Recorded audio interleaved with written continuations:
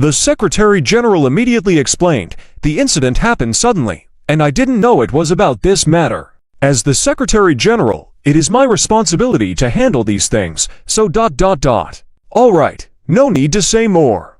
I just want to know now. Apart from you two, are there others who know about this matter?" The Burns' highest administrator asked sternly. No. The two of them replied in unison.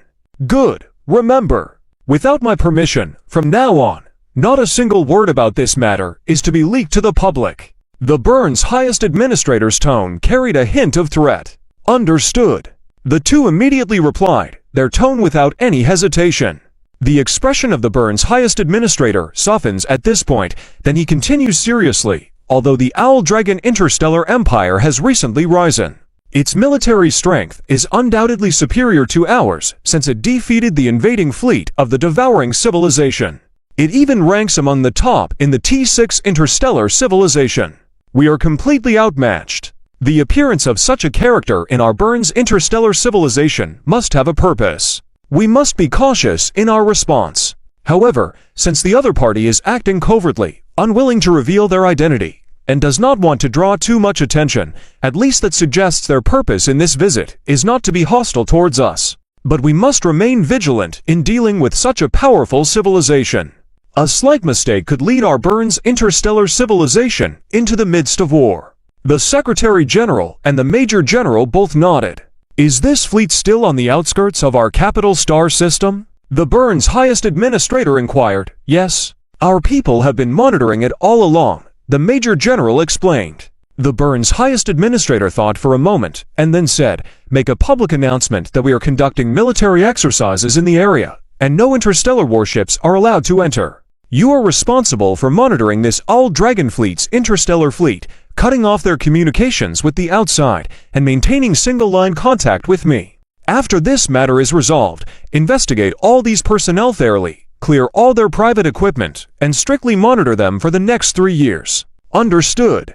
The Major General agreed without changing his expression, showing no hesitation. He did not care that he was monitored by his own fleet. Encountering such a situation, they could only say they were unlucky. The Burns' highest administrator, allowing them to live, was already considered a mercy. If it were an unscrupulous leader who found out about this, those involved would be in an even worse situation. Arrange for me to meet the other party, ensuring secrecy, the Burns' highest administrator instructed the Secretary General. Yes, I will take care of it, the Secretary General replied. The faces of the three present were all very serious. They were well aware that while this seemed like a simple meeting, the importance of this matter was as significant as a war. If mishandled, anything could happen. Soon, a text message was sent to the Dragon Emperor starship. Lise checked it and then looked at the Owl Dragon Emperor. The Burns' highest administrator invites you to a video meeting. Zhao Chen stretched lazily. All right, didn't have to wait too long. Set it up, yes. Soon, in a holographic meeting room, Zhao Chen and Lise appeared on one side, while two people were waiting on the other side. The participants of this meeting had been decided beforehand, with two representatives on each side. Zhao Chen looked over the two on the opposite side, recalling their identities. In his mind floated the image of the Burns' highest administrator and his Secretary General. They were the ones now at the pinnacle of power in the Burns interstellar civilization. On the other side, the two were also sizing up Zhao Chen and Lise. Let's introduce ourselves. I am Hari Sarkar, the 139th Burns' highest administrator of the Burns interstellar civilization. This is my Secretary General, Beckett. The Burns' highest administrator introduced himself and saluted Zhao Chen, while the Secretary General followed suit. Since the other party's attitude was so good, Zhao Chen didn't need to be arrogant. After saluting, he spoke, Zhao Chen, the first emperor of the Owl Dragon Interstellar Empire. This is my secretary, Lise. It was indeed this person. The Owl Dragon Emperor Zhao Chen.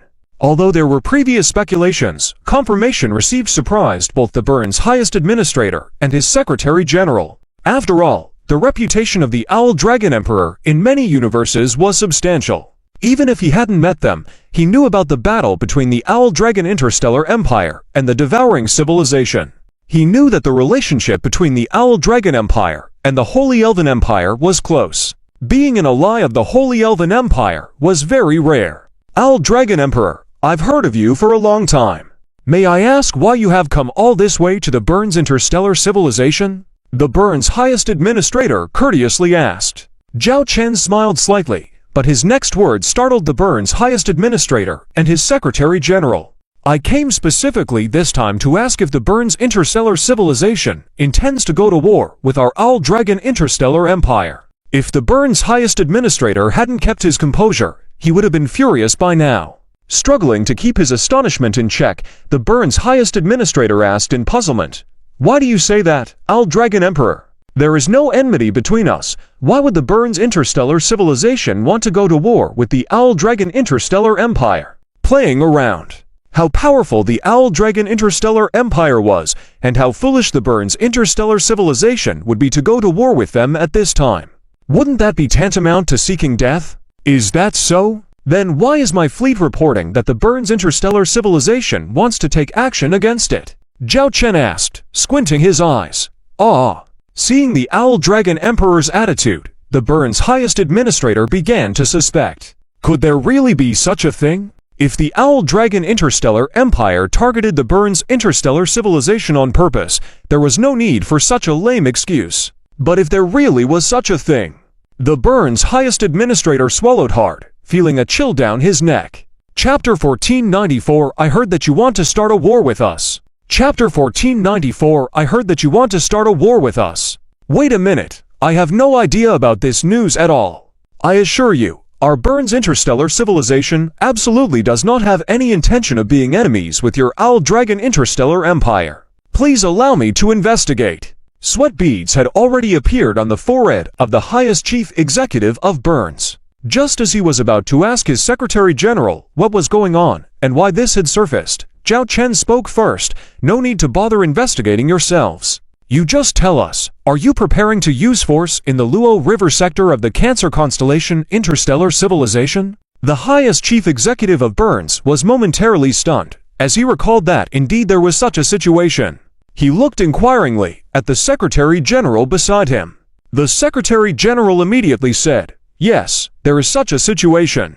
Earlier, a family power in the Luo River sector of the Cancer constellation interstellar civilization made contact with one of our princes and proposed establishing an interstellar federation controlled by us. You were also planning to dispatch interstellar legion fleets to the Luo River sector to eliminate all resistance forces there, right?" Zhao Chen smiled and said. The highest chief executive of Burns frowned and looked at his Secretary General. The Secretary General swallowed and said, "Yes, there is such a situation. It seems that you admit it. You are preparing to declare war on our Owl Dragon interstellar empire, and you are ready to attack our Owl Dragon Legion fleet," Zhao Chen said directly, slamming the table. This sudden outburst startled the Burns' highest chief executive opposite him. What's the connection? Could it be? The highest chief executive of Burns seemed to have realized something. Zhao Chen's mouth curved into a slight smile. He coldly stared at the two opposite. Because right now, my Owl Dragon interstellar legion fleet is in the Luo River sector. It just so happened that those few family powers provoked me. And they even warned me that there is a powerful T6 interstellar civilization backing them, about to dispatch interstellar legion fleets to enter the Luo River sector. By then, they can crush my interstellar legion fleet like squashing an ant. This got me quite scared. Zhao Chen's expression changed, appearing timid as he patted his chest. Then he blinked his eyes, looking at the Burns' highest chief executive in front of him. "So, I came specifically to ask how the powerful Burns interstellar civilization's highest chief executive plans to crush this weekend like me." This statement immediately sent shivers down the spines of the two opposite him. The highest chief executive of Burns stood up directly, frantically explaining, "Owl Dragon Emperor, we absolutely did not mean this. It must be a misunderstanding." "So, it's not you who are sending this interstellar legion fleet?" Zhao Chen asked, squinting. "Well, it's true that there is such a situation. But I had no idea that those family powers were in opposition to you. If I had known, I would never have agreed to send troops against you. I personally hold your Owl Dragon Emperor in high regard, as well as your Owl Dragon interstellar empire. How could I do something like that? It's definitely a misunderstanding. Give me some time. I will immediately investigate this matter and recall all interstellar legion fleets. We will absolutely not set foot in the Luo River sector again. The highest chief executive of Burns promptly expressed his stance, joking around. Starting a war with the now most powerful Owl Dragon interstellar empire would be suicidal for the Burns interstellar civilization. At this moment, he had scolded the person who proposed the plan regarding the Luo River sector of the Cancer constellation interstellar civilization countless times in his heart. If that person were in front of him now, he would definitely hang them up and flog them. Though the Luo River sector held considerable military value, going against the Owl Dragon interstellar empire, for it was definitely not a good idea. Zhao Chen seemed to suddenly comprehend, saying, "Oh, so it was a misunderstanding." Exactly. It was indeed a misunderstanding. The Secretary General beside him kept echoing. Any wise person would know how to handle this situation. They already realized the causes and consequences of this incident. Presumably, the Owl Dragon interstellar empire also had its eyes on the Luo River sector of the Cancer constellation interstellar civilization, preparing to eliminate those few families and secretly support their own interstellar influence to control the entire Cancer constellation interstellar civilization. Luckily, this incident had pushed them into a confrontation. The Owl Dragon Emperor's presence here was to investigate this matter, but at least they were willing to communicate, indicating they had no intention of war. Otherwise, it wouldn't have just been a 3,000-ship Owl Dragon fleet here, but a few million Owl Dragon Legion fleet ships. This realization somewhat relieved them, thankfully, nearly avoiding unknowingly challenging a disaster instance. If that had happened, they would have truly been unjustly doomed. Given that it's a misunderstanding, we won't disturb you any further. Zhao Chen stretched lazily, but then seemingly nonchalantly stated, "However, I also hope that our visit here and the actions of our Owl Dragon interstellar empire over there are not leaked. If this information is leaked and we cannot find the leaker, my Owl Dragon Legion fleet may end up appearing in places it shouldn't be." Though his words sounded nonchalant, they contained a strong threat. Essentially, the Owl Dragon Legion fleet's operation in the Luo River sector was meant to be clandestine. This sudden incident had compelled them to communicate and reveal their identities and intentions only to them. If any related leaks occurred afterward, and they couldn't pin down the source, the blame would fall on them. There would be anger and severe consequences if that happened, and they'd have to bear it. It was a shady tactic, but who could blame them as the current most powerful interstellar civilization? They could only comply. Understood, understood. Please rest assured, we promise to keep silent and not leak anything externally. The highest chief executive of Burns spoke, his eyes darting around before saying, "Today, we have never met. There were no interstellar fleets, no conversations. Nothing happened, and I know nothing." Zhao Chen nodded in satisfaction, then casually said, "Deal with things over there quickly. In the battlefield, bullets have no eyes, and if something were to happen, it would be irreversible." Having said that, Zhao Chen and Lilith exited the holographic network conference. The highest chief executive of Burns watched their disappearing figures. He took a deep breath, sat on his chair, wiped the sweat off his forehead. Damn it, who would have thought that the Owl Dragon Emperor would show up here? That was close, too close. I thought we were really going to war with the Owl Dragon Interstellar Empire. Our Burns Interstellar Civilization has just stepped into the T6 Interstellar Civilization not long ago. How could we stand against such a monster? The Secretary General beside him nodded repeatedly. Yeah, the number of T6 level interstellar warships they have is several times ours. It's rumored they even possess a portable superweapon that can directly destroy a small star system. It's said that with that weapon, they annihilated 7 star systems of a devouring civilization, nearly 10 million interstellar warships in a short period. If that master had used that weapon outside our capital star system, man. The Secretary General swallowed nervously. The highest chief executive of Burns touched his neck, then angrily slapped the Secretary General. How did you handle this? Such an important matter, and you didn't even know about it. Our Interstellar Legion fleet almost started a war with the Owl Dragon Interstellar Legion fleet, daring to seek death. Don't drag me into this. The Secretary General covered his face, looking innocent. This matter, you agreed to it. I agreed, because the information you provided was insufficient. I only agreed because of that. Now, immediately contact the person in charge of this matter. Stop all activities immediately. and the highest responsible person should come to me immediately. The highest chief executive of Burns roared, "Yes." The Secretary General immediately went to handle this matter. The highest chief executive of Burns sighed in relief, sitting in his office chair, adjusting his clothing. His back was soaked with sweat since he preferred clothing without technology functions. He needed to change soon. But now, he felt a bit thirsty, so he prepared to take a sip of something. As he lifted the teacup, the office door was suddenly pushed open. The returning Secretary General had a terrified expression. "It's bad. Something big has happened." The commander responsible for the Luo River sector situation had already started transporting our interstellar Legion fleet. Just now, 10 Legion fleets, 300,000 interstellar warships were transported to the Luo River sector using cross-universe transport technology, and it's the front-line battlefield. The teacup in the highest chief executive's hand crashed to the ground, shattered. It was his favorite teacup, said to be priceless, a gift when he assumed the position of chief executive. But now, it lay in shards on the floor. "Quick! Immediately send people to the Luo River sector of the Cancer constellation, interstellar civilization. Bring back all the interstellar Legion fleets dispatched there for me." The highest chief executive of Burns was extremely agitated.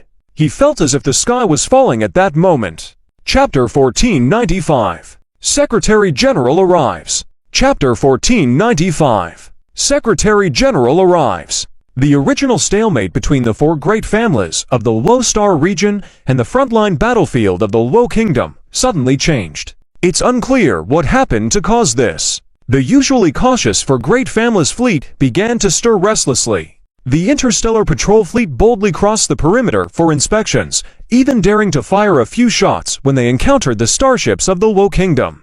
At the same time, the four Great Families fleet also began to advance slowly, showing signs of preparing for an attack. The reason for all these changes came from behind the four Great Families fleet base. Report: our interstellar reconnaissance ship has discovered abnormal spatial fluctuations behind enemy lines. After infiltrating and probing, we found a large number of fleet ships gathered there, suspected to be the T6 interstellar civilization, the Borns, behind the four Great Families. So far, at least 300,000 starships have emerged, including a few T6-class interstellar battleships. The officer reported to General Lang Qian. General Lang Qian's expression turned cold. The Born's interstellar civilization had indeed dispatched their fleet, and with such a large number of ships, and no intention of stopping. Previously, it was said by members of the families that the Born civilization would dispatch 1 million starships into the Luo Star region. This meant that another 700,000 starships could still arrive. If this were true, it would be a disaster for the Luo Kingdom. Before, General Lang Qian might have had thoughts about continuing the battle, but now facing the T5 interstellar civilization against the T6 Born civilization, it seemed almost impossible. However, the Luo Kingdom was not without support. With the Avian Dragon Empire backing them up, there was no need to worry. Yet, General Lang Qian was puzzled by the absence of the Avian Dragon Emperor during this critical time, making her feel uneasy. As the situation became more urgent, with the four families fleets gathering due to the arrival of the Born civilization's fleet, the possibility of a battle breaking out at any moment loomed. While General Lang Qian was lost in thought, a video communication popped up in front of her. Upon seeing the sender's information, without a second thought, she accepted the call because the sender was none other than Lily, the highest secretary of the Avian Dragon Empire. "Lady Lily," General Lang Qian greeted respectfully. Lily nodded slightly, and then teasingly looked at General Lang Qian. "General Lang Qian, you seem quite composed despite the appearance of the T6 interstellar civilization's reinforcements. You don't seem to have any worries here." Of course, she had worries. If Lily had not contacted her now, General Lang Qian might have ended up reaching out to the Avian Dragon Emperor soon out of worrying. Lily reassured General Lang Qian and emphasized that everything was under control through the Avian Dragon Empire. The video communication ended, and Lily and Zhao Chen looked at each other. Zhao Chen expressed confusion over the situation, with the Born civilization's fleet arriving in the Luo Star region. Lily was already considering their next steps as they monitored the situation. Meanwhile, for the four great families, the arrival of the Born civilization's fleet was like a holiday. They watched as the fleet appeared in the battlefield rear, envisioning the establishment of a powerful interstellar federation in the Low Star region under the Born's leadership. The head of the Z family eagerly went to welcome the Born's fleet, including the messenger, Mr. Wheats, who stood proudly overlooking the fleet of starships. As the Born's fleet grew in numbers, reaching 300,000, then 50,000 starships, there was one fleet that stood out with only 300 starships, all adorned in gold. This fleet seemed to hold a special status within the Born civilization. The arrival of this peculiar fleet sparked curiosity among the family heads. Mr. Wheats expressed surprise at the appearance of the Born's enforcement fleet, a special military force directly under the highest magistrate of the Born civilization. With unexpected developments, Mr. Wheats was startled by a video call from the Secretary General, causing a stir among the family heads. The Secretary General's order left Mr. Wheats puzzled, but he followed orders and informed the family heads to be vigilant as the Secretary General was coming.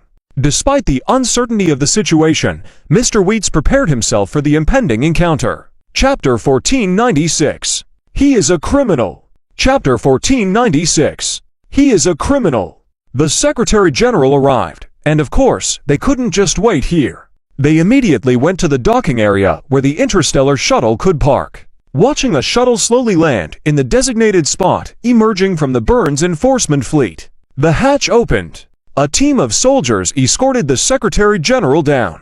Greetings to the Secretary General. Mr. Wheats immediately stepped forward to salute. Seeing this, the other family clan leaders also quickly saluted. Greetings to the esteemed Secretary General of Burns. The Secretary General's face was extremely grim at this moment. Looking at Wheeze before him filled him with anger. All of this was because of this guy, daring to stir up such troubles for himself. Wheeze, I am here on orders to arrest you and bring you back to Burns. As the Secretary General's voice fell, soldiers behind him immediately stepped forward to hold Wheeze down. Using restraints, they bound Wheeze's hands and feet. This scene stunned everyone present. What is going on? Why are you arresting me? What crime have I committed? Wheeze was dumbfounded, never expecting to find himself in this situation. What crime have you committed? Humph! Without the permission of the Chief Magistrate, you have illegally mobilized the military and used force externally. Prepare to face military court. The Secretary General reprimanded. What? Secretary General, you must be mistaken. This time I mobilized the military with the highest Chief Magistrate's permission. Mr. Wheeze, upon hearing this statement, surprisingly remained calm and began to explain, believing there must have been a misunderstanding somewhere. Rubbish. Your arrest is an order from the highest Chief Magistrate. Do you mean to say that the highest Chief Magistrate gave you the order, and now you have conveniently forgotten? I now have the authority to suspect you, using illegal means, forging the highest Chief Magistrate's orders, and privately mobilizing the military fleet. Take him away, pending further action. The Secretary General promptly ordered.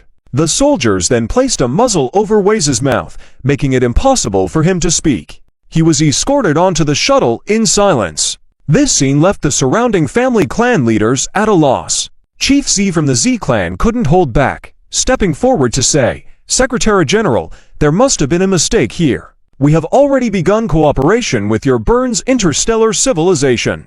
We are even planning to establish an interstellar federation in the low star field to offer comprehensive services for the Burns interstellar civilization.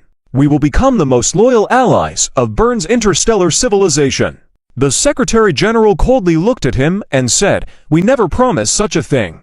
This is always his individual actions. He has been ordered to be apprehended by the highest Chief Magistrate. We will see to the matter after returning for trial. But given the current situation, Chief Z was very perplexed. The Secretary General continued, what situation? Are you referring to those military fleets from Burns interstellar civilization? Those are all caused by this criminal Wheeze, forging the highest Chief Magistrate's orders and mobilizing military forces. Now, I will take them all back. With that, the Secretary General returned to the shuttle. Chapter 1497, Who Cares About the Truth and Falsehood, Shuttling Inside the Machine. The Secretary General watched as Wheeze, who was bound and imprisoned, continued to be investigated. He didn't speak anymore, sitting there silently. Wheeze did not lie. Every word he said was true. However, in the current situation, it was necessary to have someone take the blame for these mistakes. As for whether the Supreme Chancellor Burns had agreed to send the Interstellar Legion fleet, it was no longer important. Because as long as the Supreme Chancellor Burns said he didn't send it, then he didn't. The people below wouldn't be foolish enough to cause trouble at a time like this. So, we had to bear the blame. The Secretary General looked out the porthole, watching the gradually receding starport established by the four families. A hint of disdain appeared in his eyes. They had no idea what kind of enemy they had provoked for themselves. That was the Oolong Interstellar Empire, a terrifying presence ranked among the top 3 in known interstellar civilizations in terms of military power. They dared to provoke such an existence. These four families must really feel they hadn't lived long enough. Because of this incident, the Supreme Chancellor Burns was now like someone who had been bitten by a snake and feared a well rope for 10 years, issuing multiple orders in succession. Not only did he block any news related to contact with the Oolong Emperor, he also cancelled all plans to dispatch military fleets abroad. The direction of all development shifted from outward expansion to internal development. Since the Oolong Interstellar Empire had now placed a pawn in the low star domain of the Cancer constellation's interstellar civilization, who knew if similar arrangements existed in other universes. Luck was on their side this time, avoiding a disaster. What about the next time? To prevent such incidents from happening again, the Supreme Chancellor Burns directly targeted all factors that could lead to this situation. On the other side of the starport, the heads of the four family clans faced each other in confusion. Up to now, they still couldn't figure out what had happened. Why had the Burns interstellar civilization, which had promised cooperation, suddenly turned its back and cancelled all collaborations at this critical moment? What exactly had happened? Lo Z, what's going on? You've been the intermediary all along. We have been cooperating with you and promised that after establishing the new federal government, the Z family would have a significant share. But now, when it's time to deliver, why is the Burns interstellar civilization acting like this, making us hold back? Chief Meng of the Meng clan asked the Z family chief. Exactly. Both sides' interstellar fleets are here. Across from them, the Luo Kingdom has even brought in 100,000 starships as reinforcements. On the other hand, the Burns Interstellar Legion, which was on good terms with us, is now planning to leave. Several clan chiefs were questioning the Z family chief. Sweat beaded on the Z family chief's forehead. He couldn't understand why this was happening. It was beyond his expectations. He wiped the sweat off his forehead and said, "Don't worry. I will try to contact someone on the Burns Interstellar Civilization side. There must be some misunderstanding. There must be some misunderstanding." After speaking, the Z family chief immediately began to make contact in front of the others. Throughout the period of cooperation with the Burns Interstellar Civilization, it was the Z family that facilitated the process. Unexpectedly, the communication requests sent out by the Z family chief were all cut off. He even received a message informing him that the representatives of the Burns Interstellar Civilization who had been entertained in their territory were now urgently leaving. When asked why they were leaving, there was no explanation, and their expressions were grim. How could this happen? Minutes of contact turned out to be fruitless. This caught the Z family chief completely off guard. He looked at the surrounding clan chiefs who seemed to want to tear him apart with their eyes. Hastily, he explained, I have a way. We can directly go to the Burns Interstellar Civilization universe. I will meet with those people directly and can surely clear up the misunderstanding. Our cooperation can still continue. It definitely can. Before the Z family chief could finish his words, Chief Meng couldn't restrain himself and swung his fist directly at the old man's face. Misunderstanding? You dare say that? It's all a misunderstanding. The highest Secretary General of the Burns Interstellar Civilization has come with the orders of the highest commander. You are still lying here. Now all the Burns Interstellar Civilization people who were being entertained in your territory have left. Isn't that clear enough? We have been abandoned. How could this happen? The T6 Interstellar Civilization also has help. We are no match at all. Chief Hu's body wobbled, as if he could fall to the ground at any moment. It's over, completely over. We are all doomed. The Luo Kingdom's men won't spare us. Chief Tai's eyes showed fear. They were all too aware that the downfall of the Luo Kingdom was due to the rebellion of their families at a critical moment. If their families hadn't rebelled back then, even if the Luo Kingdom had weakened, it wouldn't have ended up in this situation. Over the years, the four families had been oppressing the Luo Kingdom in various aspects. So they were sure that once the Luo Kingdom got a chance, the first thing it would do was eliminate their four families.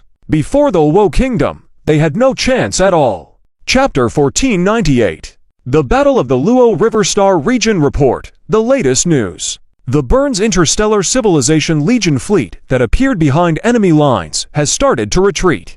The sudden news shattered the tranquility on the side of the Luo River Kingdom Legion fleet. What? General Lang Qian was shocked. She stood up abruptly. Is this news confirmed? The news has been confirmed, and relevant video footage has also been captured. It is certain that the Burns Interstellar Civilization Legion fleet is retreating, reported the subordinate. How could this be happening? Weren't these Burns Interstellar Civilization Legion fleets supposed to be reinforcements for the four opposing families? Weren't they supposed to help them in battle? How could they suddenly retreat? Could it be? General Lang Qian suddenly thought of the Dragon Emperor, recalling how the Dragon Emperor had a nonchalant expression when he learned that the Burns Interstellar Civilization was sending 1,000,000 starships to support the opposition. She now believed that the withdrawal of the Burns Interstellar Civilization Legion fleet must have a direct relation to the Dragon Emperor. So, this is the power of the Dragon Emperor. Facing a T6 interstellar civilization, he can subdue his enemies without fighting. General Lang Qian's evaluation of the Dragon Emperor and the Dragon Interstellar Empire once again rose to a higher level. Before this, she only knew that the Dragon Interstellar Empire was a T6 interstellar civilization with strong military power. But perhaps she did not have a correct understanding of the military power of this Dragon Interstellar Empire. The Burns Interstellar Civilization, also a T6 interstellar civilization, clearly knew how formidable the Dragon Interstellar Empire was. Confronting such a powerful Dragon Interstellar Empire in battle was extremely unwise. Hence, the current situation where they shamelessly retreated directly. At that moment, General Lang Qian's communication channel received a message from the Dragon Emperor's interstellar command ship. The message was simple. In 10 minutes, according to the original battle plan, launch military operations against the enemy. This was a battle plan she was aware of previously. The plan was straightforward, a type of annihilation battle. Before, she had thought nothing of this plan.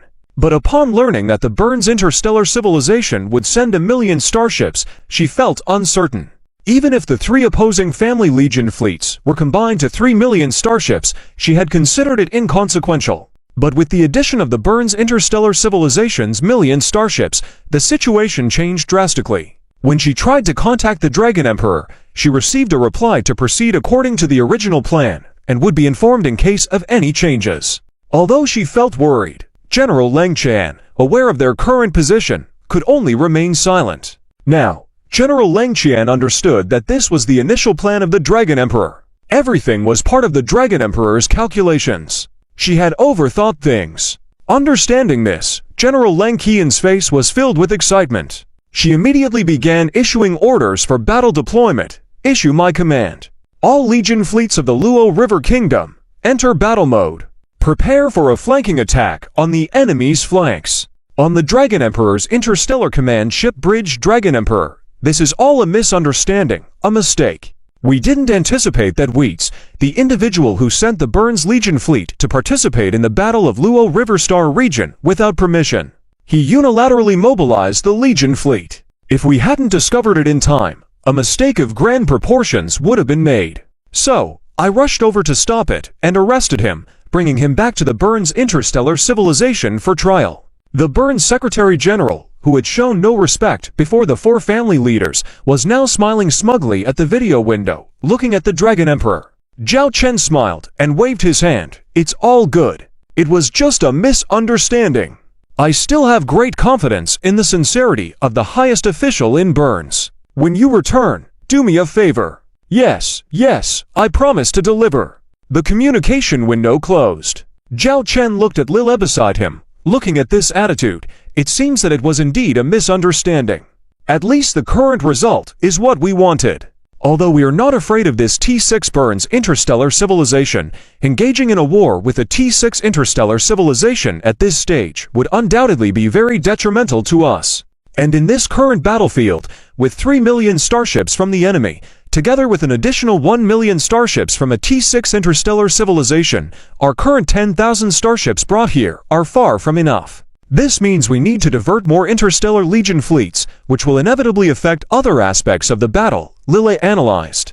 Zhao Chen nodded in agreement. He then looked at the video window showing Shang Xiangxiang and another commander. The commander was Zhang Xiaoyun, the deputy commander of the Dragon's 9th Legion Fleet Group, a lieutenant general of the Empire. Born in the original Star Imperial Empire, the human was trained through the Dragon Military Academy, Goddess Academy level starships as a Dragon officer, also known as the 4th generation officer of the Dragon Interstellar Empire. Basically, the 4th generation officers of the Dragon Interstellar Empire were orthodox dragons, mostly cultivated by the Dragon Interstellar Empire's military academy system. Her sister was a deputy commander of the 4th Legion Fleet Group, led by Zhu Zhaoxiao. The 10,000 starships that Zhao Chen brought were originally part of Leona's Dragon 5th Legion Fleet Group responsible for universal activities in the Cancer constellation. Leading these starships were Vice Admiral Zhang Xiaoyun. Next, we will proceed according to our original plan. You and Zhang Xiaoyun will be in charge of the battle command. The Dragon Emperor's interstellar command ship is quite special, and using it in battle may risk exposing our dragons. Therefore, we will refrain from using the Dragon Emperor's interstellar command ship, if possible. End this battle in the shortest time, and cause maximum enemy casualties with the most fierce supply available. Although we don't require you to completely annihilate the enemy, this battle is critical for the Luo River Kingdom to gain control of the Luo River Star region. If this battle is successful, it can play a significant role and save a great deal of time for the Luo River Kingdom in the future in the Luo River Star region, Zhao Chen said to the two commanders. We understand, Shang Xiangxiang and Zhang Xiaoyun replied in unison. Then the command is yours. I will only watch the results. Zhao Chen waved his hand. Yes. At that moment, Shang Xiangxiang and Zhang Xiaoyun took over command of the battlefield. However, Zhao Chen would supervise their battle command as an observer and intervene immediately if any abnormalities occurred, although such incidents rarely happened. Having already discussed several battle plans in advance, they would proceed as outlined in the first plan.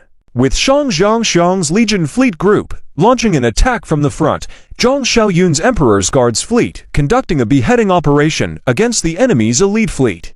As for the Luo River Kingdom Legion fleets, they would surround the battlefield and assist in more effectively eliminating the enemy. The battle deployment concluded, and the battle began. While the opposing family Legion fleets were in disarray, trying to figure out what was happening and how to respond, the Dragon's 5th Legion Fleet Group's 10,000 starships were the first to react, forming a line and advancing forward. All starships were in battle mode. The enemy family leaders were caught off guard. However, amidst their discussions on the next steps, they all received messages from their own forces reporting the enemy's attack, causing further chaos and indecision among them. Your array only knows how to blame me. You asked me what to do. What can I do now? I can't contact anyone from Burn's interstellar civilization in such a short time. Is this all my fault? Our entire Z family's possessions are here. If I didn't want to win, would I be gambling here with you now? The Z family leader was fed up, pushed to his limit by the reprimands. He pointed at the others in the room. Now there's a problem, and all of you are placing all the blame on me. When I invited you to participate in this cooperation, you didn't have this attitude. Seems like none of you are willing to take any risks, right? If you have the ability, go get reinforcements from a T6 interstellar civilization. If you can, the lion's share of the Luo River Star region could be yours. If you don't have that ability, then you better shut up. Currently, we are outnumbered, but given the enemy's attack is too terrifying. The Burns family leader expressed his concern about the situation. The leaders contemplated their options and the gravity of the battle before them. They realized the threat posed by the powerful T6 interstellar civilization and its Legion fleet. Despite having the advantage in numbers, the enemy's offensive was overwhelming, making it difficult to organize an effective defense, and Shang Xiangxiang's Emperor's Guards fleet would swiftly break through any defense, exhibiting unrivaled fighting capability. As the battle intensified, General Leng Qian watched helplessly as the Dragon's Legion fleet advanced with formidable speed and power, outmatching the evasive maneuvers of the Luo River Kingdom's Legion fleets. The Dragon forces demonstrated unmatched strength, swiftly dismantling the opposing family Legion fleet's defenses. Despite the Luo River Kingdom's 300,000 starships joining the battle, they struggled to match the Dragon Force's might. The 10,000 Dragon starships, led by the powerful T-6 Thunderlord-class heavy interstellar destroyer and supported by other ship classes, stormed ahead without impediment. Watching this scene unfold, General Lang Qian felt a sense of powerlessness, realizing that the battlefield prowess of the Dragon Legion fleet was unmatched by their own forces. Throughout the battle, the swift and precise maneuvers of the Dragon Legion fleet, equipped with elite ships, starfighters, and interstellar drones, relentlessly pressured the opposing family Legion fleets. The Dragon's relentless advance swiftly dismantled the defenses of the opposing families, leaving them reeling and struggling to mount a cohesive defense. Despite having numerical superiority, their organizational challenges made it impossible to resist the coordinated assault led by the Dragon forces. As the battle unfolded, the Dragon's 5th Legion Fleet Group and Emperor's Guards Fleet made significant progress, encircling and decimating the opposing family Legion fleets. As the battle intensified, the Z family leader, seeing the overwhelming power of the Dragon forces and the chaos amongst his allied families, faced a critical decision. Confronted with the escalating conflict and recognizing the Dragon's superior strength, he made a momentous choice. Ordering his family fleet to prepare for interstellar travel to Burn's interstellar civilization, he was determined to seek support to counter the Dragon forces. Fully aware of the overwhelming odds against them in battle, he resolved to protect his family and possessions. Under the ominous glow of the starlit battlefield, with the Dragon's Legion fleet launching devastating attacks, the Z family leader silently pledged to secure a future for his family, uncertain of the outcome, but resolute in his decision. Chapter 1499. The War of Establishing the Kingdom of Luo Kingdom. In the Luo Star Domain, this battle started very suddenly, progressed swiftly, and ended quickly. From the beginning of the fighting to the defeat of the fleets of the 4 major family legions, it took less than a dozen hours. This was because within those few hours, the 4 major family legion fleets directly lost over 1 million interstellar battleships. It should be noted that a total of 3 million interstellar battleships were assembled by the 4 major family legion fleets. In just a short span of a dozen or so hours, over 1 million interstellar battleships were annihilated. Dealing with the remaining battleships was merely a matter of time. Comparatively, the total number of enemy ships eliminated by the 4 major family legion fleets was less than 50,000, over 90% of which were actually battleships of the Luo Kingdom Legion of the Fleet. Major General Lang Qian was responsible for surrounding this part of the Legion fleet initially, and while things were okay at first, when the 4 major family Legion fleets began to fear the unknown T6 Interstellar Civilization Legion fleet's combat power, divisions started to emerge within the fleets internally, with even disagreements arising within certain family Legion fleets. Many began to believe that continuing in this manner would only result in sacrificing their battleships in vain. After all, the current loss ratio of 50-1 was unprecedented in their military history, making it a completely one-sided crushing. Thus, they came to the realization that they were simply no match for this unknown T6 Interstellar Civilization fleet alone. Initially, it was just a dispute, but when some encountered the strong attitudes above and witnessed too many enemy Legion fleets' brutal scenes, some individuals began to have breakdowns within, resulting in battleships showing signs of timidness, avoidance, and even leading to one fleet initiating a retreat.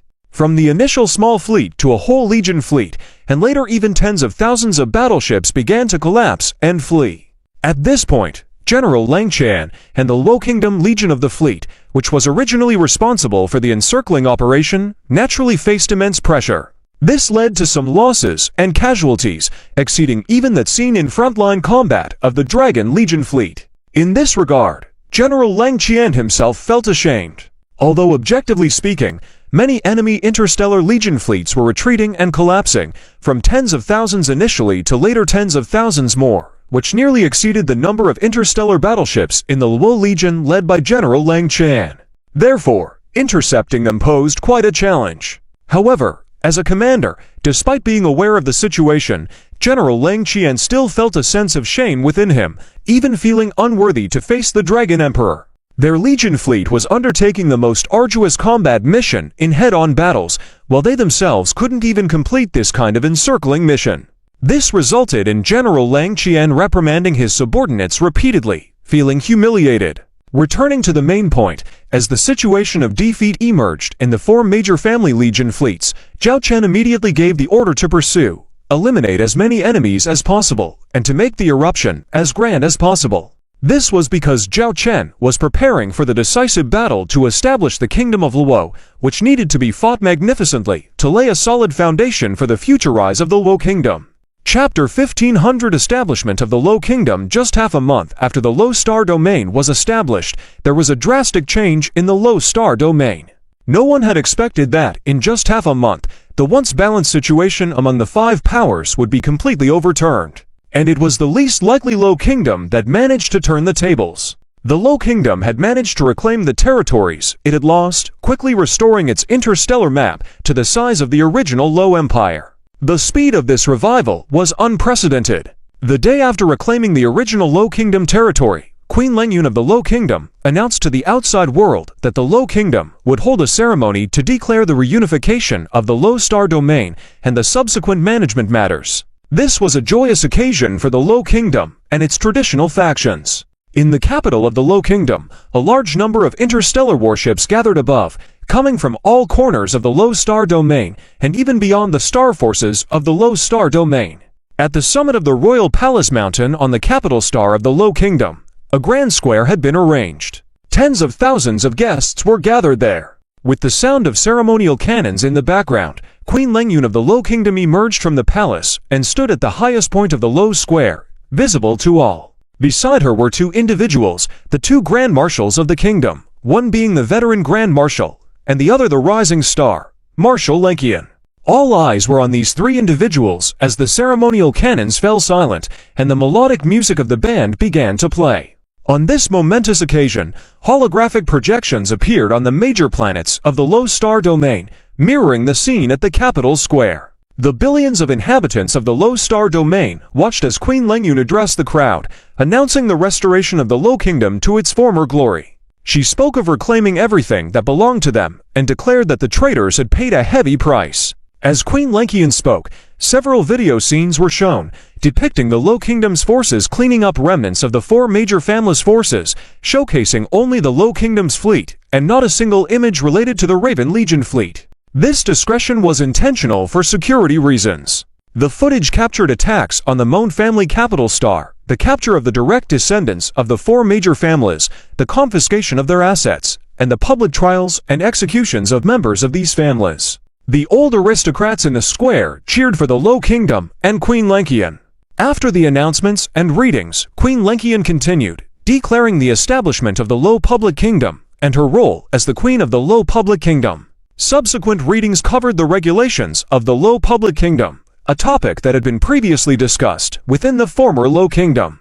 Most people did not agree with the decision to establish a public kingdom, as it signified a lower status compared to an empire. However, due to agreements and considerations with the Raven Interstellar Empire, the Luo Kingdom was renamed the Luo Public Kingdom. This decision was made in consultation with General Lenkian and Queen Lengyun's secret plan, which aimed at expanding their influence beyond the Luo Star Domain. Further discussions in the square led to the rewarding ceremony for outstanding individuals who had contributed to the recent events. General Zhou, the veteran marshal, was honored with the title of Honor Marshal and Hereditary Prince Consort. General Lenkian was bestowed the title of Honor Marshal and Supreme Commander of the Luo Public Kingdom's forces. The ceremony concluded with plans for the development of the Luo Public Kingdom, focusing on military strategies and alliances with other interstellar forces, such as the Giant Tooth Federal Alliance, led by the Sea Monster Warlord. Plans for expanding territories were discussed, aiming to control a significant portion of the Cancer Constellation interstellar civilization universe. As Emperor Zhao watched and interacted with the leaders of the Luo Public Kingdom, he praised their efforts and assured them of his support. With plans in place for the future development of the kingdom, Emperor Zhao prepared to depart for his next destination, leaving the Luo Public Kingdom in capable hands to continue their progress. Chapter 1501 Sacrifice Galactic Calendar 3039 Year End. This marks the 3rd anniversary of the Owl Dragon Interstellar Empire's establishment, and also the end of nearly 5 months since the first battle between the Owl Dragon Interstellar Empire and the Devouring Civilization. During these 5 months, the Owl Dragon Interstellar Empire has had precious time for recuperation. Originally, Zhao Chen, and others thought that this time would last at most 3 months, but unexpectedly it dragged on for 5 months without any action from the devouring civilization. The information provided by the secret agents planted by the Sacred Elven Empire revealed that apart from constantly preparing their Legion fleet, the devouring civilization had not made any other moves. This raised further suspicions for Zhao Chen and others. Logically, with its powerful industrial base, the devouring civilization, with its war machine in motion, could have replenished its losses of interstellar battleships from the first battle in a very short time. 3 months would have been enough to recover half. This would be sufficient for the Owl Dragon Interstellar Empire to launch a second wave of attacks. It was evident to everyone that the speed of development of the Owl Dragon Interstellar Empire was remarkably fast, and they could not afford to lag behind. The longer they waited, even a war machine like the devouring civilization would not be able to catch up with the development pace of the Owl Dragon Interstellar Empire. Despite their doubts, the clues and information received had not clarified what card the devouring civilization was holding. They could only adapt to changes and prepare for all possible scenarios. During these 5 months, close to half a year, the Owl Dragon Interstellar Empire has seen stunning developments both internally and externally. This was due to the cyclic development strategies implemented by Zhao Chen and the others, which included internal development and external exchanges.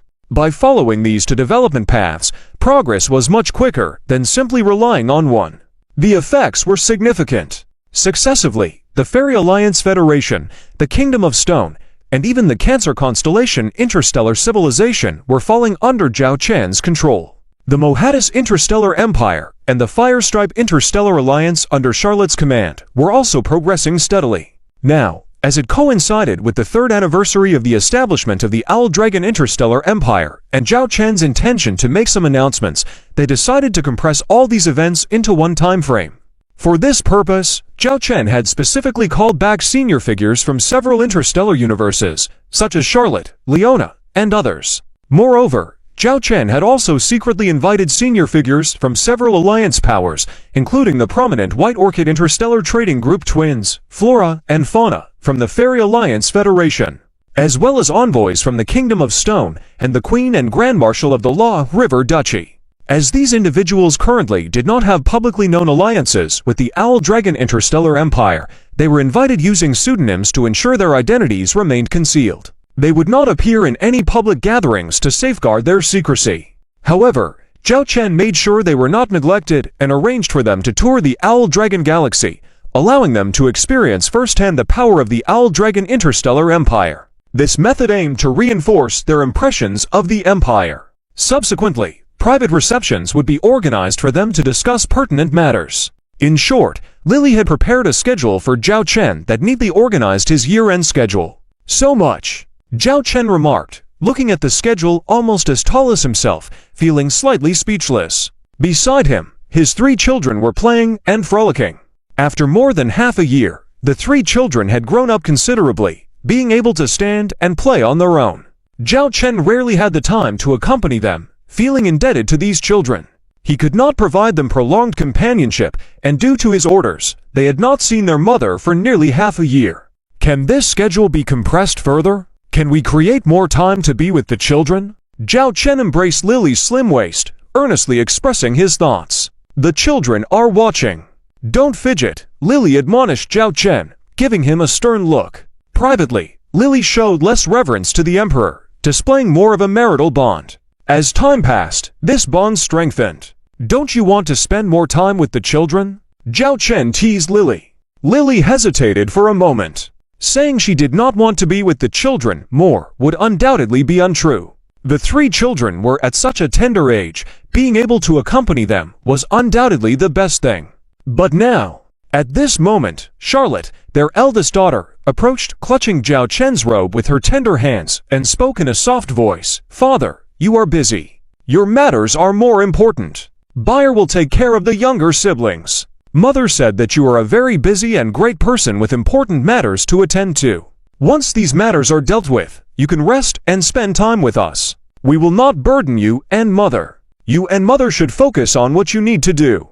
Zhao Chen was astonished by these words coming from such a young girl, expressing herself in such a mature manner. He knelt down, gazing directly at his eldest daughter. Though Charlotte tried to disguise her feelings, Zhao Chen detected the sorrow hidden in her eyes. "Charlotte, who taught you these words?" Zhao Chen inquired.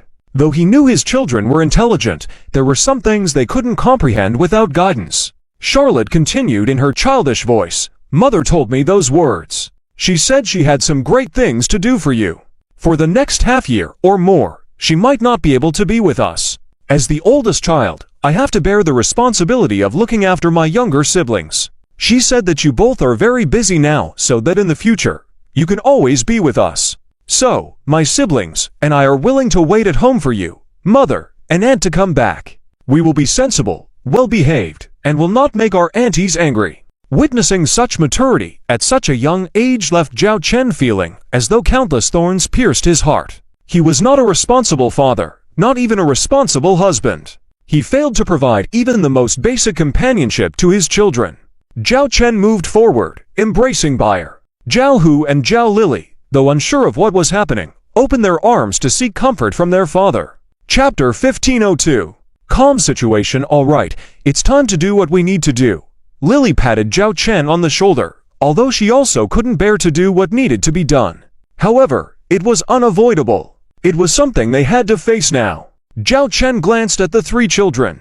Zhao Bayer held one child's hand, smiling at Zhao Chen, but her small eyes carried complex emotions. Zhao Chen took a deep breath and turned away. Seeing Zhao Chen leave, the youngest daughter, Zhao Lily, instinctively reached out her hand to try to grab her father. "Daddy, Daddy," she uttered with a tender voice. Hearing this call, Zhao Chen hesitated for a moment, then quickened his pace.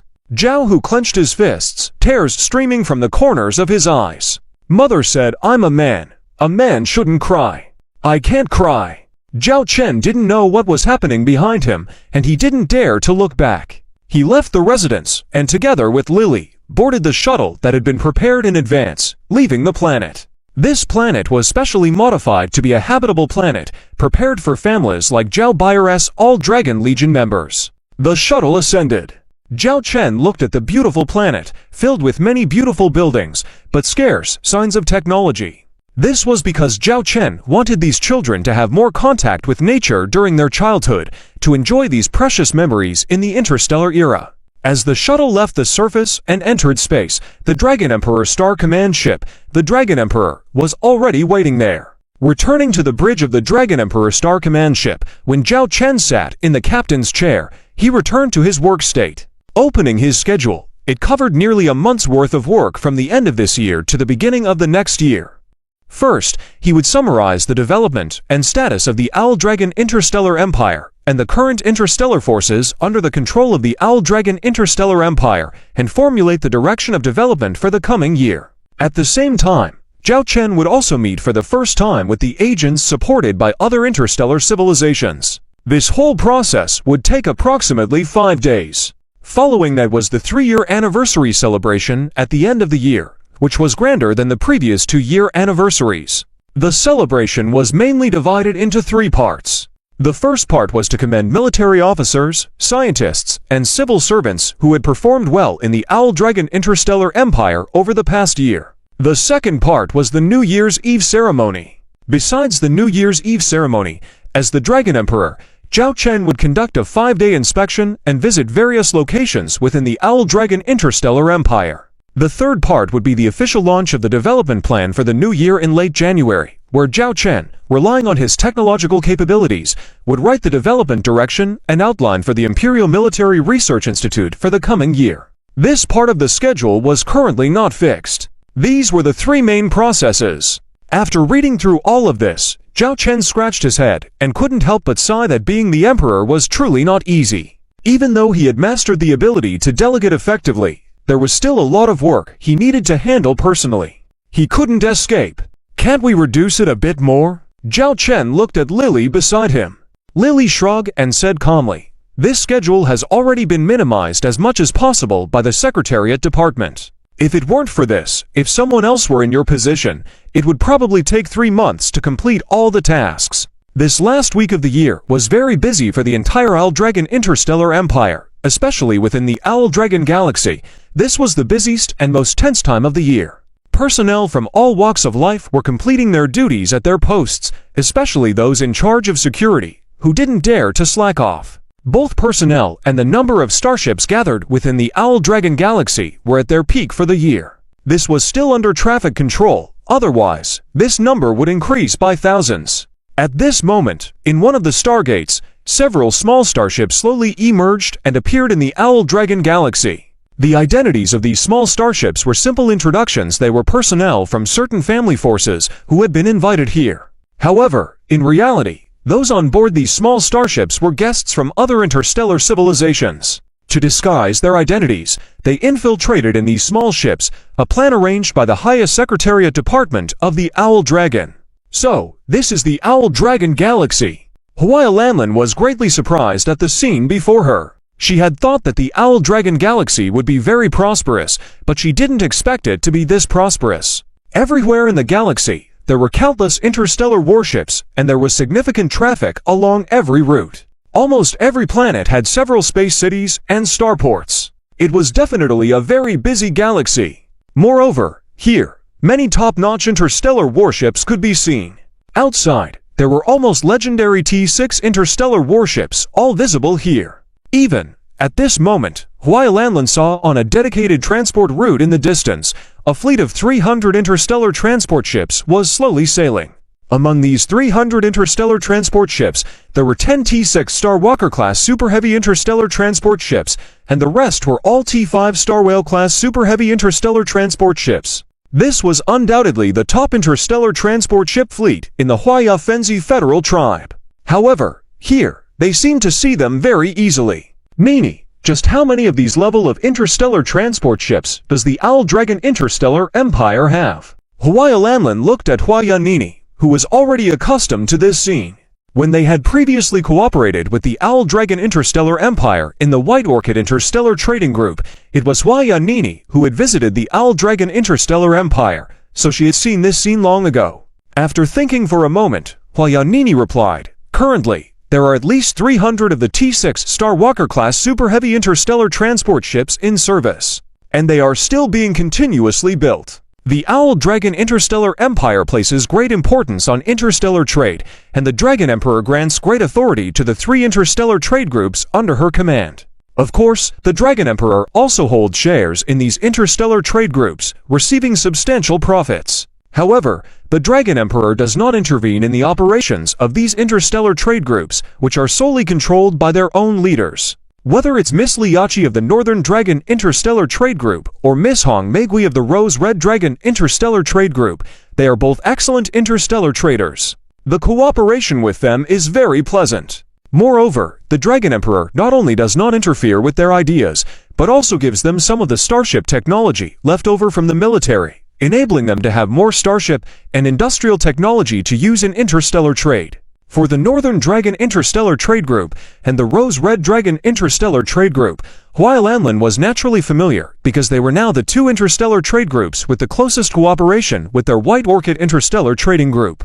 And as for the T5 Star Whale-class Super Heavy interstellar transport ships below, the number is expected to exceed 3,000. These are the mainstream interstellar transport ships in the top interstellar trade groups of the Owl Dragon Interstellar Empire. However, these interstellar transport ships are war-grade controlled, meaning that in times of war within the Owl Dragon Interstellar Empire, these interstellar transport ships will unconditionally meet the needs of the military. In addition, some branch interstellar trade routes will use T for Megalodon-class heavy interstellar transport ships. The T3 Megalodon-class heavy interstellar transport ships they used in the past, and the T to Camel-class heavy interstellar transport ships have been handed over to the sinking market of interstellar trade routes for short-range intragalactic or near-galactic transport.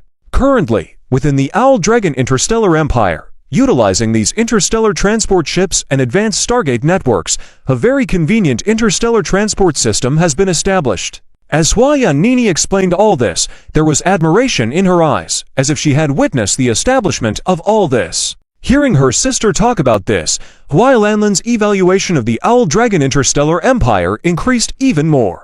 Look over there. It looks like the interstellar warship of the Sacred Elven Empire. Huaya Nini suddenly pointed to a starship anchorage area in the distance. Looking over, Hua Lanlin could see interstellar warships with the emblem of the Sacred Elven Empire hovering there. It seems that the Sacred Elven Empire really values the relationship with the Owl Dragon Interstellar Empire. They actually sent their envoys here to attend the New Year's Eve ceremony of the Owl Dragon Interstellar Empire, Hua Yanini said with emotion.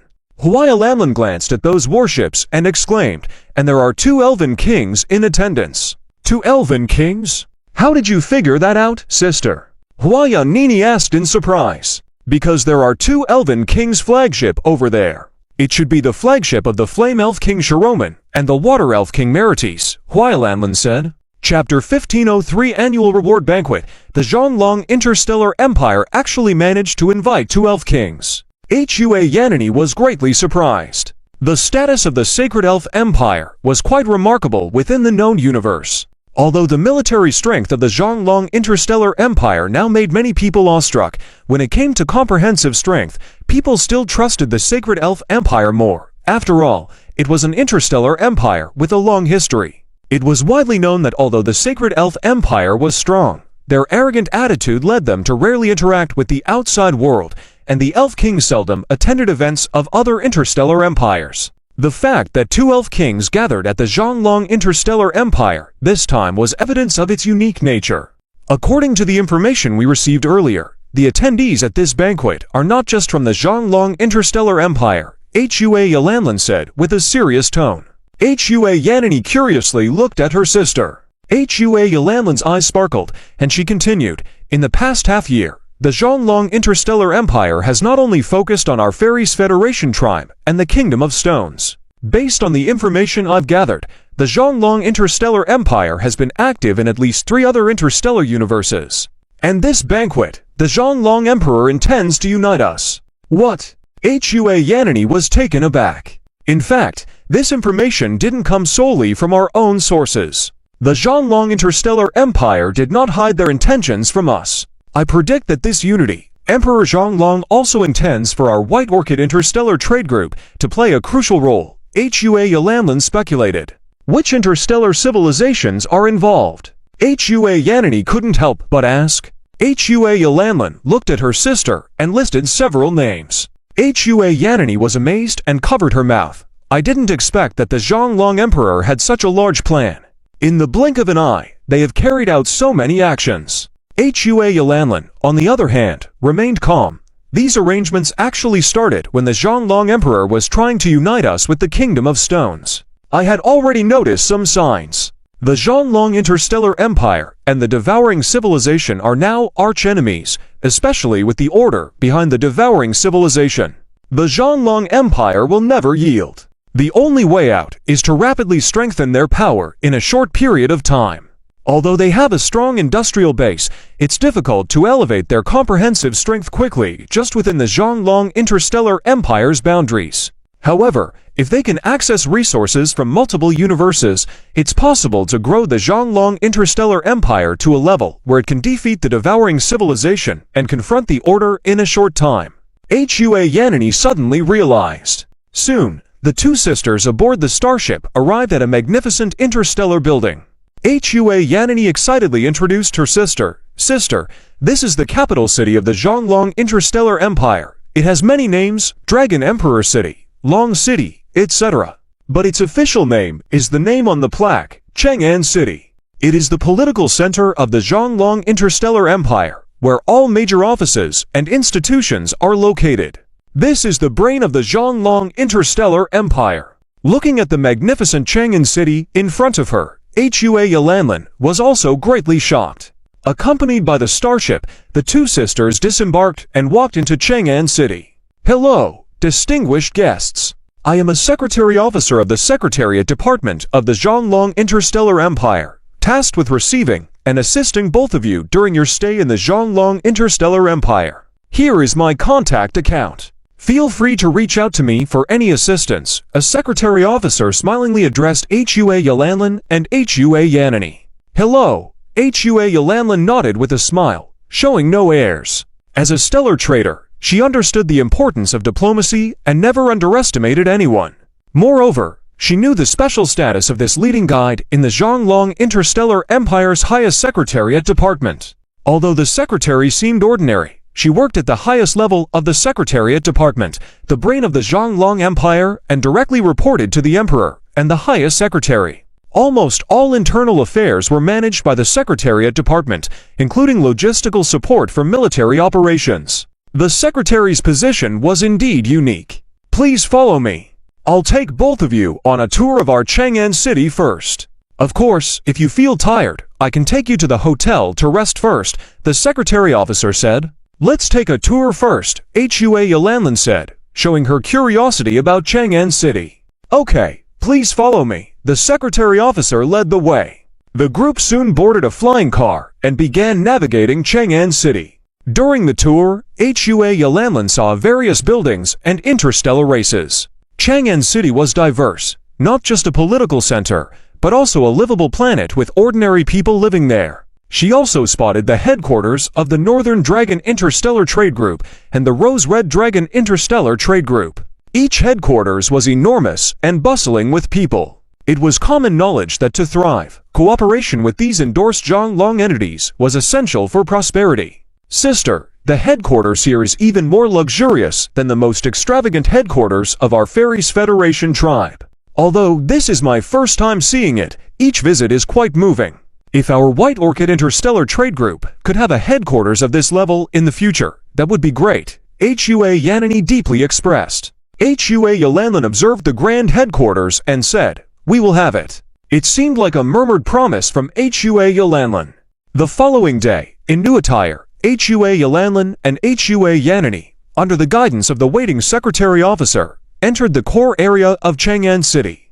A palace square stood before them, already filled with thousands of people, mainly military personnel from the Zhonglong Interstellar Empire dressed in neat uniforms. Other attendees came from all corners of the Zhonglong Interstellar Empire and beyond, showcasing a variety of interstellar races. Hua Yalanlan, keen-eyed, noticed that many attendees weren't solely from the Zhonglong Interstellar Empire. She even saw the rumored Flaming Elf King in attendance. It underscored the gravity of this banquet. With the sound of ceremonial cannons and music, the banquet commenced.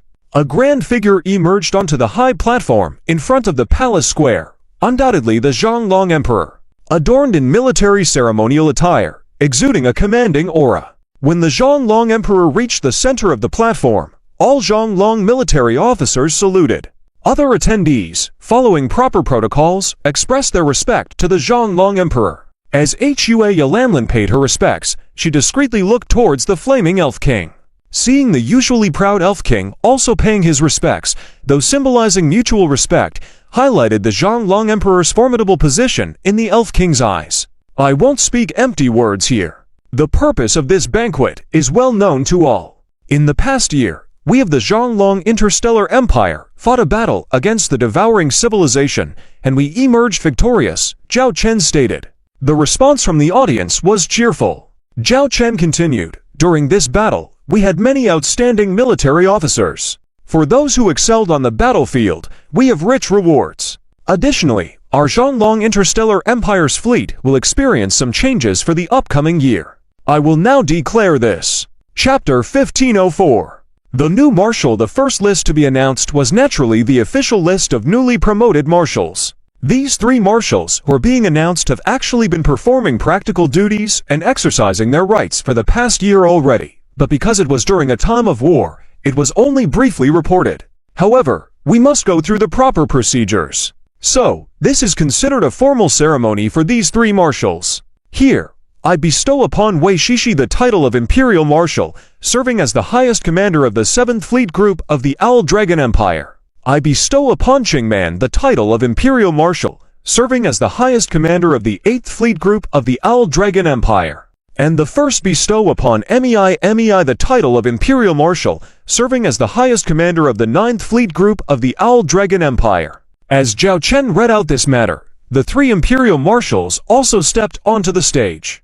Their faces showed little excitement, as they had already spent most of the year in these positions. Having gone through this period of settling in, they appeared even more composed now than before. Zhao Chen proceeded to attach the badges symbolizing the rank of Imperial Marshal to each of them, and they saluted in turn. With the ceremony concluded, and all eyes admiring them, The three Imperial Marshals descended from the stage. Zhao Chen stood in the middle of the stage once again and said, "Apart from these three marshals, today we will also welcome a new Imperial Marshal. At the same time, the Owl Dragon Interstellar Empire will have its 10th Fleet Group." During the past 6 months, the Owl Dragon Interstellar Empire had been far from idle. Not only were they quietly developing proxy agent plans externally, but they were also continuously increasing their interstellar warships internally. They first replenished the insufficient interstellar warships of the 7th, 8th, and 9th Fleet Groups of the Owl Dragon Empire. Afterwards, they began developing new fleet groups. Up to this point, they had a fully operational 10th Fleet Group of the Owl Dragon Empire. This meant that on paper, the total number of interstellar warships of the Owl Dragon Interstellar Empire had already exceeded 5 million. This was without even factoring in the situation of those elite fleet groups. During these 6 months, the number of those elite fleet groups continued to increase, mainly focusing on T6 class interstellar warships. Returning to the main topic, the spotlight began to focus on a seat in the banquet venue, where a spirited female officer stood up, walking slowly towards the high platform as Zhao Chen spoke. "This newly established fleet group represents our Owl Dragon Interstellar Empire's 10th Fleet Group. It holds a different meaning for us, symbolizing a comma rather than a period on our development path and marking a new stage for our military strength." Zhao Chen was speaking when a figure was already standing below the stage, awaiting the final call. "And the one who will serve as the highest commander of our Owl Dragon Interstellar Empire's 10th Fleet Group is Pei Shengnan." Zhao Chen pronounced this name. General Pei Shengnan strode proudly onto the stage. Applause filled the air from the audience below. Even Marshal Chitong, rarely showing emotions, couldn't contain her pride, joy, and happiness as she had a close relationship with Pei Shengnan. Pei Shengnan was not the highest-ranking Owl Dragon officer originally. She had previously served as the deputy commander of the Bloody Mary mercenary group established by Chitong. Possessing excellent interstellar combat command capabilities and skillful at piloting interstellar fighters, she had progressively climbed the ranks from a fighter pilot to leading small squadrons, medium squadrons, and eventually the carrier starship fleet. It was due to the development needs of the Owl Dragon Corps that she transitioned into a senior officer role. Recognized for her combat skills and the bold style inherited from Chitong, Pei's command style began to evolve. She excelled at using carrier starships as the core of battles, securing advantages in interstellar engagements and launching powerful offensives with battleships, cruisers, and battlecruisers on the front lines. As she stood in the center of the stage, facing the Owl Dragon Emperor, memories of her past flashed before her. She saw the former mercenary leader who used to call her Pei Ya. At this moment, her face showed less arrogance and more composure. Reflecting on nearly a decade of time, she couldn't have imagined standing in such a position 10 years ago when she was only a deputy fleet commander. "Hereby, I declare the appointment of Pei Shengnan as Imperial Marshal, serving as the highest commander of the Owl Dragon Empire's 10th Fleet Group," announced the Owl Dragon Emperor. Hearing her name spoken out by the Emperor brought Pei back to the present. Looking at the Imperial Marshal insignia on her chest, she felt a sense of responsibility. Pei Shengnan looked around at everyone, their gazes filled with congratulations, envy, admiration, and various emotions. "For the Empire, for the Emperor," she saluted, her voice resounding through the palace square. Many in the audience echoed, "For the Empire, for the Emperor." The atmosphere peaked at that moment, signifying the increase in the number of Owl Dragon Interstellar Empire Marshals to 14. Adding the 2 5-star Marshals made it 16. These 16 symbols represented the 16 pillars of the Owl Dragon Empire. Subsequently, there were announcements of promotions for new Imperial Generals, Brigadiers, and Colonels. The scale of these promotions significantly increased, with the number of 3-star Generals reaching 48, 2-star Brigadiers reaching 196, 1-star Colonels numbering 980, and Colonels totaling almost 6,000. It indicated a fearful number of officers within the Owl Dragon Interstellar Empire's military structure. Some might worry that this many officers could lead to an overly bloated top of the pyramid for the Empire, however. The Secretary's office had analyzed the data and concluded that there was still a considerable gap in the number of officers, even reaching over 10,000 if including other qualified personnel. This was due to the requirement that any captain of a T6 class interstellar warship must hold the rank of colonel in the current Owl Dragon Interstellar Empire. After the promotion ceremony for officers, which took nearly a day to complete, the subsequent awards for brigadiers, colonels, and generals were delegated by the imperial marshals. Following these military awards, attention turned to recognizing other civilian personnel, scientists, and professionals who had contributed significantly to the empire. With the arrangements made by the Secretary's office, a different level of honors was executed, matching the hierarchy of military awards. Divided into 6 levels, from 5-star to 0-star, these honors acknowledge the contributions of various professionals, such as scientists, engineers, educators, and healthcare providers. The names of these individuals, unfamiliar to outsiders, but familiar to members of the Owl Dragon Empire, were called out one by one. They stepped onto the stage, symbolizing the uncelebrated, but essential contributors who had silently supported the empire with their professional expertise. Amidst the crowd, Anne felt timid being watched by so many. She had intended to stay back at first, but was pushed forward by the straightforward Niu. Despite Anne's attempts to signal Niu, the latter seemed oblivious to her gestures. In the end, Anne had no choice but to stand at the forefront. Grumbling silently to herself, she guessed that Niu must still hold a grudge from the incident where Anne had forgotten to share roasted beef leg with her last time. She resolved to share with Niu next time. Chapter 1505 of the Grand Alliance. The award ceremony for the Grand Alliance in Chapter 1505 quickly came to an end, and next was naturally the time for everyone to eat, drink, and have fun. Happy music played in the square, and various delicious dishes appeared on the square, allowing everyone to indulge and feast to their heart's content. On the sides of the square, there were some box-style small rooms, which were naturally prepared for some special individuals. For example, the Dragon Emperor Zhonglong, although he was willing to have fun with the people, he remained outside all the time, and his subordinates also couldn't have fun. So, he simply showed his face, and then found a place to eat and drink alone. And people with special identities like Annie needed protection first. Secondly, it was necessary to ensure that their behavior would not affect their public image. For example, Annie was currently eating and drinking extravagantly, almost burying her entire face in the food tray. As for the medal she received earlier, she had already thrown it somewhere due to inconvenience. Fortunately, her younger sister Nana was beside her, taking care in advance and tidying up these important things. She glared at her sister annoyed, but also understood her sister's temperament. She decided to let her sister enjoy herself on this important day.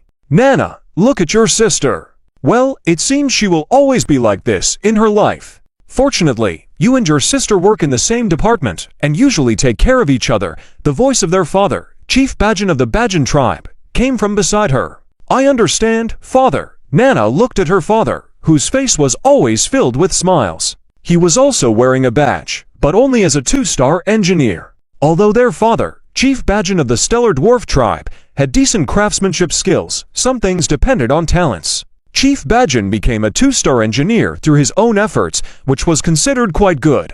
This might even be related to his 2 daughters. Without them, he might only be a 1-star engineer. However, Chief Badgen was already content. With the presence of Annie and Nana, his family could be considered the #1 technology family in the Zhonglong Interstellar Empire. The family was not large in population, but held a high position within the Zhonglong Interstellar Empire. Some relatives in Chief Badgen's original Stellar Dwarf tribe, who were related to him by blood, also received many offers as a result of their connection, almost like rising with the tide. As long as Annie and Nana were around, Chief Badgen's family's future life would be worrying-free. Apart from these box rooms, there was another special group of guests in a cornered box room. Blossom Orchid and Orchid Blossom, who had arrived earlier, were currently inside.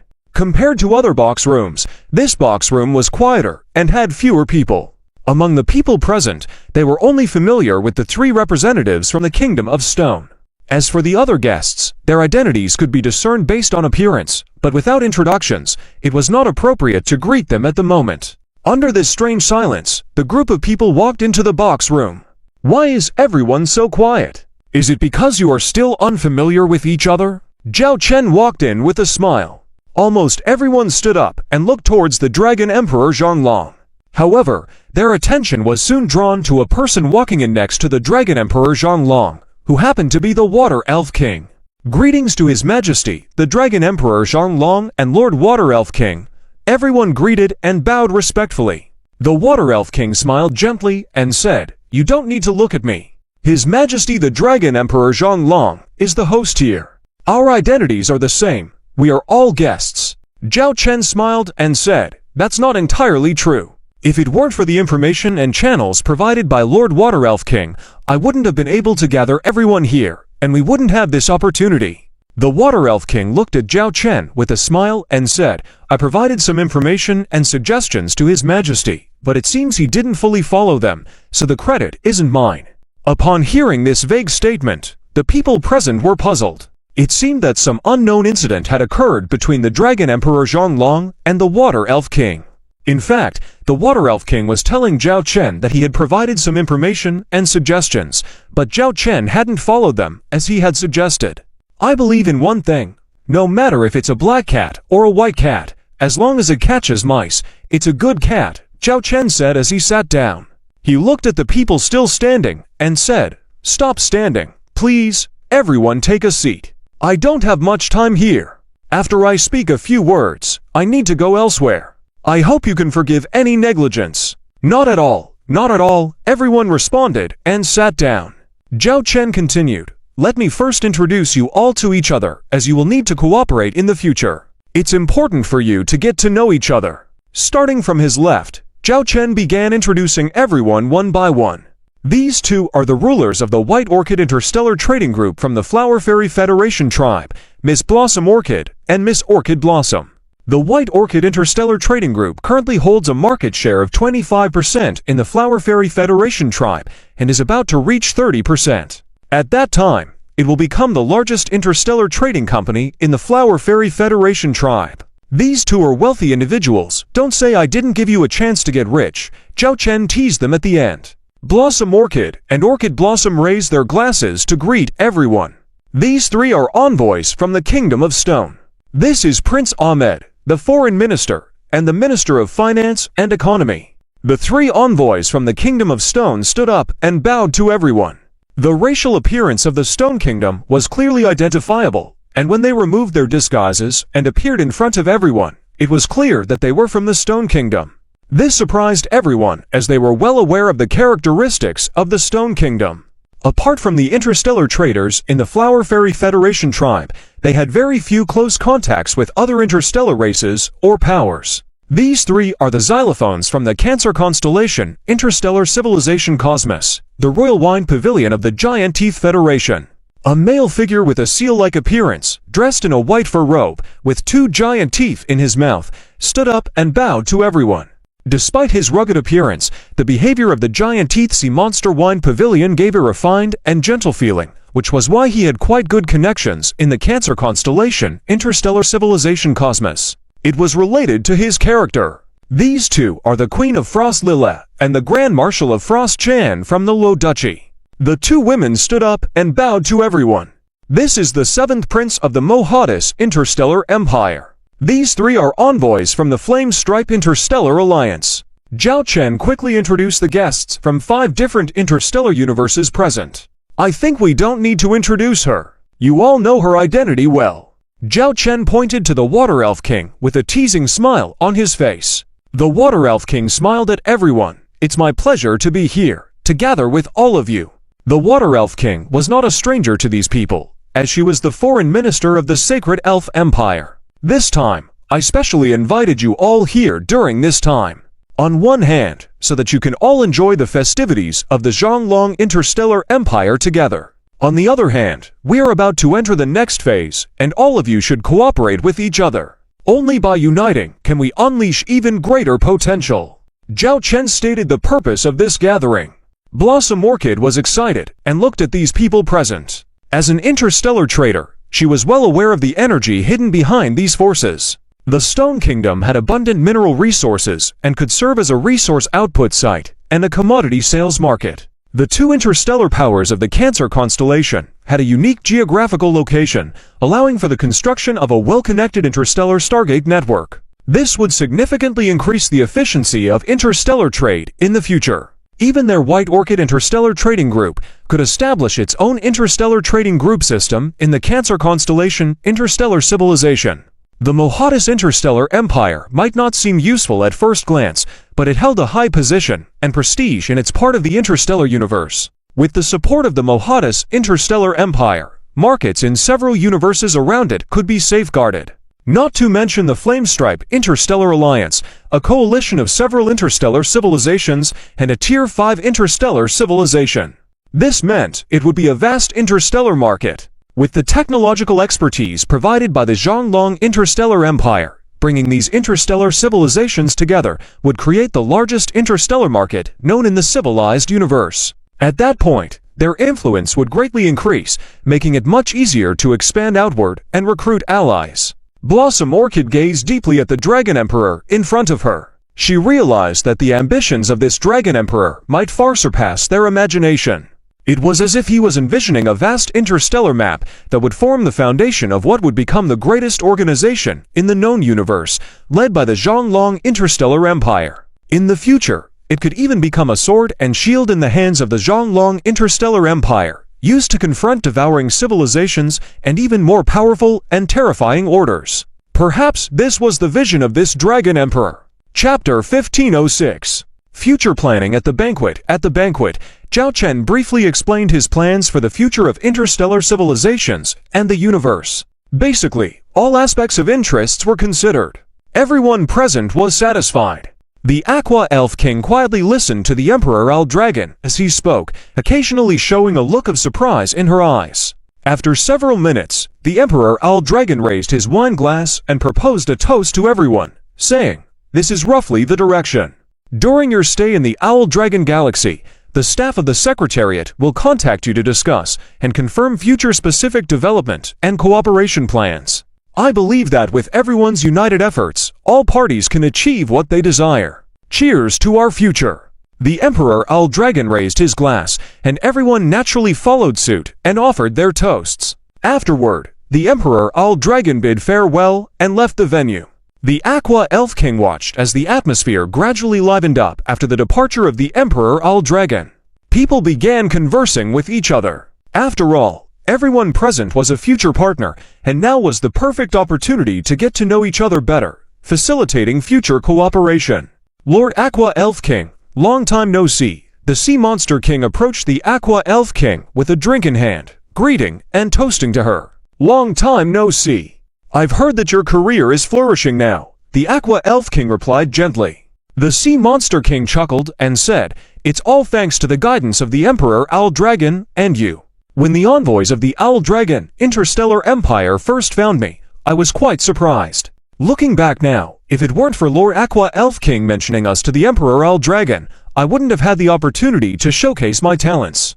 Upon hearing the gratitude in the Sea Monster King's words, the Aqua Elf King smiled kindly and said, "I didn't do much. Just mentioned your situation to the Emperor Owl Dragon.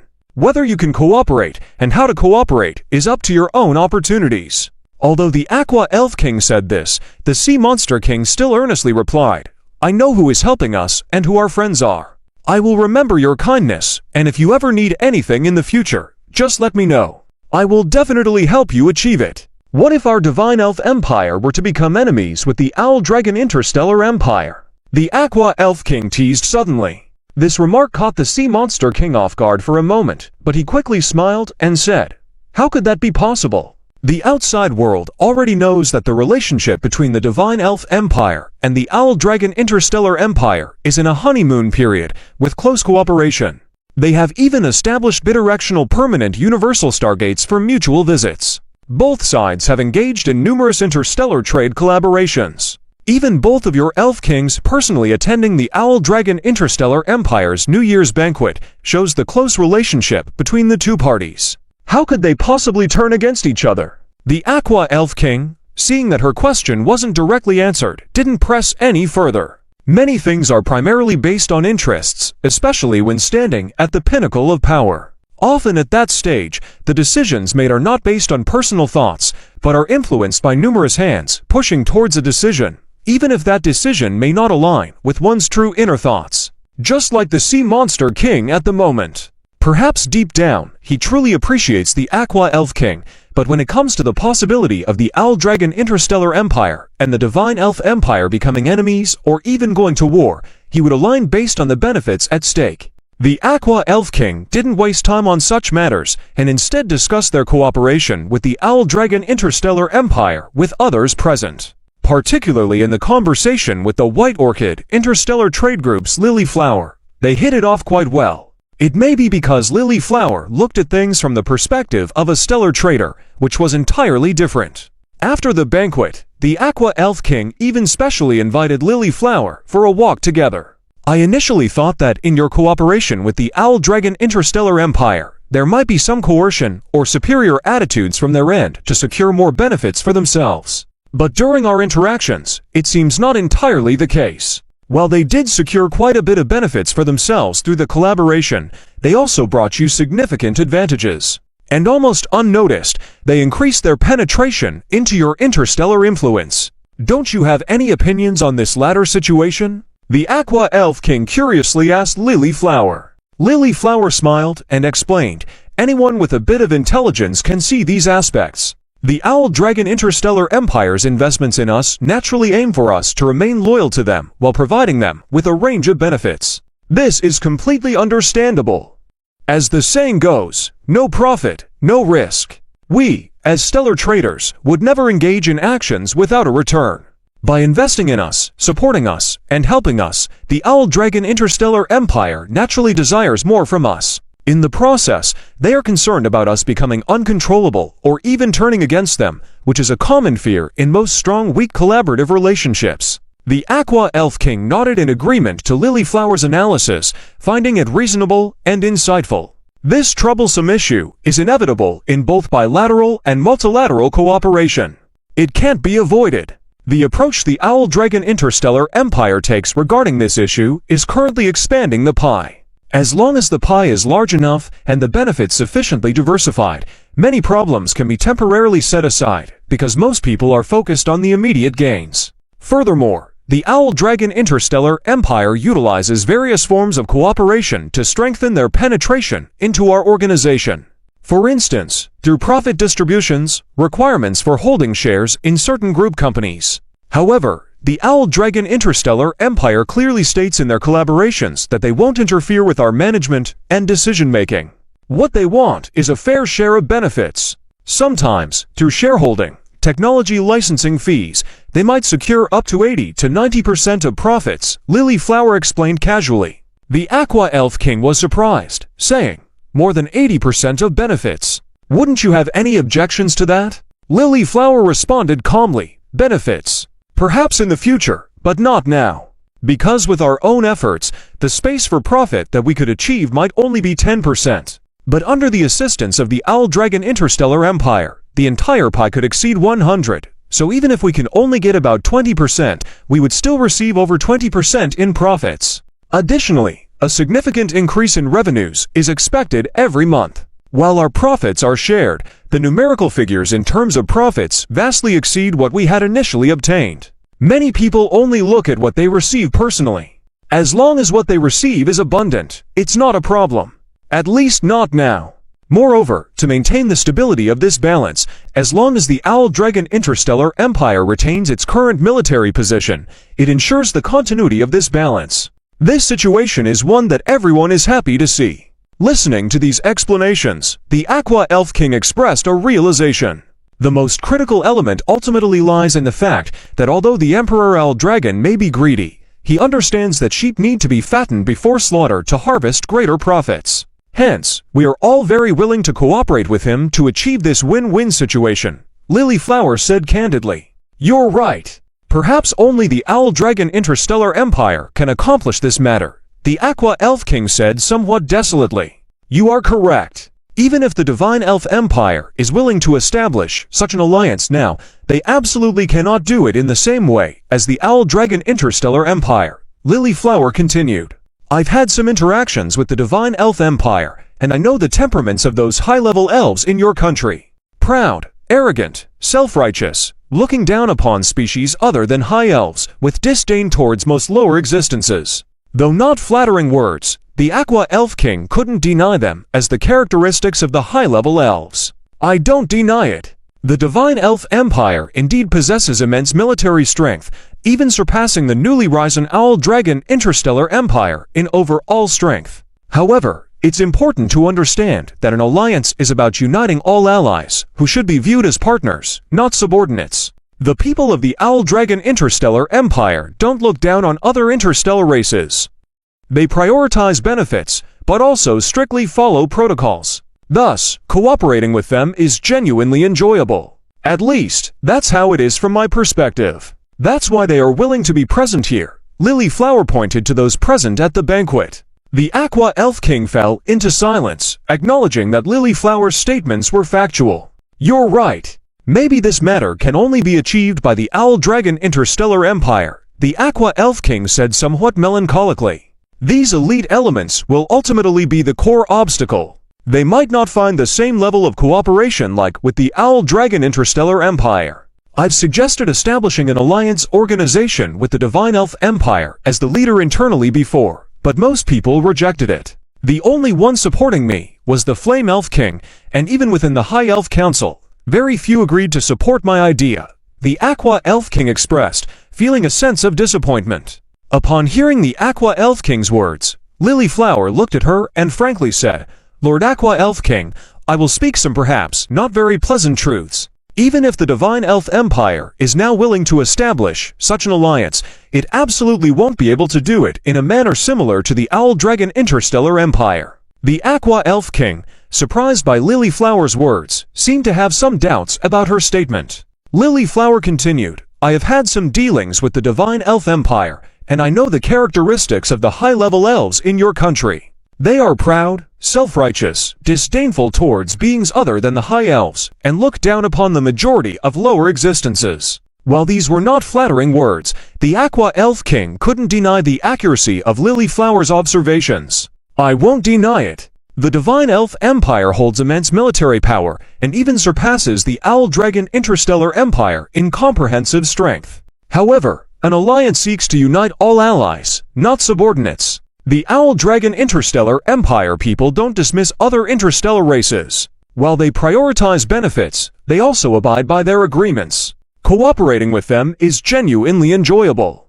At least, that's my experience. That's why they are willing to be present here. Lily Flower gestured towards those gathered at the banquet. The Aqua Elf King, thoughtful, had to admit that Lily Flower's observations were factual. What you say is true. Perhaps this type of endeavor can only be accomplished by the Owl Dragon Interstellar Empire, the Aqua Elf King concluded with a touch of melancholy. Chapter 1507. Mass production of T7? At the end of the year, it was indeed a very busy time for Zhao Chen, the Emperor Xianglong. Almost every day, there were banquets to host and meetings to attend. For the past few days, Zhao Chen barely had 3 to 5 hours of rest each day. If Zhao Chen's body had not been reinforced, he might not have been able to persevere until now. This is the latest report on the status of the interstellar battleships submitted by the military this year. Lily, the secretary, walked to the desk and looked at the Emperor Xianglong, who looked lost in thought, and tapped on the table to bring him back. You tell me. I can't even read a single word right now. Those words in front of me are like little angels flying around everywhere. Zhao Chen blinked, not wanting to move any part of his body. Lily didn't say much. She just took out the report and started explaining. Currently, our Xianglong Interstellar Empire has a total of 15 main Legion fleet groups, divided into the Empire Regular Legion fleet groups and 5 Empire Elite Legion fleet groups. The former 10 Empire Legion fleet groups are currently fully equipped, each with 500,000 interstellar battleships, totaling 5 million battleships. The latter 5 Empire Elite Legion fleet groups, Melee Elite Fleet Group with 50,000 interstellar battleships in service. Blizzard Elite Fleet Group with 200,000 interstellar battleships in service. Star Queen Elite Fleet Group with 150,000 interstellar battleships in service. Shadow Hunter Elite Fleet Group with 100,000 interstellar battleships in service. An Angel of Hell Elite Fleet Group with 150,000 interstellar battleships, including 50,000 special logistics interstellar supply ships. The total is 600,000 combat interstellar battleships. Among them, we currently have more than 6,000 T6 interstellar battleships, 1 million T5 interstellar battleships, and over 4 million T4 interstellar battleships. In addition, a batch of special interstellar battleships is about to join the active duty roster, so they are not included in this report for now. Nearly 6 million interstellar battleships, Zhao Chen muttered, unconsciously. We have become quite powerful. But based on the military's simulated exercises, in order to defeat the devouring civilization with absolute superiority, we need to have at least 10 million interstellar battleships, including over 10,000 T6 class interstellar battleships. If we want to have the ability to confront the T6 order, we need at least 30 million interstellar battleships. We currently have nearly 50,000 T6 class interstellar battleships, and we also need a certain number of T7 class interstellar battleships. And this is just speculation, because no one knows if the powerful T7 order still has other cards up its sleeve, Lily said solemnly. Let's take it step by step. In the coming year, while preparing for the possible reinvasion of the devouring civilization, we will also establish the economic system outside our Shanglong interstellar empire, so that we can continuously support our Shanglong interstellar empire and accelerate our own growth. Zhao Chen outlined his vision for the future. Lily introduced some more details, which Zhao Chen confirmed he had heard before finally ending the discussion. But then Lily brought out another document, and Zhao Chen, feeling helpless, covered his face knowing that the work was never done. This is about the New Year celebration plans for the 3rd anniversary, basically following the plans from the past 2 years, but with some additional content. And your plan to inspect various regions of the Shanglong interstellar empire, which will last for 3 days, Lily explained. Just follow your instructions. Zhao Chen waved his hand. At that moment, Lily added, and this time, as you tour the entire Shanglong interstellar empire, your flagship will change from the T6 Dragon Emperor class interstellar command ship to the latest Quasi T7 class interstellar battleship in service. You will lead the first batch of 5 newly constructed Quasi T7 interstellar battleships in this ceremony, officially presenting them to the public for the first time. Hearing this arrangement, Zhao Chen finally showed a hint of excitement, saying with a determined look, this time, we will showcase the Quasi T7 interstellar battleship for the first time. The main reason is to show our newly joined interstellar civilizations what the Shanglong interstellar empire is capable of, so they don't cause trouble later and ruin the fun. Indeed, this was an opportunity to flex their muscles, aiming to ensure stability and respect in the new interstellar alliance. With the arrangements made, Zhao Chen felt a sense of anticipation building up. The debut of a Quasi T7 interstellar battleship was a significant event in known civilizations, marking the first time an interstellar civilization, outside of the devouring civilization, had revealed such an advanced ship. As for whether other civilizations possessed this level of technology in secret, that was still unknown. Time passed in this busy environment, and finally, it was the end of the year 3039 in the Galactic calendar, also the last day of the Shanglong's 3rd year. In various important star systems of the Shanglong star system, preparations were in full swing to celebrate the occasion. In other interstellar civilizations, there were celebrations as well, but they were rare to have annual events like this. The Shanglong interstellar empire's unique situation, rising rapidly in a short period, called for yearly celebrations like these to garner more recognition. As time went by, the ceremonial guns marked the beginning of the celebration. However, Flower Yolanlan quickly sensed that something was amiss. The people in the banquet hall were no longer talking, but staring fixedly outside the windows where a fleet of interstellar battleships was slowly sailing from the distant edges of the star system. This fleet was undoubtedly the Emperor's Guards fleet. But everyone knew that the flagship of the Emperor's Guards was the T6 Dragon Emperor class interstellar command ship, which was familiar to all. Yet, at that moment, the leading starship that emerged from the darkness was obviously not the T6 Dragon Emperor. It was not any known Shanglong series interstellar battleship. King of Flame Spirit stood up at this moment, his eyes ablaze, focusing on the mysterious and unfamiliar interstellar battleship, scanning the hull with an intense gaze. Queen of Aquatic Elves, although not very knowledgeable about interstellar battleships under the influence of the atmosphere, also stood up curiously watching the starship. She couldn't help but ask King of Flame Spirits beside her, Shalaman, judging by your reaction, is there anything special about that starship? King of Flame Spirits spoke heavily. I currently don't know the specifics about that starship. But judging from its appearance and the context of this occasion, the fact that it prompted the Shanglong Emperor to use this starship as the flagship in such a setting for the first time, it means only one thing. This is either a completely new and advanced interstellar battleship that surpasses any T6 Shanglong series battleship currently known, or the other possibility. This is a T-7 class interstellar battleship. If not T-7, then at least a quasi-T-7 class. Hearing this, even Queen of Aquatic Elves, sensitive to the situation, realized the significance of this starship. A T-7 class interstellar battleship? How is this possible? How could the Shanglong Interstellar Empire develop a T-7 class interstellar battleship? And this is not just one. At that moment, Queen of Aquatic Elves also noticed that behind the first starship, there were 4 identical starships following.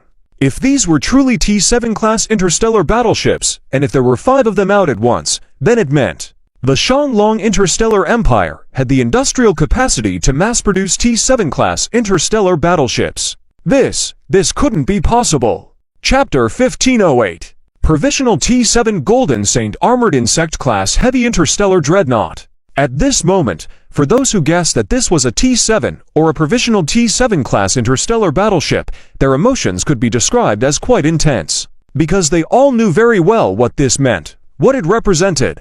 At this time, a female voice sounded on the official broadcast channel of the Owl Dragon Interstellar Empire. Attention! The current fleet in transit is the Owl Dragon Guard Fleet. In this voyage, the flagship of the Owl Dragon Guard Fleet is not the usual T-6 Dragon Emperor class interstellar command ship, which I believe everyone has noticed. Here, I officially inform you that the flagship used by the Owl Dragon Guard Fleet this time, the flagship on which the Owl Dragon Emperor is currently aboard, is the provisional T-7 Golden Saint Armored Insect Class Heavy Interstellar Dreadnought, independently developed and produced by the Owl Dragon Interstellar Empire, which has already been put into use. This is the first mass-produced T-7 class interstellar battleship in our Owl Dragon Interstellar Empire, although strictly speaking, it belongs to the provisional T-7 class interstellar battleship. Still, it has incorporated many technologies of the T-7 class, possessing combat capabilities exceeding the vast majority of current mass-produced interstellar battleships. In this broadcast, a brief introduction was made of this first appearance of the provisional T-7 interstellar battleship. The length of the discourse was not long, but each word and sentence was engraved in the minds of almost everyone who heard it. Some even directly recorded it and pondered over each word repeatedly, because behind this short text, the meaning it contained was completely different. It is a pity that there is too little detailed information about this provisional T-7 Golden Saint Armored Insect Class Heavy Interstellar Dreadnought. One can only speculate based on its appearance and its name, Interstellar Dreadnought. Specific information will have to be seen from its performance in its first combat. At this moment, a layer of incomparable mystery was shrouded over this provisional T-7 Golden Saint Armored Insect Class Heavy Interstellar Dreadnought. Therefore, many people were aware that at the 3rd anniversary New Year's celebration of the Owl Dragon Interstellar Empire, this provisional T-7 Golden Saint Armored Insect Class Heavy Interstellar Dreadnought would undoubtedly become the hottest topic. In the Owl Dragon Interstellar Empire, and even in the entire interstellar cosmos where information circulated, this provisional T-7 Golden Saint Armored Insect Class Heavy Interstellar Dreadnought occupied a prominent position on the trending list of information dissemination platforms. And one must know that next, the Owl Dragon Emperor would board this provisional T-7 Golden Saint Armored Insect Class Heavy Interstellar Dreadnought, leading the Imperial Guard Fleet in a 5-day patrol ceremony within the Owl Dragon Interstellar Empire. This would undoubtedly continuously increase the popularity of this interstellar battleship. More people would be curious about the combat capabilities of this provisional T-7 interstellar battleship. It seems that we need to have a good chat with our ally. This guy has really hidden a lot of good stuff privately. I can overlook all the T-6 class interstellar battleships in the series before, not to mention those super strong super flagships. But this provisional T-7 interstellar battleship, and it's a mass-produced model as well. The Flame Elf King placed a hand on his chin, showing a very interested expression. With this main event at hand, the subsequent formalities of the New Year's ceremony didn't seem to matter much. After a round of salutes, this ceremony also came to a close. Next was the celebrations by the people from various regions. The Owl Dragon Emperor would also begin a 5-day inspection tour in various locations. However, before that, someone had naturally approached Zhao Chen. The few who were qualified to contact Zhao Chen directly and ask about this provisional T-7 Golden Saint Armored Insect Class Heavy Interstellar Dreadnought were just a few. And there was only one who would so casually do things. "Hey, What's the deal with this provisional T7 interstellar battleship? I thought you were just having a New Year's ceremony. Didn't expect you were holding back something big here. Can this provisional T7 interstellar battleship really be mass-produced? Hurry, give me some core data. Let me have a look. Our cooperation relationship, there's no problem if I want to board for a visit, right? The Azure Water Elf King looked at the Flame Elf King beside him, who was incessantly sending messages to the Owl Dragon Emperor, as the direct video communication with the Owl Dragon Emperor was in a relay status at the moment. They had to rely on this messaging method to contact the Owl Dragon Emperor directly, but his compatriot's straightforward way of chatting was a bit too straightforward.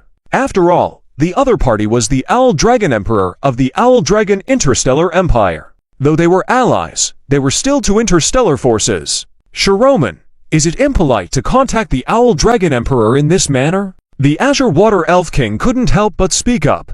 After all, being in the diplomatic field, he couldn't help but remind him. However, the Flame Elf King waved his hand casually and said, "It's fine. I'm pretty familiar with that man Zhao Chen now. In public situations, I know how to act. I understand all those things. But we don't need to be formal behind the scenes. Our relationship is good. We can talk directly. This is also the reason why I get along well with that kid. He won't pretend with you, nor be polite. He treats you as a friend and says what he wants to say. There's no emperor's demeanor in private. When I had barbecue with him last time, you didn't see his chef-like appearance, not to mention his skill in grilling is quite impressive." With that, the Flame Elf King even gulped as if reminiscing about the taste. The Azure Water Elf King was speechless, unable to help but imagine that scene. Just now, the awe-inspiring Owl Dragon Emperor, under the gaze of everyone in the Owl Dragon Interstellar Empire, was surrounded by an apron, hands moving continuously in a barbecue scene.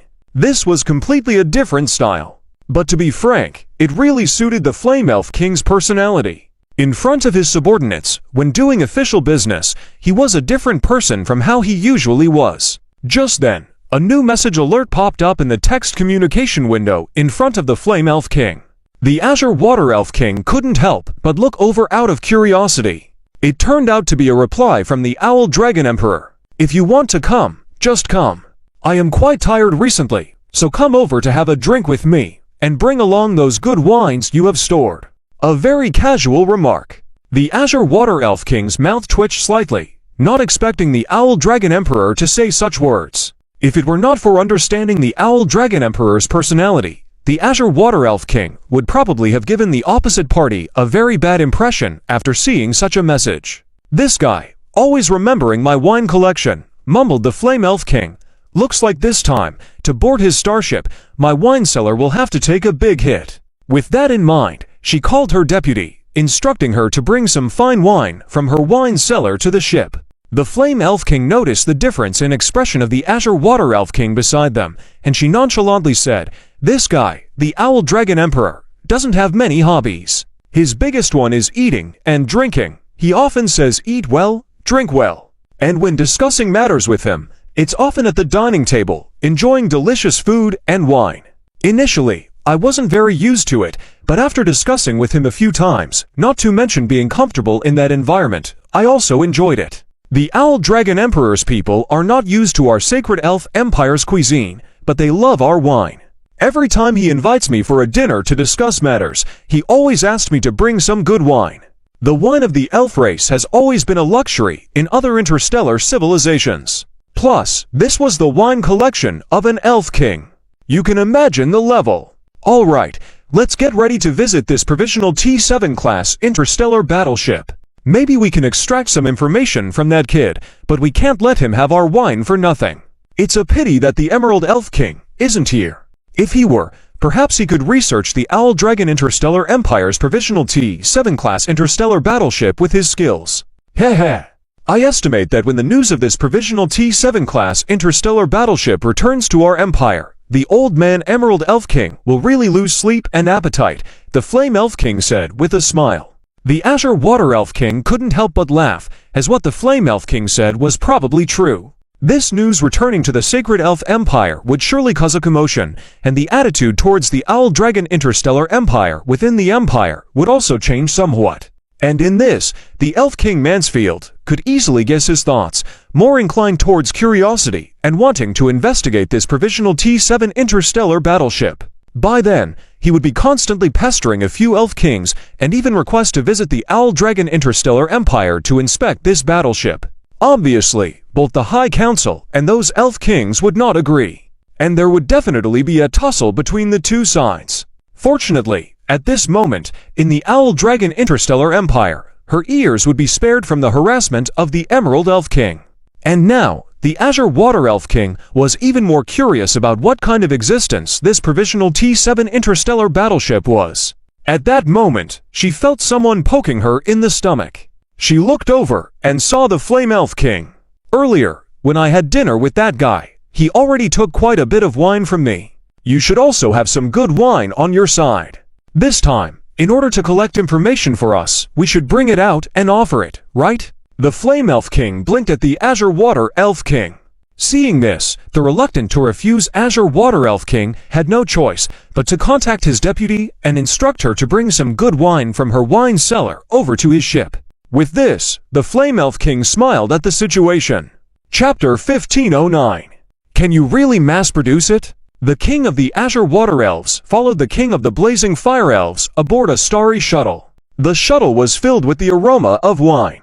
Although the wines were all sealed, the high-quality wines still emitted a fragrance. Even the King of the Azure Water Elves, who usually had little interest in such indulgences, was tempted by the aroma. Among the elves, there were none who did not enjoy good wine, especially the high elves who had a penchant for wine, especially those made from high-quality fruits. Even the King of the Azure Water Elves only controlled his drinking in front of outsiders, paying attention to etiquette rather than abstaining completely. This was also why Zhao Chen gave high praise to the wines of the elves. While Zhao Chen could cultivate excellent fruit varieties with the help of the Eden ship, it was still challenging to replicate the level of wine produced by the sacred Elven Empire. We're almost there. This Quasi-T-7 Golden Saint Beetle-class heavy starship is massive. Look at the length of this ship.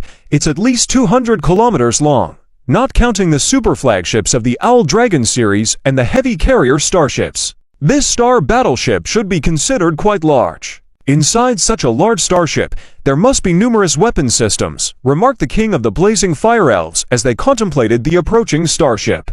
As a military officer and a captain, even if his knowledge of starship manufacturing was not comprehensive, he had a good understanding of the structure and basic knowledge due to his experience. The larger the volume of a star battleship, the larger its energy system and the more engine systems it could carry, resulting in faster speeds. Additionally, it could accommodate more interstellar weapons and store more strategic ammunition and resources, making it more formidable in battle. Finally, the two boarded the Quasi-T-7 star battleship. From the hangar alone, it was evident that this was a newly commissioned star battleship, but nothing particularly stood out. Nonetheless, the King of the Blazing Fire Elves did not miss any opportunity and surveyed the surroundings. Your Highnesses, please follow me. Our Majesty has already prepared a meal. A secretary approached and invited them. The King of the Blazing Fire Elves was about to say a few polite words, but before she could speak, the King of the Blazing Fire Elves sat directly next to Zhao Chen. Behind her was a small automatic food cart. The wine you desire, I have brought it. These are all rare collections. After you've tried my wine, you must let me have a good look at your starship. The King of the Blazing Fire Elves said bluntly. Zhao Chen glanced at the exquisite wines and graciously placed some on the table, while discreetly keeping the rest behind him. Ha, let's eat now. Eating is more important. We can discuss other things while we eat. Look, we're waiting, and the food is getting cold, Zhao Chen said, opening a bottle of wine, signaling everyone to start eating. As the conversation continued, the King of the Blazing Fire Elves couldn't resist asking, do you really have the ability to mass-produce this star battleship? Are the weapon modules it's equipped with truly at the Quasi-T-7 level of weaponry, and not at the T-6 level? Zhao Chen's answers were crucial for assessing the value of the star battleship. Zhao Chen replied, explaining that while they had the capability to mass-produce the star battleship, it was still a challenging task due to the substantial resources it required. The evaluation of the weapon modules was based on their assessment, but only the actual performance in combat could confirm the true capabilities. Continuing with his meal, Zhao Chen ensured that the King of the Blazing Fire Elves had access to information about the star battleship, aiming to impress and foster a closer relationship with them. The King of the Blazing Fire Elves, ever the astute commander, also noted the use of certain technologies in the starship's design. Zhao Chen neither denied nor confirmed it, stating that they utilized any technology they could access to build the star battleship. Chapter 1610 How many ships can you build after enjoying this delicious meal? After finishing the feast, Zhao Chen personally led the Flame Elf King and the Azure Water Elf King to visit the interior of this Quasi-T7 Golden Sacred Beetle-class heavy interstellar dreadnought. Of course, most of the places they visited were not core secrets. Wow! Is this the most powerful weapon on this interstellar battleship? The Super Bioplasmic Pulse Cannon at the bow. The Flame Elf King looked through the porthole and saw a super huge bow main cannon located on the right side of the bow. This type of bow cannon has 3 barrels, all located in the bow on the left, right, and center positions. Which is stronger, this weapon or the super cannon of your T6 Rakshasa Pluto-class interstellar dreadnought? The Flame Elf King directly asked. Beside him, the Azure Water Elf King was taken aback. Asking such a confidential question wouldn't be too presumptuous? But unexpectedly, the Dragon Emperor actually calmly replied, in this aspect, it is not as good as the T6 Rakshasa Pluto-class interstellar dreadnought. The difference between it and the T6 Rakshasa Pluto-class interstellar dreadnought is that in terms of explosive firepower output in a short period of time, the T6 Rakshasa Pluto-class interstellar dreadnought is superior. But in terms of long-term comprehensive combat capability on the battlefield, any of our super flagships currently in service cannot compare to this Quasi-T7 Golden Sacred Beetle-class heavy interstellar dreadnought. Hearing Zhao Chen's explanation, the Flame Elf King immediately understood. She nodded and said, speaking of which, your several super flagships, in fact, in terms of strength, have already reached the Quasi-T7 level. But you have been pretending to be humble, claiming them as only T6 class interstellar battleships externally. Which T6 interstellar battleship can be equipped with weapons of that level? The Flame Elf King rolled her eyes at Zhao Chen. Zhao Chen smiled and didn't respond. Since you are using the bioplasmic pulse cannon as a weapon, there must be bioenergy involved. Could it be that you have imitated the core of the Hive mothership to create such an energy system? The Flame Elf King speculated, looking at Zhao Chen. Zhao Chen smiled without saying a word. The Flame Elf King probably didn't expect that this was not a system that created bioenergy, but rather the heart of the Hive mothership directly installed on this interstellar battleship.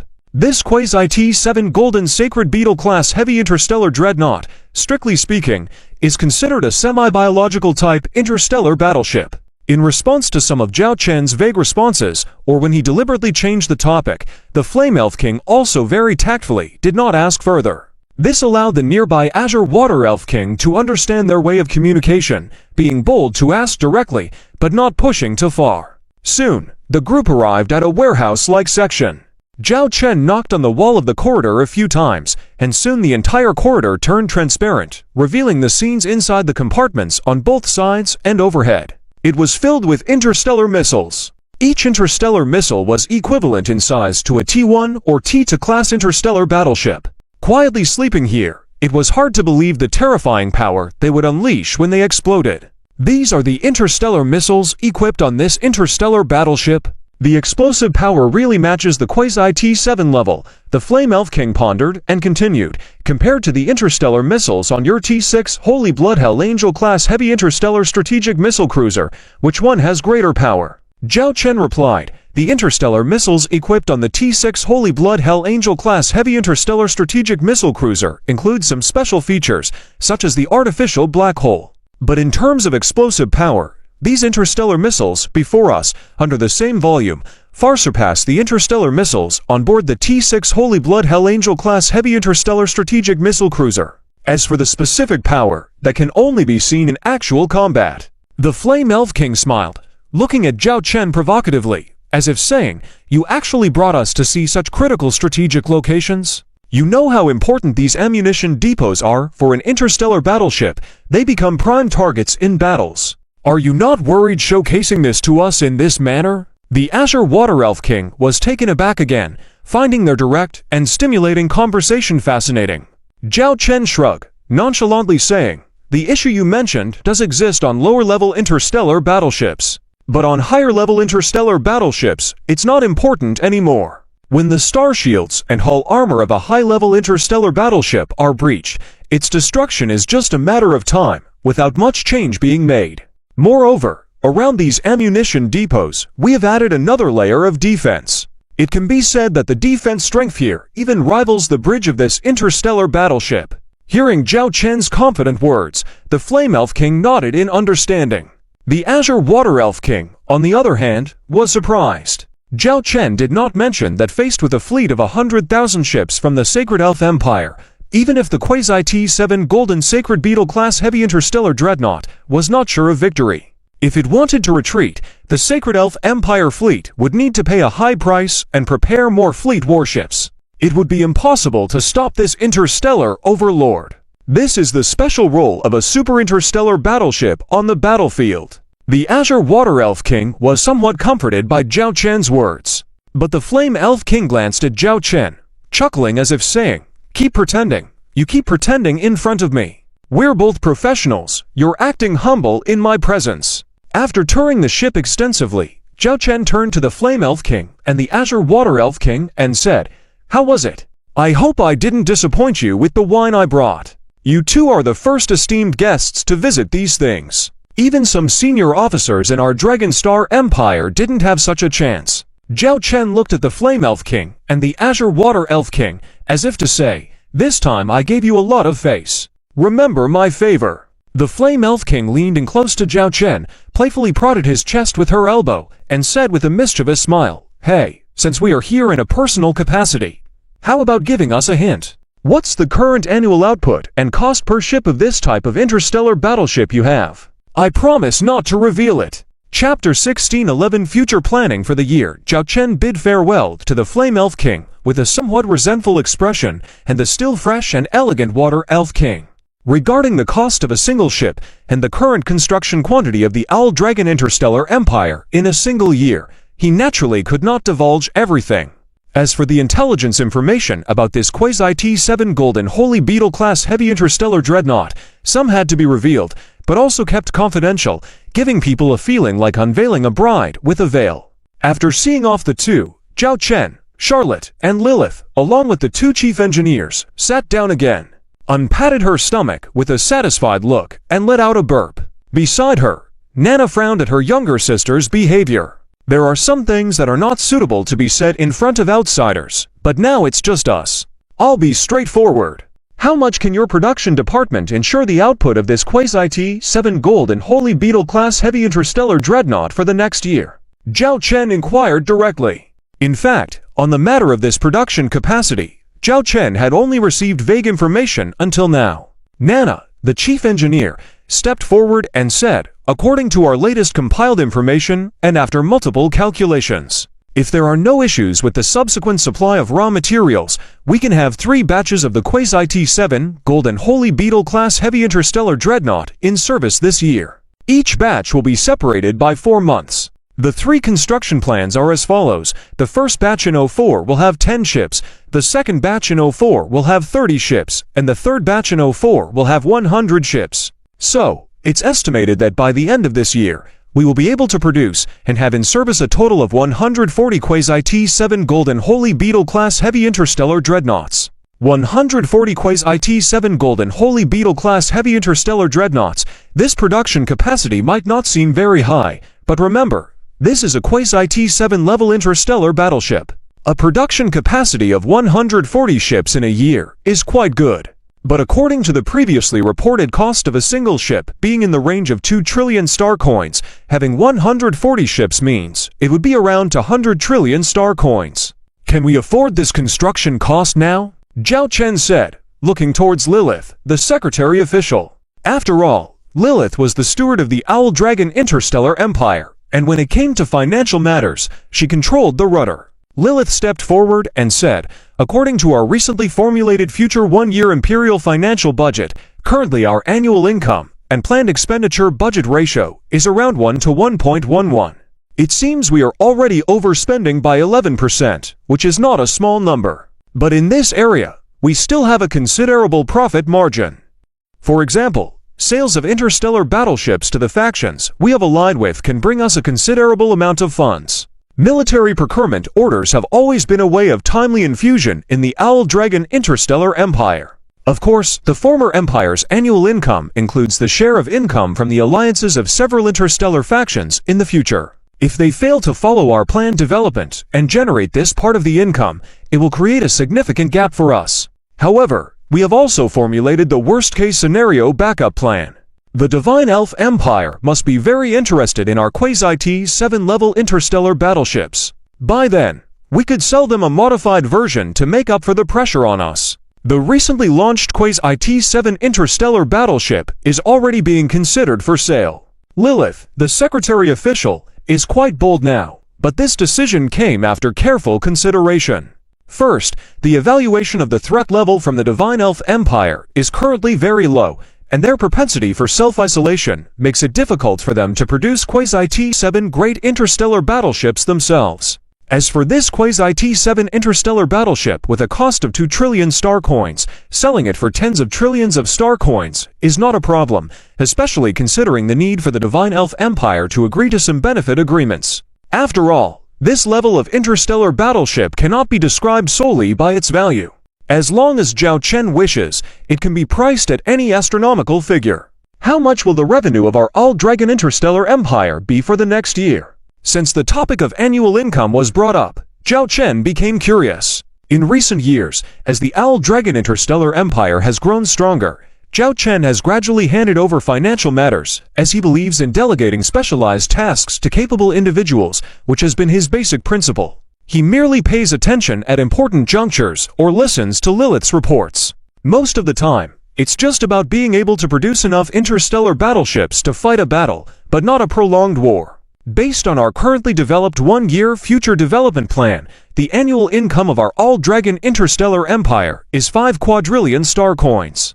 The White Orchid Interstellar Trade Group will provide us with 2 quadrillion star coins, the Kingdom of Stone will provide us with 4 quadrillion star coins, and 2 interstellar factions from the Cancer Constellation Interstellar Civilization, as well as the Mohadas Interstellar Empire, and the Fireline Interstellar Alliance will collectively provide us with 5 quadrillion star coins. The total sum will be 16 quadrillion star coins. This income far exceeds our initial planned estimates, and the actual development speed may exceed our expectations during the year, with real-time updates expected. This is just the normal income facet. Up to now, the future year's signed military procurement export orders have already reached 100 trillion star coins. We estimate that after the launch of this Quasi-T7 Golden Holy Beetle class heavy interstellar dreadnought, even though no interstellar faction may be able to afford it, it serves as a flagship and an advertisement to showcase our Owl Dragon series interstellar battleships. Consequently, the number of orders is expected to increase, with a final projection of around 100 trillion star coins. At this rate, the Imperial budget funds will just barely be in balance. Lilith's secretary said that there is a significant instability factor in the consumption of the invading cosmos. If they launch a war of invasion against us, the potential to turn the entire cosmos into a battlefield will greatly impact our production and trade. Also, the consumption during combat will burden our Owl Dragon Interstellar Empire. According to our current calculations, the normal military war material reserves of the Owl Dragon Empire can sustain the routine combat scale of our frontline fleet for 2 months.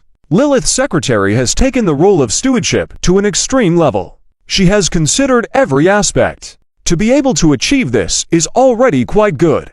Next, it depends on how we manage on this basic foundation, Zhao Chen said, looking at Charlotte. The pressure on your military must be immense. Not only do you have to maintain the development of several interstellar civilizations under our control, but you also have to guard against the invasion from the consuming civilization. You need to prepare for all possible scenarios and be ready for anything that may happen. Marshal Charlotte nodded and said, "Rest assured, we have already made those preparations. Our military staff department is also making some plans. Maybe we can create some time and space for our Owl Dragon Interstellar Empire. But currently, it's still in the nascent stage. I'll report back to you when there are specific developments." Satisfied, Zhao Chen nodded, acknowledging that the people under his leadership are all excellent, diligent individuals. Zhao Chen walked over to the 2 chief engineers. Unfortunately, Chief Engineer Elise is not here today. Please pass on my message to her. Work is important, but she should also remember to take breaks." Zhao Chen looked at Chief Engineer Nana and asked her to convey the message. Only Anne and Nana were present today. The chief engineer, who was in charge of frontline production work, Elise, was still at her post. She had just briefly shown her face at the New Year's dinner banquet and then returned to work. Her idea was to provide her subordinates with as much vacation and rest time as possible during this period, without affecting production missions. As the chief engineer responsible for frontline production work, she naturally needed to oversee the production lines to ensure that nothing unexpected occurred. "I will pass on your message," Chief Engineer Nana nodded.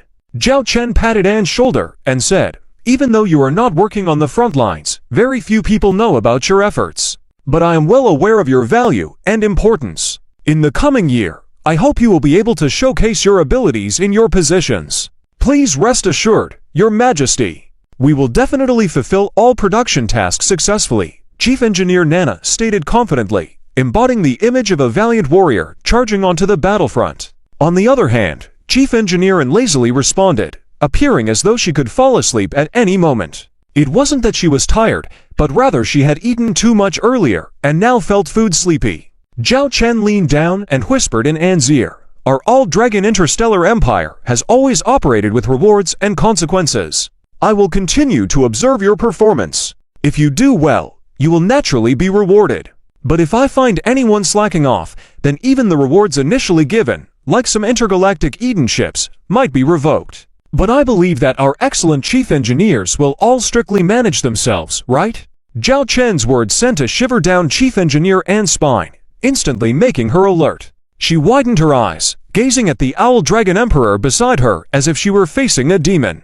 That guy's words just now were definitely a threat. Absolutely. Chapter 1612. Inspection of the Imperial Empire for the next 5 days. In the following 5 days, the Dragon Emperor led the Imperial Guard Fleet and the 5 Quasi-T7 Golden Scarab-class heavy interstellar dreadnoughts to tour various locations in the Dragon Interstellar Empire. Wherever they passed or stayed, it attracted many people to follow and observe. Some were there out of admiration for the Dragon Emperor, some were there to witness the splendor of the Dragon Fleet, and some were simply curious about what a Quasi-T7 class interstellar battleship looked like. After all, this was a Quasi-T7 class interstellar battleship, the only publicly known model of its kind among the currently known spacefaring civilizations. The first destination of Zhao Chen on this journey was the capital star system of the Starlight Kingdom.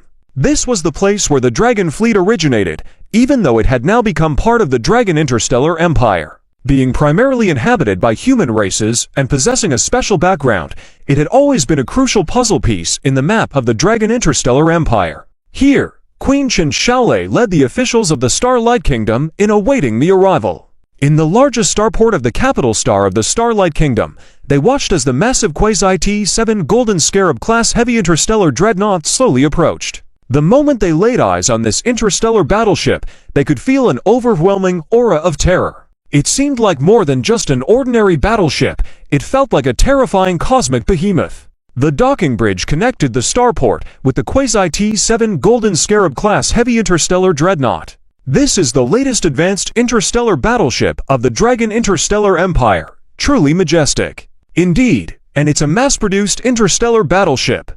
Even though it's only Quasi-T7, and not a true T7 class battleship within the current scope, it is enough to solidify the Dragon Interstellar Empire's supreme position.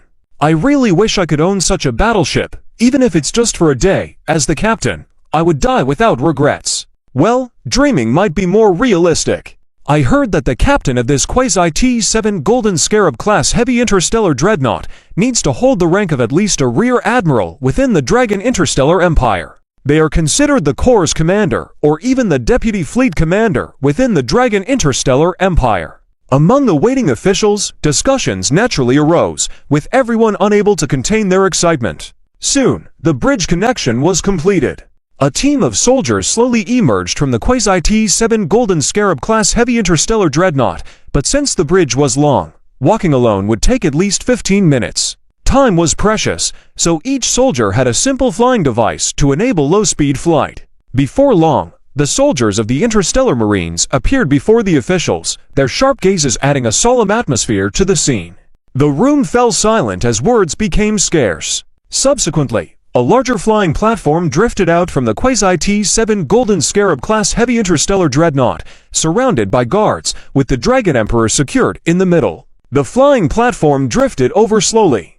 At the moment the Dragon Emperor made his appearance, the entire venue fell completely silent. This was the Dragon Emperor, the current master of various forces within the Dragon Interstellar universe, a terrifying figure at the pinnacle of the power pyramid in this universe. Soon, the Dragon Emperor arrived before the people. Queen Chinchale of the Starlight Kingdom leads the officials to greet His Majesty, the Dragon Emperor once again. Chinchale stepped forward, lifting the hem of her skirt slowly, showing utmost respect in her courtesy. Other officials followed suit, acknowledging their positions and identities, recognizing that everything they had now was granted by the man before them. "No need for excessive courtesy," Zhao Chen said calmly. He glanced around at the people present, soon setting his eyes on an elderly gentleman. He smiled at the old man and joked, "Marshal Chu, standing so far away, are you unwilling to see this young man?" Such words caused a slight change in the faces of the other officials, but many understood the relationship at play. The old man was none other than Marshal Chu Zhang, a figure known from the Dragon Star system. It was common knowledge that Zhao Chen, who had once been a lord in the Dragon Star system, had received care and assistance from Marshal Chu.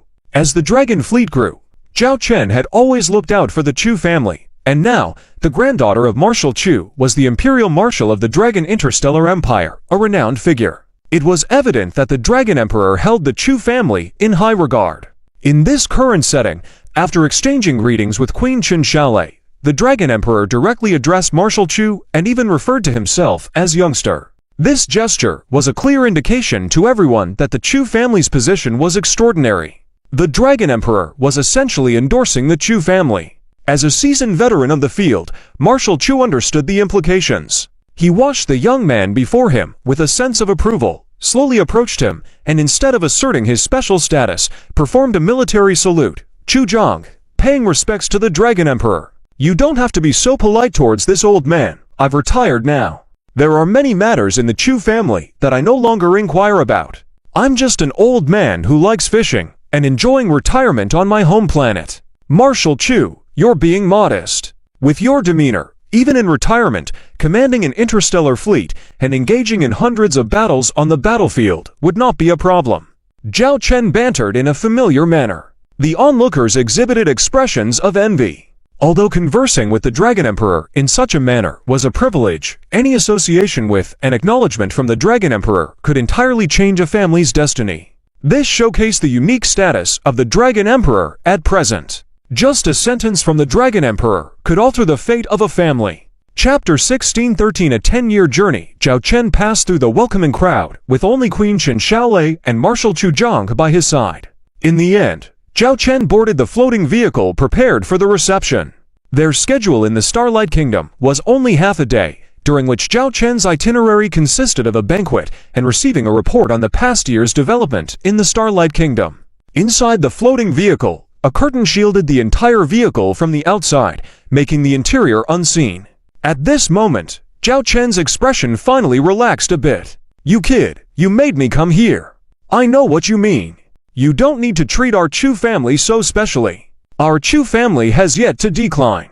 If those brats lose your favor, causing the Chu family to lose its prosperity, then there is no need for the Chu family to exist. By always caring for them like this, you will only make them arrogant. When I return, I'll have to give them a good lesson," said old Marshal Chu Zhang helplessly, but with a smile. Only those several middle-aged members of the Chu family mentioned by old Marshal Chu Zhang were in their 40s and 50s. They were currently the visible figures in various aspects of the Chu family's direction, while old Marshal Chu Zhang was in a semi-retired state. Chu Zhuan, now, could not possibly take over the management of the Chu family. That's why they maintained the current situation. The Chu family was now one of the top 5 major family forces in the Owl Dragon Galactic Empire. Naturally, Zhao Chen could not ignore the Chu family. Even among Zhao Chen's subordinates were individuals specifically tasked with overseeing these family forces within the empire, recording their information and recent actions. In front of Zhao Chen, These families had no secrets. This time, Zhao Chen attended the Starlight Kingdom and was willing to secure a position for the Chu family. Naturally, the positioning of the Chu family within the power families of the Owl Dragon Galactic Empire already included the Chu family. Due to past experiences, as long as the Chu family didn't cross any lines, they would always have a place with Zhao Chen. Whether it was for the help old Marshal Chu Zhang provided in the past, or for the face of Chu Zhuan currently serving as the Marshal of the Owl Dragon Galactic Empire, all of this solidified the Chu family's current status. The few current figures leading the Chu family, if they didn't behave or made mistakes, Zhao Chen had 1,000 ways to help the Chu family return to its rightful position and path. Therefore, Zhao Chen had no worries in taking such actions. Zhao Chen looked at Queen Chen Xiaolei sitting across from him. My sister, Wei Shishi. They couldn't join this trip due to assignments. But let me pass a message from you to them. Especially my sister. She invites you to visit them more in the Owl Dragon Galaxy. Since the two places are not far apart and both have stargates, it's convenient to travel back and forth. Whenever you have time, try to visit them more. They miss you very much, and they truly regard you as their sister. Chen Xiaolei didn't expect the first thing the Owl Dragon Emperor would say to her in private to be this. It made her recall the days when she was still a princess, with Zhao Ryu and Wei Shishi by her side. The two of them truly cared for her like elder sisters. Only after becoming the queen of the Starlight Kingdom did she realize how much they had shielded her from storms and stresses back then. Though it was exhausting at first with great pressure, longing for them, and even thoughts of giving up multiple times, she persisted in the end. Now, she was no longer the naive Starlight Princess from before, but the Queen of the Starlight Kingdom. Please tell Her Majesty that I miss them as well. If there's a chance, I'll definitely seek them out. If they have time, they are also welcome to visit the Starlight capital. My doors are always open for them, said Chen Xiaolei with a smile. The three of them chatted leisurely in the car, as if they were close friends, and soon arrived at the banquet venue. Upon exiting the vehicle, they resumed their masks for the public. The rest of the itinerary was straightforward, just a banquet with nobles and royalty of the Starlight Kingdom, all eager to approach the Owl Dragon Emperor, offering him toasts. However, very few actually had the opportunity to sit with the Owl Dragon Emperor or approach him for toasts or conversations. These individuals were not just selected by Chen Xiaolei, but were also vetted by the secretarial department around the Owl Dragon Emperor before being allowed to appear before Zhao Chen. This arrangement, this banquet, cemented the future prosperity of the families represented by these individuals for the next 100 years within the Starlight Kingdom, and even across the entire Owl Dragon Galactic Empire. As long as they didn't make mistakes, prosperity and riches were assured. Each person fortunate enough to share a toast with the Owl Dragon Emperor was visibly filled with joy, their faces glowing with jubilation. Even though not much alcohol was consumed, they were already intoxicated. Those on the sidelines, unable to approach the Owl Dragon Emperor and offer toasts, could only envy those with flushed cheeks. Meanwhile, attentive individuals noted down the names of those who did toast with the Owl Dragon Emperor. After the banquet, gifts and potential collaborations would inevitably be delivered to their residences. A simple dinner determined the flourishing or decline of the aristocrats and nobles of the Starlight Kingdom. Seemingly inconceivable, but this was the influence brought by the current status of the Owl Dragon Emperor. In the following days, Zhao Chen's itinerary to other bases followed a similar pattern, a way to tout the Owl Dragon Emperor's supreme authority. When Zhao Chen's Emperor's Guard fleet returned to the Owl Dragon Galaxy, it was the beginning of the new year in 3040. This marked the 10th year since Zhao Chen had arrived in this world. On the bridge of his starship, the Dragon Sovereign, Zhao Chen woke up in his large bed. After freshening up, he stood in front of the massive window in his room, observing the prosperous view of the Owl Dragon Galaxy outside. Everything he saw felt like a dream to him. The memories of these past 10 years made it all seem surreal. Initially, he had believed he had traveled to this world, where all the stories unfolded, and he was not a natural inhabitant of this world. However, as astonishing events unfolded, he realized his memories had been meticulously crafted beforehand, and even his fortunes as a transmigrator were orchestrated by others. He was merely a pawn in someone else's grand scheme, and his memories were just a pre-edited storyline. When he heard this revelation, Zhao Chen felt a mix of sorrow and introspection.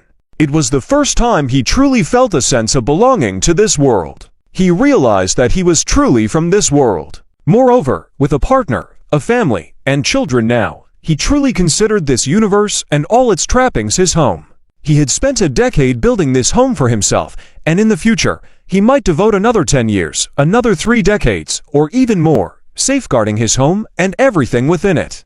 A knock on the door interrupted his thoughts. Zhao Chen responded, and Lila entered, pushing a food cart filled with Zhao Chen's favorite dishes.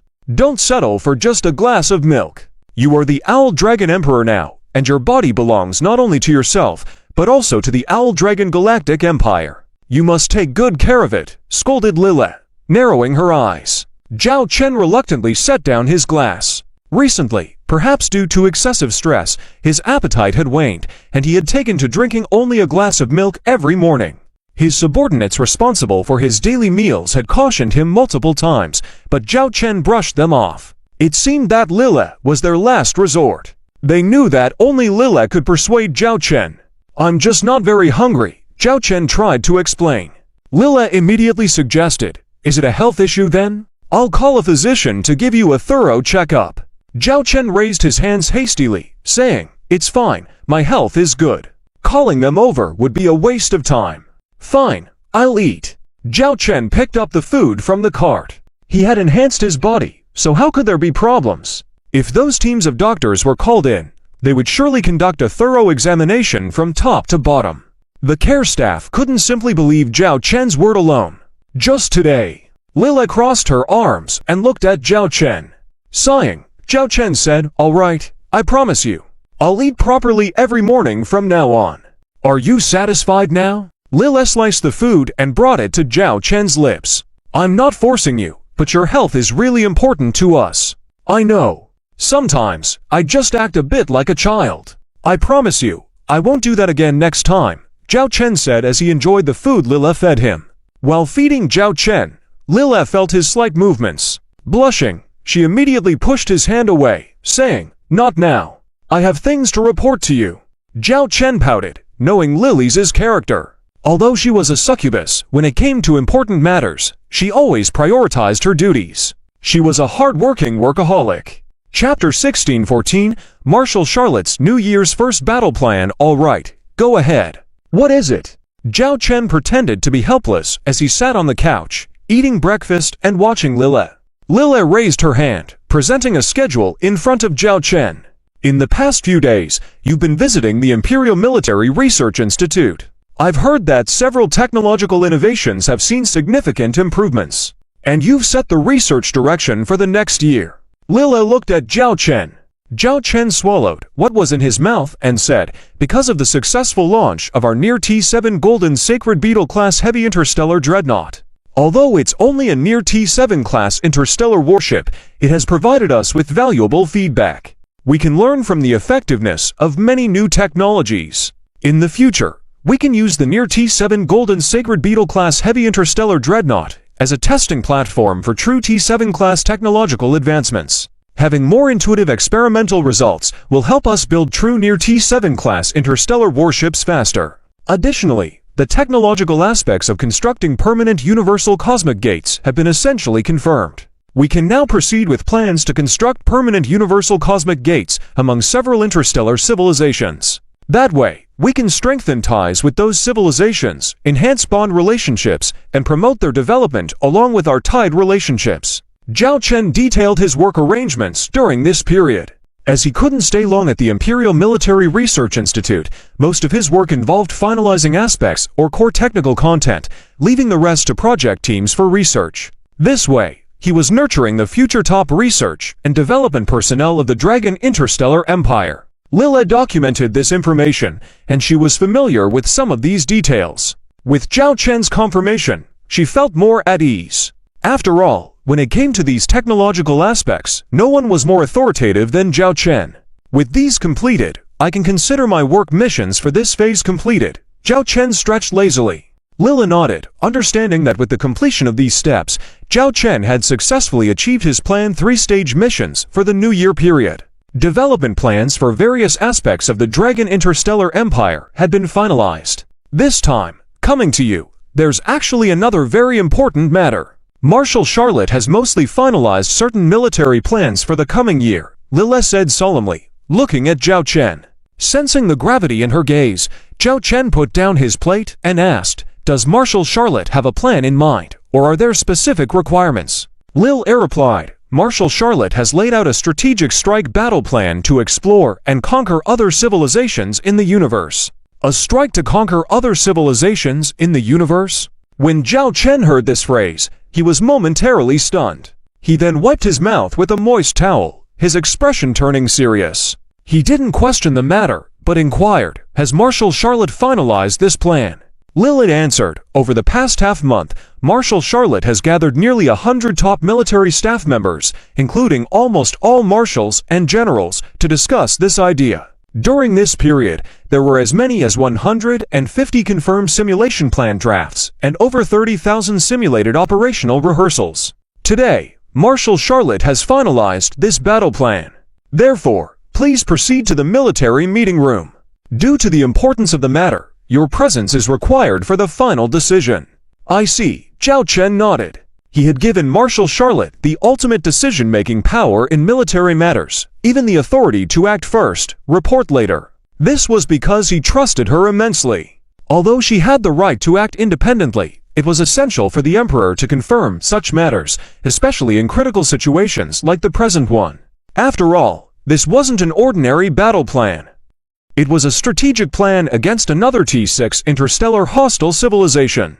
"When will the meeting start?" Zhao Chen inquired. "The meeting is scheduled to start in 2 hours. However, Marshal Charlotte mentioned that, if you have other matters, the meeting time can be delayed, and everything can proceed according to your schedule," Lille replied. "No need to delay, just in 2 hours. We can leave now," Zhao Chen said as he quickly put on his pre-prepared military attire, then left the room with Lille.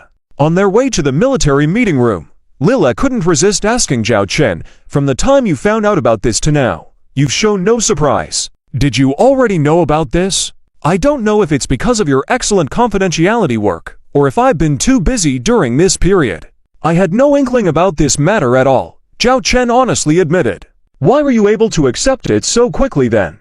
"Strictly speaking, when I first heard about this plan, I felt strong resistance and objections immediately.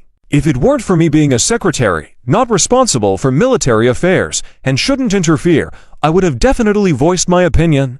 At present, although the Dragon Interstellar Empire appears orderly, every aspect is under significant pressure. In this situation, before we can even defend against potential attacks from consuming civilizations, we are initiating attacks on their territories. This truly baffles me." Lille expressed her confusion.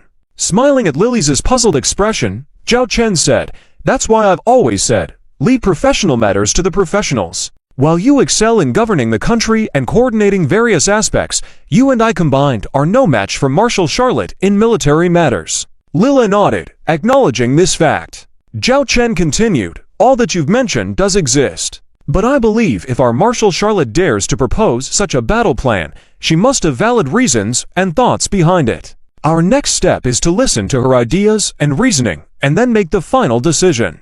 Lille nodded, aligning with Zhao Chen's current mindset. As they conversed, Zhao Chen and Lille arrived at the military meeting room. The military meeting room wasn't fixed in location. It could appear wherever needed, be it on a planet, a starport, or a starship. Everything was dictated by necessity. This time, the meeting room was on the Archdevil King-class interstellar dreadnought. The reason was simple. It was Charlotte's flagship, a super flagship that could fulfill all the requirements of the military meeting room. Zhao Chen entered a spacious room, shaped like a small bridge, divided into different zones. Numerous military staff members were discussing various aspects of issues in each zone. Upon seeing the arrival of the Dragon Emperor, they immediately stood straight and saluted the Emperor.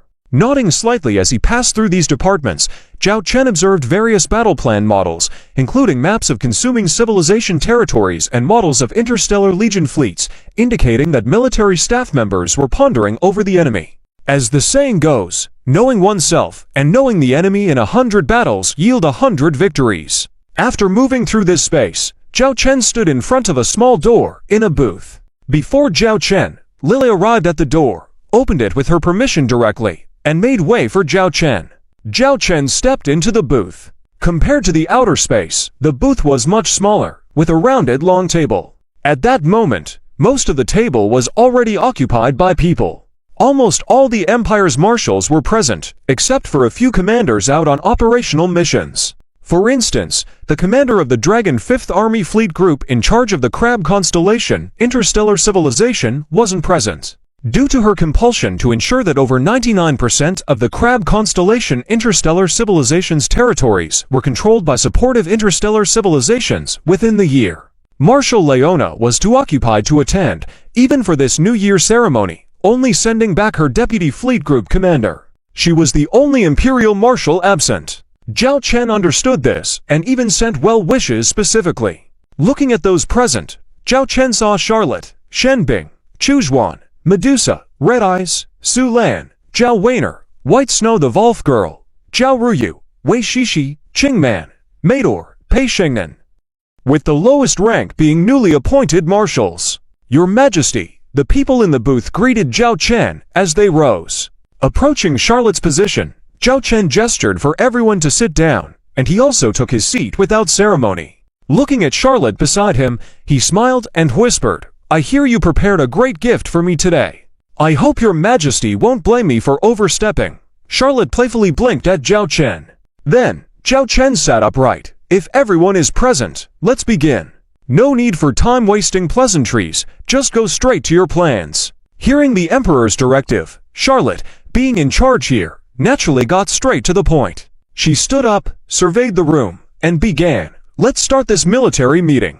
This meeting aims to solidify the battle plans we've discussed multiple times before. This is also the first time this matter is being raised in front of your Majesty. If you approve, subsequent actions will be actualized. Before executing, we must eliminate all unstable factors."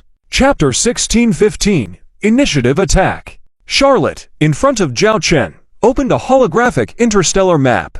It was a relatively unfamiliar interstellar map, but Zhao Chen wasn't completely unfamiliar with it. After identifying a few locations, information related to them quickly surfaced in Zhao Chen's mind. The interstellar universe map of civilizations being devoured. This is currently the most detailed interstellar warfare map we have about the universe of devouring civilizations. On one hand, it is the intelligence information reported back by the stealth reconnaissance ships still in lurking mode in the universe of devouring civilizations. On the other hand, it is the interstellar map formed, based on the information provided by the Sacred Elven Empire, as well as information obtained from other sources. This is the interstellar map of the universe of devouring civilizations that we have compiled. In addition to the basic celestial coordinates, we have also marked all known important locations, such as the star systems where the three kings of the devouring civilizations have their main headquarters. Charlotte said here and marked 3 positions on the interstellar warfare map, forming a triangle. These 3 positions were in the territories of the universe of devouring civilizations. In addition, the map also showed important strategic locations, such as starports, interstellar fortresses, military factories, resource production points, and locations where the main fleets of the devouring civilizations were stationed, among other crucial intelligence information. According to the latest information we received, over the past 6 months, the 3 kings of the devouring civilizations have been rapidly expanding their forces. Relying on their powerful military-industrial complex, in just half a year, they have directly produced 30 million interstellar warships, which has made up for most of the losses in the previous confrontations we had with them. 30 million interstellar warships produced in half a year. Such terrifying industrial capacity can only be possessed by an interstellar civilization built for war. However, as for when the 3 kings of the devouring civilizations plan to retaliate against our Dragon Star Empire's universe, there is no concrete information so far. According to the reports from our intelligence personnel, it seems as though they are waiting for the right moment. And this might happen within this year. We considered this before. Instead of always waiting for the enemy's attack and focusing on defending against it, why don't we take the initiative to launch an attack? Relying on the elite fleets of our Dragon Legion, we can conduct a swift strike against the enemy's universe, destroying their main fleets, primary military factories, and industries within a short period. This could disrupt the enemy's military-industrial chain and delay their plans to wage war against us. Marshal Charlotte expressed her initial thoughts. Taking the offense as a defense. This point was something that both Zhao Chen and Lila could understand. Because in military strategy, there has always been a concept that the best defense is actually offense. By placing the war in the enemy's universe, we can ensure that our own universe remains untouched by war, preserving our industrial production. This is the advantage we can gain. When Marshal Charlotte mentioned this, she paused briefly, and then continued. However, there are also downsides. The obvious downside is that we have to fight across universes. Although in the first phase of the war, we adopted a retaliatory offensive plan against the invasion fleets of the devouring civilizations, striking back at their home universe and destroying 7 star systems. But that was ultimately just a short-term plan, and not a true cross-universe operation. This time, even though it's a blitzkrieg, the war will last at least a month, and the targets of the attack won't be limited to just one point. Therefore, this cross-universe blitzkrieg poses a significant challenge for us. Not only is it our first cross-universe operation, but it is also a very difficult one. Marshal Charlotte's explanation was logical. This first cross-universe operation was aimed at countering such a powerful entity as the devouring civilizations and involved multi-front battles.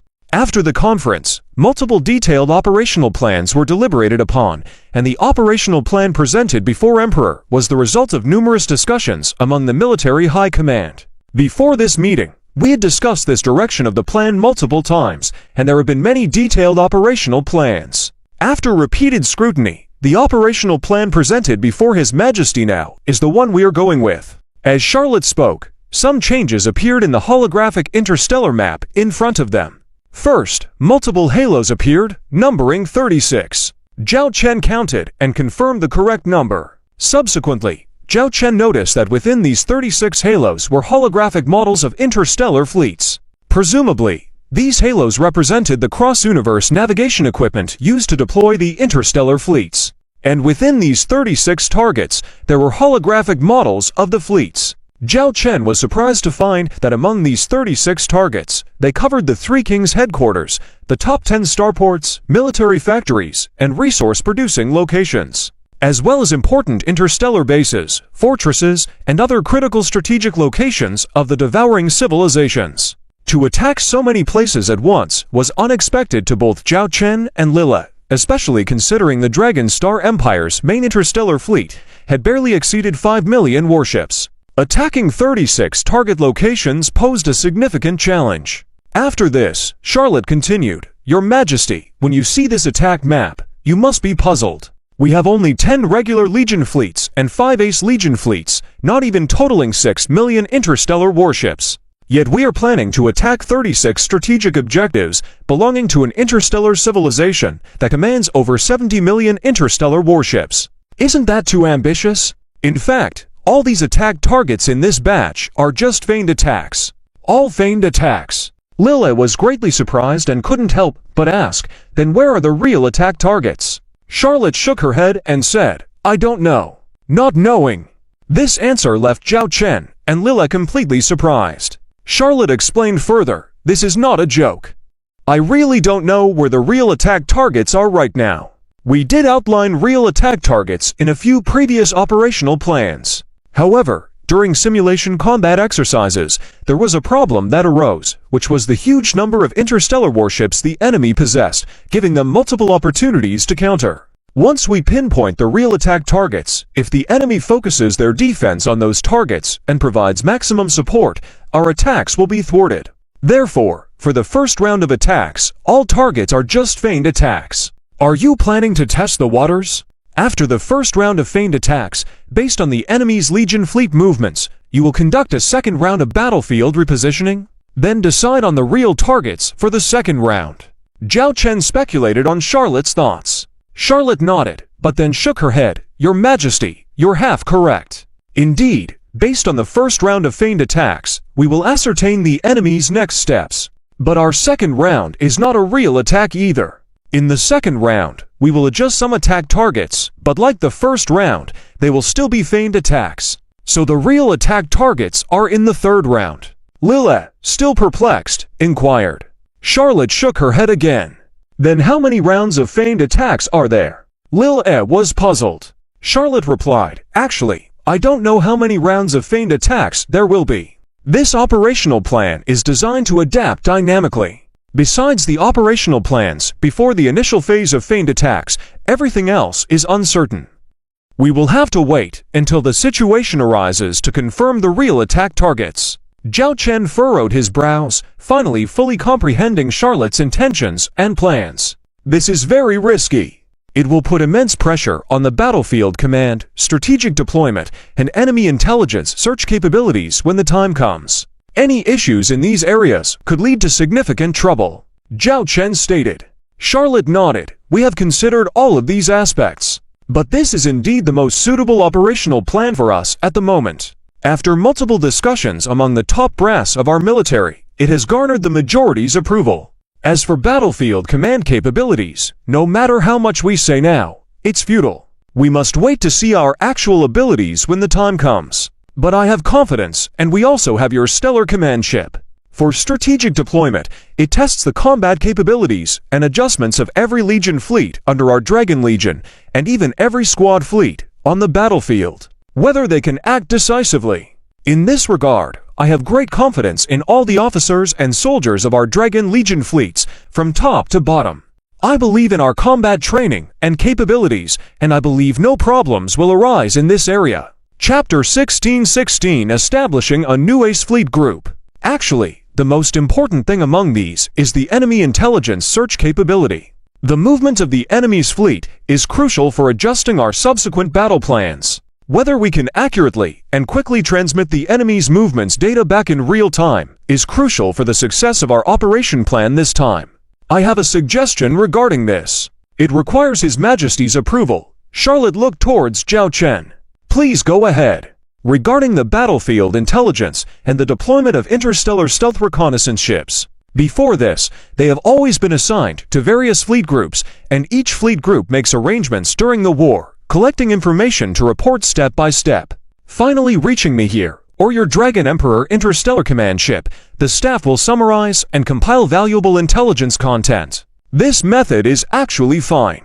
But for us at present, it is no longer sufficient. Because under the situation of each performing its own duties, although it seems orderly, it may lead to inefficiency failing to reach its peak. However, centralizing the management of these interstellar stealth reconnaissance ships may actually allow them to better showcase their value on the battlefield. Charlotte looked at Zhao Chen and said directly, I suggest establishing a special ace fleet group composed entirely of interstellar stealth reconnaissance ships, specialized in battlefield intelligence collection. They are the eyes hidden in the darkness, enabling us to see every move of the enemy clearly in the darkness, so that we can accurately hunt down every prey. The Ace Fleet Group specifically used for battlefield intelligence collection. You should know that before this, there had never been such a structure within the Owl Dragon Legion fleet. Since you already have this idea, please elaborate on the detailed arrangement for this Ace Fleet Group, Zhao Chen asked with interest. Charlotte immediately brought out some data. So far, each first-level fleet of the Legions has 30 interstellar stealth reconnaissance ships, and a Legion fleet group consists of over 5,000 interstellar stealth reconnaissance ships. First of all, without changing the existing affiliation of these interstellar stealth reconnaissance ships, their positions would still be within their respective Legion fleets. But their highest command authority will belong to this special ace fleet group.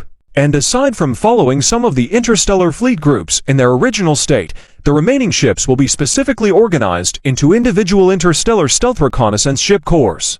As the name suggests, they are specifically responsible for reconnaissance work, entering a battlefield area in advance to spy on enemy intelligence, or pre-targeting and tracking targets for reconnaissance. I investigated that at present, we have a total of over 100,000 interstellar stealth reconnaissance ships of various types. This is more than I expected. Charlotte didn't mention. Zhao Chen himself hadn't expected that amongst their all-Dragon Legion fleet, they had so many interstellar stealth reconnaissance ships. But thinking about it, with 6 million starships, having 100,000 interstellar stealth reconnaissance ships wasn't that unusual, right?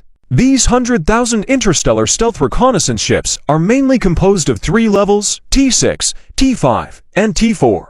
Among these, the most advanced T6 Silent Phantom class light interstellar stealth reconnaissance ships currently have 30 vessels in service. The T5 Spectre class light interstellar stealth reconnaissance ships number 1,000. The Mystique-class light interstellar stealth reconnaissance ships have a total of over 100,000. First of all, the interstellar stealth reconnaissance ships accompanying the Legion fleets are below T5 level, as required by their combat missions. Arranging these ships to follow the T6 level interstellar stealth reconnaissance ships would indeed be wasteful. Therefore, among the 100,000 starships, 60,000 interstellar starships are accompanying fleet interstellar stealth reconnaissance ships. They follow various Legion fleet groups, receiving dual command. The information they gather needs to be reported not only to their commanders within the Legion fleet, as per default, but also to this Ace fleet group. As for the remaining 40,000 interstellar stealth reconnaissance ships, they form the core part of this Ace fleet group. These 40,000 interstellar stealth reconnaissance ships form individual course fleets, totaling over 130 course fleets. These 130 course fleets can be further divided into separate departments responsible for intelligence reconnaissance work in various battlefields. The specific arrangements will be managed by the commander of this Ace fleet group, who will establish a battlefield intelligence system. This Ace fleet group will directly report to the Dragon Emperor Interstellar Command Ship and become the eyes and ears of the Dragon Emperor Interstellar Command Ship on the battlefield, allowing for better command of the entire battle. Hearing Charlotte's words, Zhao Chen highly approved. The previous battles took place in the Owl Dragon Empire's cosmos, Zhao Chen's territory, where collecting intelligence information was relatively easy. However, considering the highly probable cross-cosmic battles in the future, in unfamiliar universes, unfamiliar star sectors, and engaging in battles with unfamiliar enemy fleets, intelligence was of paramount importance. Zhao Chen was well aware of the principle that knowing oneself and knowing one's enemy leads to 100 victories. This was also why assigning interstellar stealth reconnaissance ships to each Legion fleet became a usual practice. Zhao Chen nodded. "Your idea is excellent, and I agree. However, the commander of this Special Ace Legion fleet group is crucial. Not only does she need to excel in intelligence reconnaissance, but she also must be calm and loyal enough." Zhao Chen emphasized the word loyal. This was a crucial aspect of controlling battlefield information and was essentially a lifeline of the Owl Dragon Legion fleet, so it was imperative to entrust it to someone who was trusted enough. "I've already thought of a candidate. Once you agree, this person can take up the position at any time, establish this Ace fleet group, and complete the framework structure in a short period. Allow this Ace fleet group to play its role on the battlefield," Charlotte said. "Who is it? Tell me more," Zhao Chen curiously asked. "The current deputy commander of the Owl Dragon 4th Legion fleet group, General Zhang Zhao." Charlotte didn't hesitate to call out this name. Standing beside her, Zhu Zhao, the commander of the Owl Dragon 4th Legion fleet group, frowned and muttered, "Oh, this is something. Now they've reached out to my place. Zhao Xia's ability is quite strong. She has helped me deal with many things. Oh." Despite feeling somewhat reluctant, Zhu Zhao only complained. If General Zhao could indeed take up the position of the commander of this newly established Ace fleet group, she would be more than willing to see her comrade have the opportunity to advance further. Zhang Zhao. Zhao Chen recalled this senior general's information. Although he hadn't interacted with her much, she was undeniably a crucial figure within the Owl Dragon Empire's military forces. This person had been following Zhao Chen for a long time and was considered a veteran. She was also Zhao Chen's former classmate. Originating from a fallen noble family, she was the youngest daughter of the family. Relying on the private funds saved by her mother, she managed to attend the Northern Star Starship Military Academy. She had managed to complete her 6 years of studies mostly through scholarships.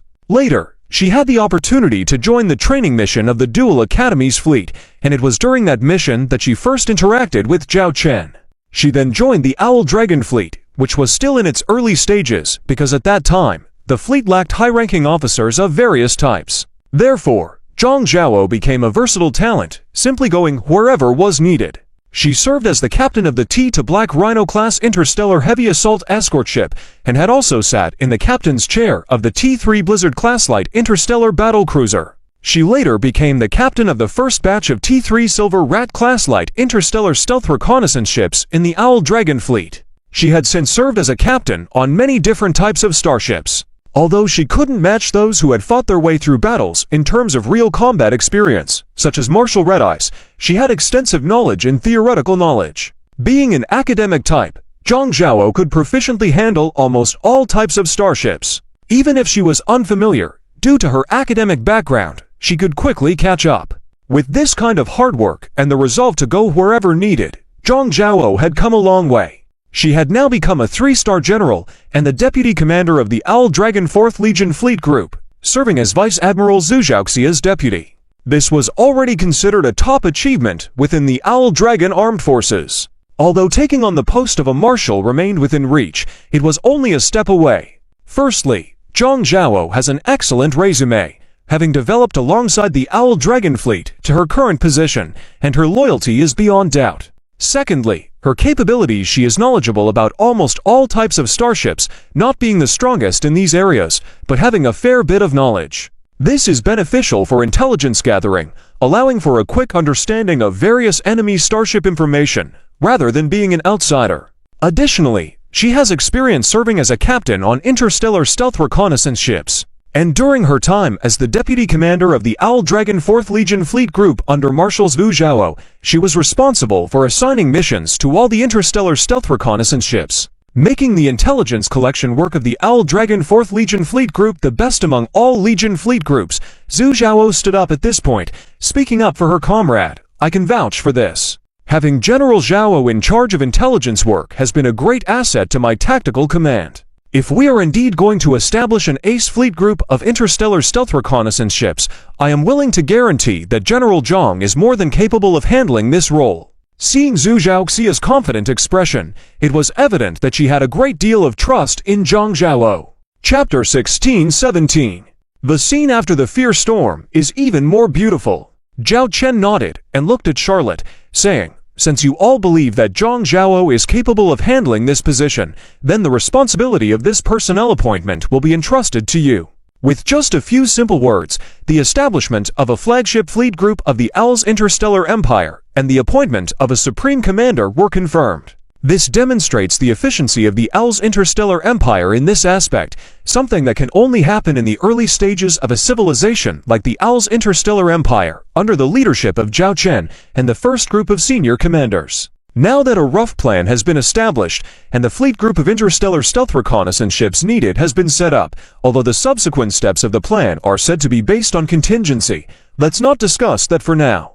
First, let's talk about how many interstellar legion fleets you are preparing to deploy, as well as how much time you plan to invest. Zhao Chen looked at Charlotte and inquired. In this war, there are many factors to consider, especially in battles between intergalactic civilizations. Charlotte said seriously, regarding the deployment of interstellar legion fleets, since this is our first intergalactic combat operation, and it is against a highly threatening T6 interstellar civilization opponent, and it is in the form of a blitzkrieg. Therefore, it is best for us to deploy all our frontline main forces. Deploying all frontline main forces. Zhao Chen narrowed his eyes. You mean mobilizing all Imperial regular Legion fleets, as well as flagship fleet groups? Yes, Charlotte responded. Only in this way can we cause the enemy maximum damage in the shortest time. Regarding the possibility of enemy counterattacks, I don't think that will happen. Even if it does, we have enough capability to deal with it. The best defense is actually offense. As long as the timing, location, and intensity of our attack are sufficient, the other side will not have a chance to consider anything else. As for the timeline, I understand the current situation of our Owl's Interstellar Empire and strategic resource reserves. I can guarantee that the total duration of our blitzkrieg operation in this phase will not exceed 1 month. It will definitely not exceed 80% of the war materials we have prepared so far. Charlotte added. Charlotte perfectly interpreted what the best defense is a good offense means. After thinking for a moment, Zhao Chen looked at Charlotte and said, I understand your thoughts. I have no objections to deploying all frontline combat fleet forces. As for the duration of the war being 1 month, I agree as well. However, you should know that before this, 3 Legion fleets from our 3 flagship fleet groups have been sent to other interstellar civilization universes to carry out our territorial expansion mission. If the situation on your end delays our plans there. Before Zhao Chen could finish, Charlotte said directly, Your Majesty, you need not worry about this. We have considered this. We have unified planning arrangements for the Legion fleets deployed in the universes of those 3 interstellar civilizations. Before the operation, these Legion fleets from those 3 interstellar civilizations do not need to rush back to our Owl's interstellar empire. They will have the opportunity to rest and resupply for a period. At the same time, we will try to put those 3 interstellar civilizations into a ceasefire state for at least a month. I can guarantee that our Blitzkrieg operation plan will not jeopardize the territorial expansion plans of our Owl's interstellar empire. After the Blitzkrieg operation plan ends, these 3 segments of Legion fleets will return to their original mission in those interstellar civilizations as soon as possible. After hearing these assurances from Charlotte, Zhao Chen deeply felt the effort she had put into this operation and her confidence in her own plan. Zhao Chen did not speak, but gazed at the interstellar cosmic wars and table-devouring civilizations. All the marshals and commanders in the room were looking at the Owl Emperor, and Charlotte was also waiting for the final decision made by the Owl Emperor. The atmosphere at this moment seemed to grow heavy. Finally, Zhao Chen spoke. All senior generals of the Owl's Interstellar Empire's military department report for duty. With Zhao Chen's command, all the marshals and commanders present in the room stood up, waiting sternly for the Owl Emperor's next orders. As the Owl Emperor, I agree to the combat plan proposed by Grand Marshal Charlotte just now. Regarding the specific combat deployment, operation time, and the mobilization of Legion fleets, I will fully obey Grand Marshal Charlotte's command. In necessary circumstances, Legion fleets can be mobilized without my order. The previous dispatch of Legion fleets invading our universe homes by the devouring civilizations multiple times has turned our home star systems into post-war systems, requiring post-war repairs. Many star systems have become post-war systems, and too many people have been displaced from their homes, perhaps never able to return in their lifetimes. I have been keeping track of this account. I am someone who holds grudges, but I also do not want to wait too long for this account to settle. I want you to not only recover what was lost, but also exact retribution from those damn guys on behalf of the Owl Interstellar Empire and its people. Can you do it? Zhao Chen's voice was stern, and all the generals responded in unison, yes. Very well. I won't inquire about other matters. This combat plan is now officially named and established. Let's call it the Avenger Plan. After finishing his speech, Zhao Chen stood up and walked toward the door of the chamber. Just as he was about to exit the door, he paused. I await your good news. With that, Zhao Chen left the room. Lilith looked at Charlotte and others. If you need anything, just tell my Secretariat Department directly, and they will fully cooperate unconditionally with your next actions. Thank you, Charlotte sincerely said to Lilith. Lilith nodded slightly, and then hurried to catch up with the Owl Emperor as he left. At this moment, Charlotte's face also showed a serious expression. She looked around, her eyes filled with determination, and spoke. You have all heard His Majesty's words. His Majesty has given us the greatest trust and power. All of you present here have followed His Majesty's leadership all the way. I believe you are all the finest Owl commanders. This is our Owl's Interstellar Empire's first comprehensive intergalactic warfare. Although it's only a blitzkrieg, it is crucial for the destiny of our Owl's Interstellar Empire. In this battle, I hope we can perform well and make all interstellar civilizations aware of the existence of our Owl's Interstellar Empire. Do you all understand? Understood. The generals replied in unison. Although they were all marshals, everyone understood that Grand Marshal Charlotte held a superior position, surpassing all present in terms of hierarchy. It is because she has the authority to fully represent the Owl Emperor. This fact alone made her unattainable by others. Let's discuss the actual combat operation time later, but starting from now, each of your Legion fleets must be fully prepared for battle within 3 days, except for the ones deployed to the 3 interstellar civilization universes. After 3 days, regardless of the situation or time, once I give the order, I demand that this part of the Legion fleets be ready to move at any time and place. Can you do it? Task completion guaranteed. Meeting adjourned.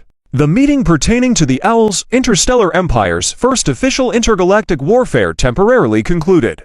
However, this was just the calm before the storm. At this moment, as Zhao Chen walked in the corridor, Lilith asked, "What are your thoughts on Charlotte's combat plan?"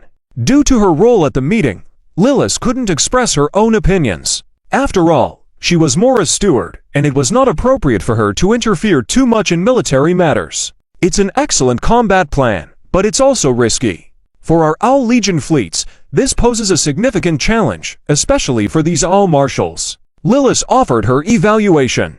Zhao Chen also nodded in agreement and said, although Charlotte just said that only a month's worth of war resources are enough, we are responsible for the logistic support in the rear. Once this war starts, anything could happen. We must prepare for every eventuality. Arrange for at least 3 months of war resource allocation for this war. Make backup plans, prepare for the worst-case scenario. Even if it takes 6 months or a year, we must be ready for that too. This is Zhao Chen's character. He always considers the worst-case scenarios and is prepared for them in any situation. Lilith nodded. Although the task was daunting because the Owl's interstellar empire lacked resources in many places and war consumed even more resources, especially with the Owls as a war machine.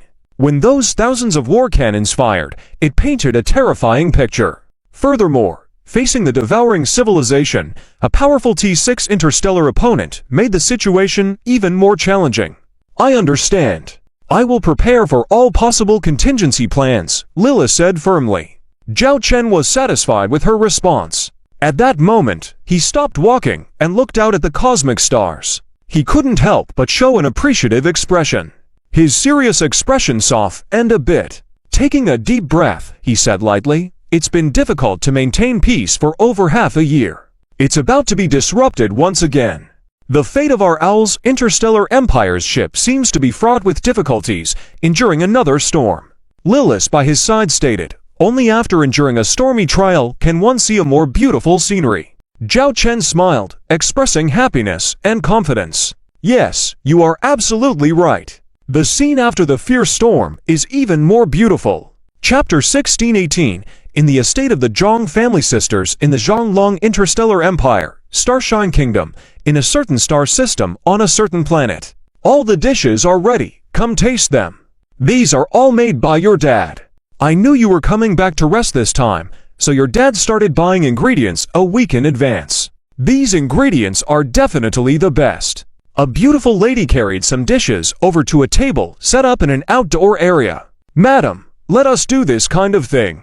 Several servants quickly followed from behind, trying to take the dishes from the beautiful lady. But they were directly stared at by the lady. "Didn't I say? This time it's our family banquet. What's wrong with me serving my two precious daughters? You can all go down. We don't need you here.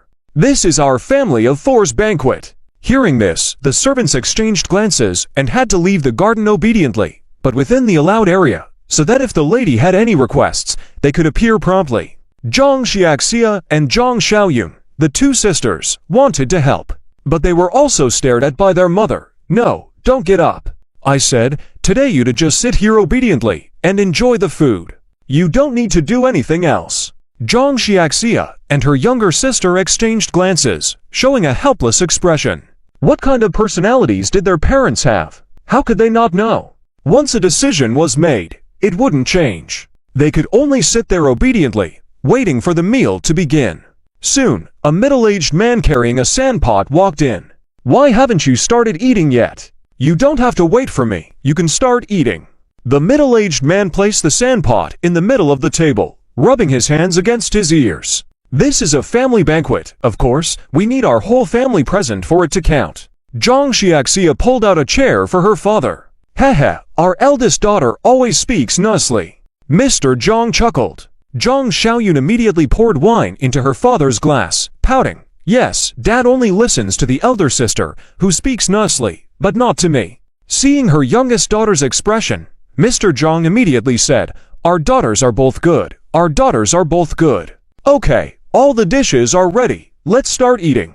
These dishes may not be as high level as the ones you had at the royal banquets, but they are dishes you like to eat. Zhang Xiaxia looked at the symbol for dishes and a soup in front of her. The dining table wasn't big, and there wasn't any special decoration.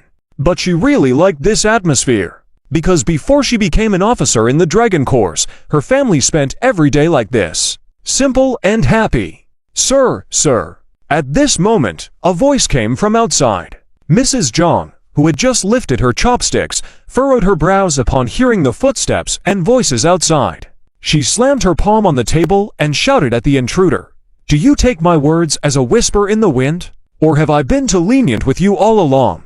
I've said it so many times, my precious daughters hardly ever come back. Unless the sky falls, no one is allowed to disturb us while we eat. Seeing her mother angry, Zhang Xiaoyun immediately consoled her. Mom, don't be angry. There might be some urgent matter. Listen first and see what it is. Then she signaled the person to speak quickly. The intruder immediately said, Sir, your elder brother has come with his family, along with some friends to visit. And also, some others. Enough. Mrs. Zhang got angry again. These guys usually keep sneaking in here. Now that they know our 2 daughters are back, they all come crawling in. What are they up to? Do they think I don't know? Sir, what do you say? Can we still have a proper meal with all these interruptions? Mrs. Zhang threw a sharp glance at her husband. Mr. Zhang quickly said, Send out the order. From now on, unless it's an edict from the Dragon Emperor, no one is allowed in. Tell my brothers, sisters, relatives, and friends to go back. For the next few days, our Zhang family won't receive any visitors. If anyone lingers at the door, say that if anyone dares to linger or intrude into our Zhang family, don't blame our relatives for being ruthless. Mr. Zhang's words were very stern, giving no face to his relatives, because they didn't have a good relationship with their relatives to begin with. The Zhang family was a declining family in the Starshine Empire era. Mr. Zhang himself was just a collateral descendant. Despite being a family member, at best, they could only be considered a middle-class family. Having their own land, they didn't worry much about food and drink, and they could barely afford to send their 2 children to the Starship Academy. That's all. At that time, if they wanted to return to the old mansion of the Zhang family, they weren't welcome at all. The annual gatherings didn't even send them invitations. The turning point was when their 2 daughters joined the Dragon Course fleet and obtained high positions. One is now a general, the other a lieutenant general in the Empire. They now serve as deputy commanders of 2 Imperial fleet groups. 1 family, 2 generals. This was enough to make their collateral branch of the Zhang family soar instantly. The subsequent development was indeed like this. Without Mr. Zhang's active involvement, many people sought to cooperate with him. Mr. Zhang himself didn't seek wealth and glory, just aiming to not drag down his 2 daughters. Later on, with investments from other family forces and rewards brought back by his 2 daughters, Mr. Zhang established his own industry. In their current star system, over half of the industries were related to their family. They also had shares in several other interstellar companies. With this, the power of their collateral branch of the Zhang family far surpassed that of other branches of the Zhang family. When people mentioned the Zhang family, they no longer talked about the old mansion side of the Zhang family, but rather mentioned their branch of the family. After all, 1 family, 2 generals, was enough to ensure glory and wealth for their branch of the Zhang family. If Mr. Zhang had been a bit more greedy, not to mention the 4 major families' power in the Dragon Interstellar Empire, at least in the Starshine Kingdom, they could have ranked among the top 5 families. But Mr. Zhang and Mrs. Zhang didn't have many ambitions. The industries they set up now were just meant to have a good life after their 2 daughters retired. They had no other demands. At this time, people from other branches of the Zhang family naturally smelled the opportunity and all came up to establish relationships with them. Even the relatives of Mrs. Zhang's family were in the same situation. Mr. Zhang and Mrs. Zhang didn't resist this, instead choosing some suitable people from their relatives and arranging good positions for them. However, at such a time, these parents who always paid attention to their daughters naturally resented these people who came knocking on their door, especially choosing this time to show up. If these people now left quietly like the servants did, they could pretend this never happened. But if those outside caused any trouble, they shouldn't blame them for settling scores later. Alright. Don't be upset. Let's continue eating. Zhang Xiaoyun gestured for the message to be passed on.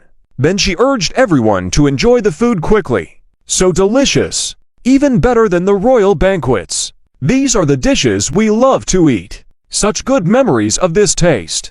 Back when we were at the Northern Starship Military Academy, Mom and Dad were worried that we were too tired, so they rented a house near the academy for us.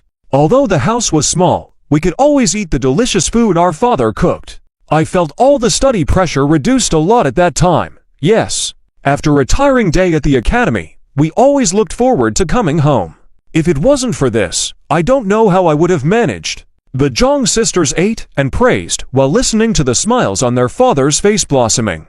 Alright, stop just smiling. Eat quickly. Mrs. Zhang gave Mr. Zhang a glance, then served dishes to her two daughters. In their Zhang family, Mr. Zhang was mainly responsible for internal affairs, while Mrs. Zhang was mostly responsible for external affairs. The current industries of the Zhang family were basically managed by Mrs. Zhang. It turned out that Mrs. Zhang had achieved some results. The Zhang sisters were surprised to see their mother exposing her strong-willed womanly side. Speaking of which, Xiaoyun, isn't your 5th Fleet Group not carrying out the mission by the Emperor? Xiaxia. Mrs. Zhang immediately glared at Zhang Xiaxia. Don't forget your discipline. Only then did Zhang Xiaxia realize that she had been too relaxed, not avoiding talking in front of her parents. Although she wasn't very concerned personally, according to regulations, this was considered military confidential. Standing next to her, Zhang Xiaoyun quickly added, "Let's not talk about classified matters, only things that can be discussed. I came back this time with permission from Marshal Leona, so it could be considered a break." Zhang Xiaxia suddenly woke up. Taking into account her mother's reminder, she didn't discuss the matter further, and chatted with her parents and sister about everyday matters. As the banquet progressed, suddenly, Zhang Xiaxia's handheld terminal began to flash. Seeing this reminder, her expression immediately changed from a family daughter back to the demeanor of a Dragon Corps officer. "Is there an urgent matter?" Mrs. Zhang immediately asked. "This is an emergency communication at the highest level. Even if sister doesn't answer, it will be forced through after 5 seconds. It's usually from either the Dragon Emperor, Lily's chief secretary, or Marshal Charlotte." Zhang Xiaoyun explained on the side, while also curious why her sister was being contacted at this time. Hearing these 3 names, Mr. Zhang and Mrs. Zhang were quite surprised. After all, these 3 were at the pinnacle of the Dragon Interstellar Empire. Chapter 1619. My sister is going to become a marshal. Do we need to make way for you? Mr. Zhang immediately asked nervously. At this moment, Zhang Zhao raised her hand, gesturing for everyone to be quiet. She then lightly tapped on a device on her wrist, and a thin screen appeared around Zhang Zhao. At that moment, Zhang Zhaoxia's appearance became blurry, and the sound from inside could not be heard. My sister has activated privacy mode. Zhang Yun saw her parents looking tense, as if afraid that even the sound of their breathing would disturb their daughter, so she quickly explained. This relieved Zhang's parents. Mr. Zhang looked at his eldest daughter behind the barrier, and cautiously asked, "Aren't you on vacation? Why would the higher-ups contact you directly at this time? Is it something very important? Did your sister make a mistake?" Towards the end, Mr. Zhang immediately showed a nervous expression. Zhang Yun shook her head and said, "It's not a mistake. If it were, it would have been announced before the new year. It must be some important mission." Zhang Yun's face also showed a serious and curious expression at that moment. As a military officer of the Fierce Dragon Division, a lieutenant general in the Empire, she was well aware that when the higher-ups directly contacted you during your scheduled vacation, it meant something very important was happening. But in the current situation, what could be so crucial that required contacting her sister separately? This puzzled her, and she could only wait for her sister's answer. The communication between Zhang Zhao lasted less than 3 minutes, but for Zhang's parents, it felt like an eternity. When the barrier dropped, the holographic communication window also disappeared. Zhang's parents looked at their eldest daughter, wanting to ask, but seemed hesitant as if they were worried about something. "Sis, who contacted you? Can you tell us?" Zhang Yun straightforwardly asked. "It's not a secret. I can tell you," Zhang Zhao replied. Zhang's parents immediately asked with concern, "Which senior official?" "Marshal Charlotte," Zhang Zhao replied. "Marshal Charlotte? Why did this senior official contact you? Is it something important?" Mr. Zhang asked anxiously. Zhang Zhao hesitated for a moment. Zhang's mother noticed and immediately said, "If it's related to your work confidentiality, you don't need to tell us. We understand the rules. This matter isn't exactly a secret, and it will be announced after a while anyway." Zhang Zhao paused, then continued explaining, "Actually, Grand Marshal Charlotte contacted me directly this time, because the military's top leadership unanimously decided, after obtaining His Majesty, the Emperor's approval to establish an elite fleet group consisting solely of interstellar stealth reconnaissance ships. The commander-in-chief of this elite fleet group will also be me. My leave ends today, and after that, I'll need to return to my post and be responsible for organizing the establishment of this elite fleet group. After hearing Zhang Zhaoxia's explanation, her father heaved a sigh of relief and patted his chest. You scared me. I thought you'd done something wrong and were being punished. So, it's just that they want you to form an elite fleet group. Wait. Forming an elite fleet group? Commander-in-Chief of an elite fleet group? Zhang's father suddenly widened his eyes, as if he realized something.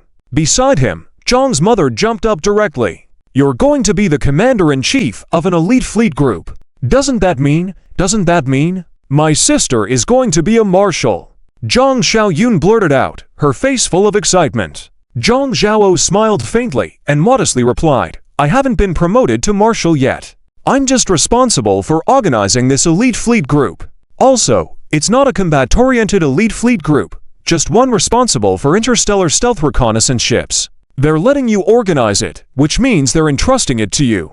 Weren't the previous elite fleet groups all organized by marshals themselves and then managed by them? Doesn't this imply that you'll eventually become the commander-in-chief of an elite fleet group? While you're not a marshal now, every commander-in-chief of an elite fleet group is a marshal of the Empire. Your promotion to marshal is just a matter of time. What? Just because it's interstellar stealth reconnaissance ships, it's not an elite fleet group? Zhang Xiaoyun exclaimed excitedly, as if it were she who was about to become a marshal. She was genuinely happy for her sister. Ha ha ha! This is great news! This is a major event for our Zhang family. Our eldest daughter is going to become a marshal. My daughter is a marshal! Zhang's father stood with his hands on his hips, a proud look on his face. The next second, he got a slap on the head from Zhang's mother. Why are you shouting so loudly? Afraid people outside won't hear you? Although this isn't a secret, it hasn't been officially announced yet.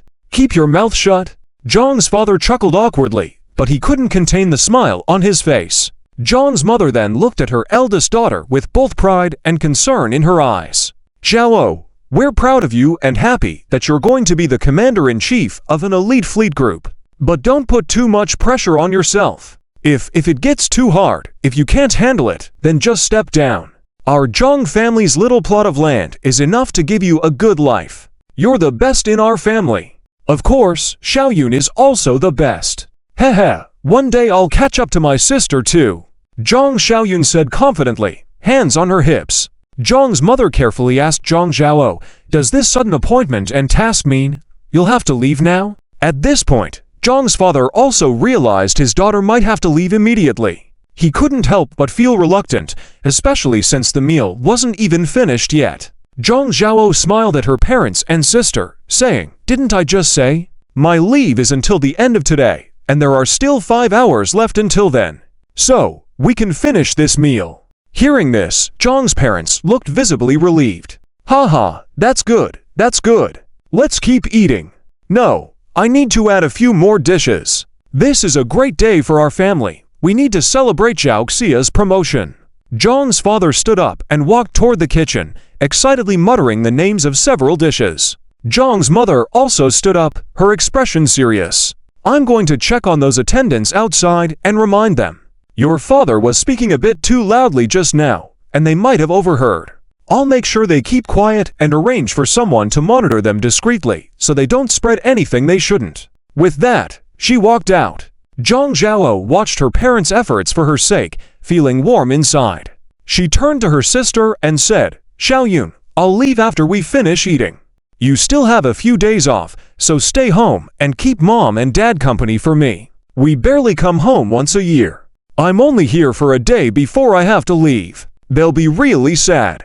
Make up for it and comfort them for me. Zhang Xiaoyun nodded firmly. Don't worry, sis, go do your job. I'll take care of things at home and spend time with them these few days. Zhang Zhao, taking advantage of the moment, opened a document window and started editing some materials.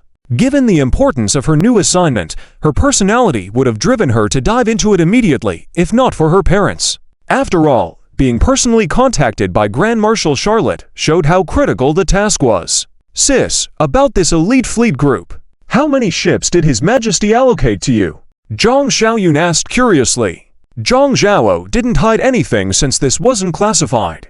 A fleet of this scale couldn't remain a secret, so the military would eventually announce it and her appointment publicly. Currently, it's set at 100,000 interstellar warships. However, many of these are existing interstellar stealth reconnaissance ships from other fleet groups. The ones directly under my command will be 40,000 ships. Zhang Xiaoyun nodded in understanding, her eyes darting mischievously. She leaned closer and whispered, "Sis, at a time like this, forming such a large elite fleet group of interstellar stealth reconnaissance ships ... Does that mean we're planning some major operation? Creating such a specialized elite fleet group will definitely change our command structure, which means it's tied to something big. Could it be an intergalactic campaign? And if it's intergalactic, who could it be against ... the devouring civilization? A proactive attack to defend better." Zhang Xiaoyun, trained by the military, was quick to deduce the general idea from the available information. Thinking of this, her eyes sparkled with excitement. Zhang Zhao, however, unceremoniously knocked her on the head. "Don't overthink it. For us soldiers, obedience is our duty. We just follow orders. Don't speculate or guess. You're a deputy commander of a fleet group now. This habit needs to stop. Heh, you're already acting like a marshal, teaching me." Zhang Xiaoyun pouted and stuck her tongue out at her sister. Chapter 1620, the 6th Ace Fleet Group of the Silver Galaxy Star Calendar, the end of January 3030, the first month of the new year, saw only one major event take place. That was the appointment of the first senior military officer of the new year and the formation of a new Ace Fleet Group. The Dragon Emperor Navigational officially announced that the Dragon Interstellar Empire would establish an Ace Fleet Group composed specifically of stealth reconnaissance ships. Admiral Zhang Xiaxia was specially appointed to be in charge of the formation and training of this Ace Fleet Group, temporarily assuming the position of its highest commander. At the same time, this Ace Fleet Group was officially named the Ghost Scouts. This marked the establishment of the 6th Ace Fleet Group of the Dragon Interstellar Empire. Shortly after this appointment was announced, Zhang Xiaxia had already completed the construction of this Ace Fleet Group. On the bridge of the Dragon Emperor Star Command ship, Admiral Zhang Xiaxia reported on the formation of the Ghost Scouts to the Dragon Emperor himself. The Emperor did not read the document report and entrusted it to Lily, the attendant, for recording and review. The Emperor then asked Admiral Zhang Xiaxia about her thoughts and operations regarding the formation and training of the Ghost Scouts. Admiral Zhang Xiaxia explained her innovative approach to organizing the stealth reconnaissance ships into teams and units based on her extensive experience as a former captain of a stealth reconnaissance ship.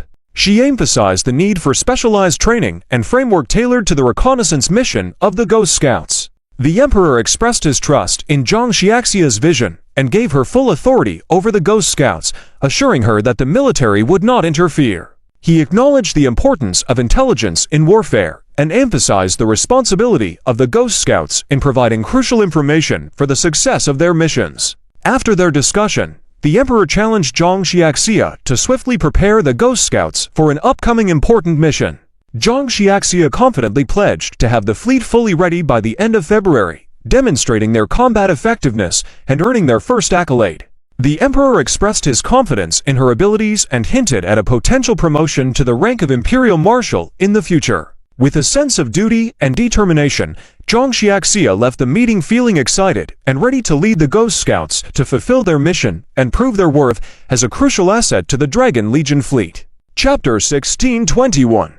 Confirming the attack time? Not long after Zhang Zhao left, Zhao Chen's Dragon Emperor Star Command ship's bridge welcomed its second guest. "You came in person.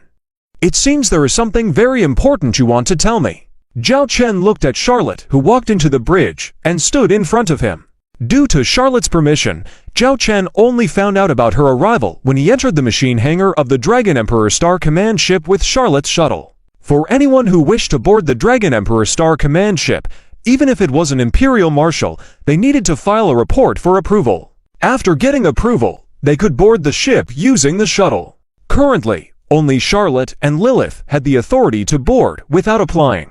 Lilith on the side also cast a glance over. The specific attack time has been confirmed.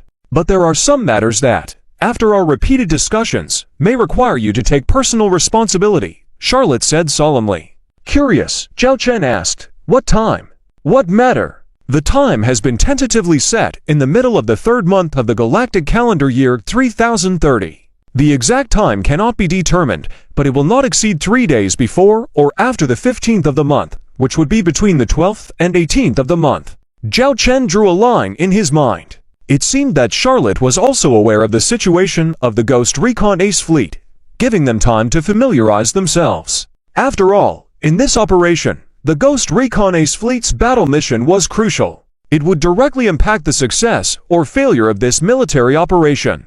"What do you need me to do?" Zhao Chen inquired.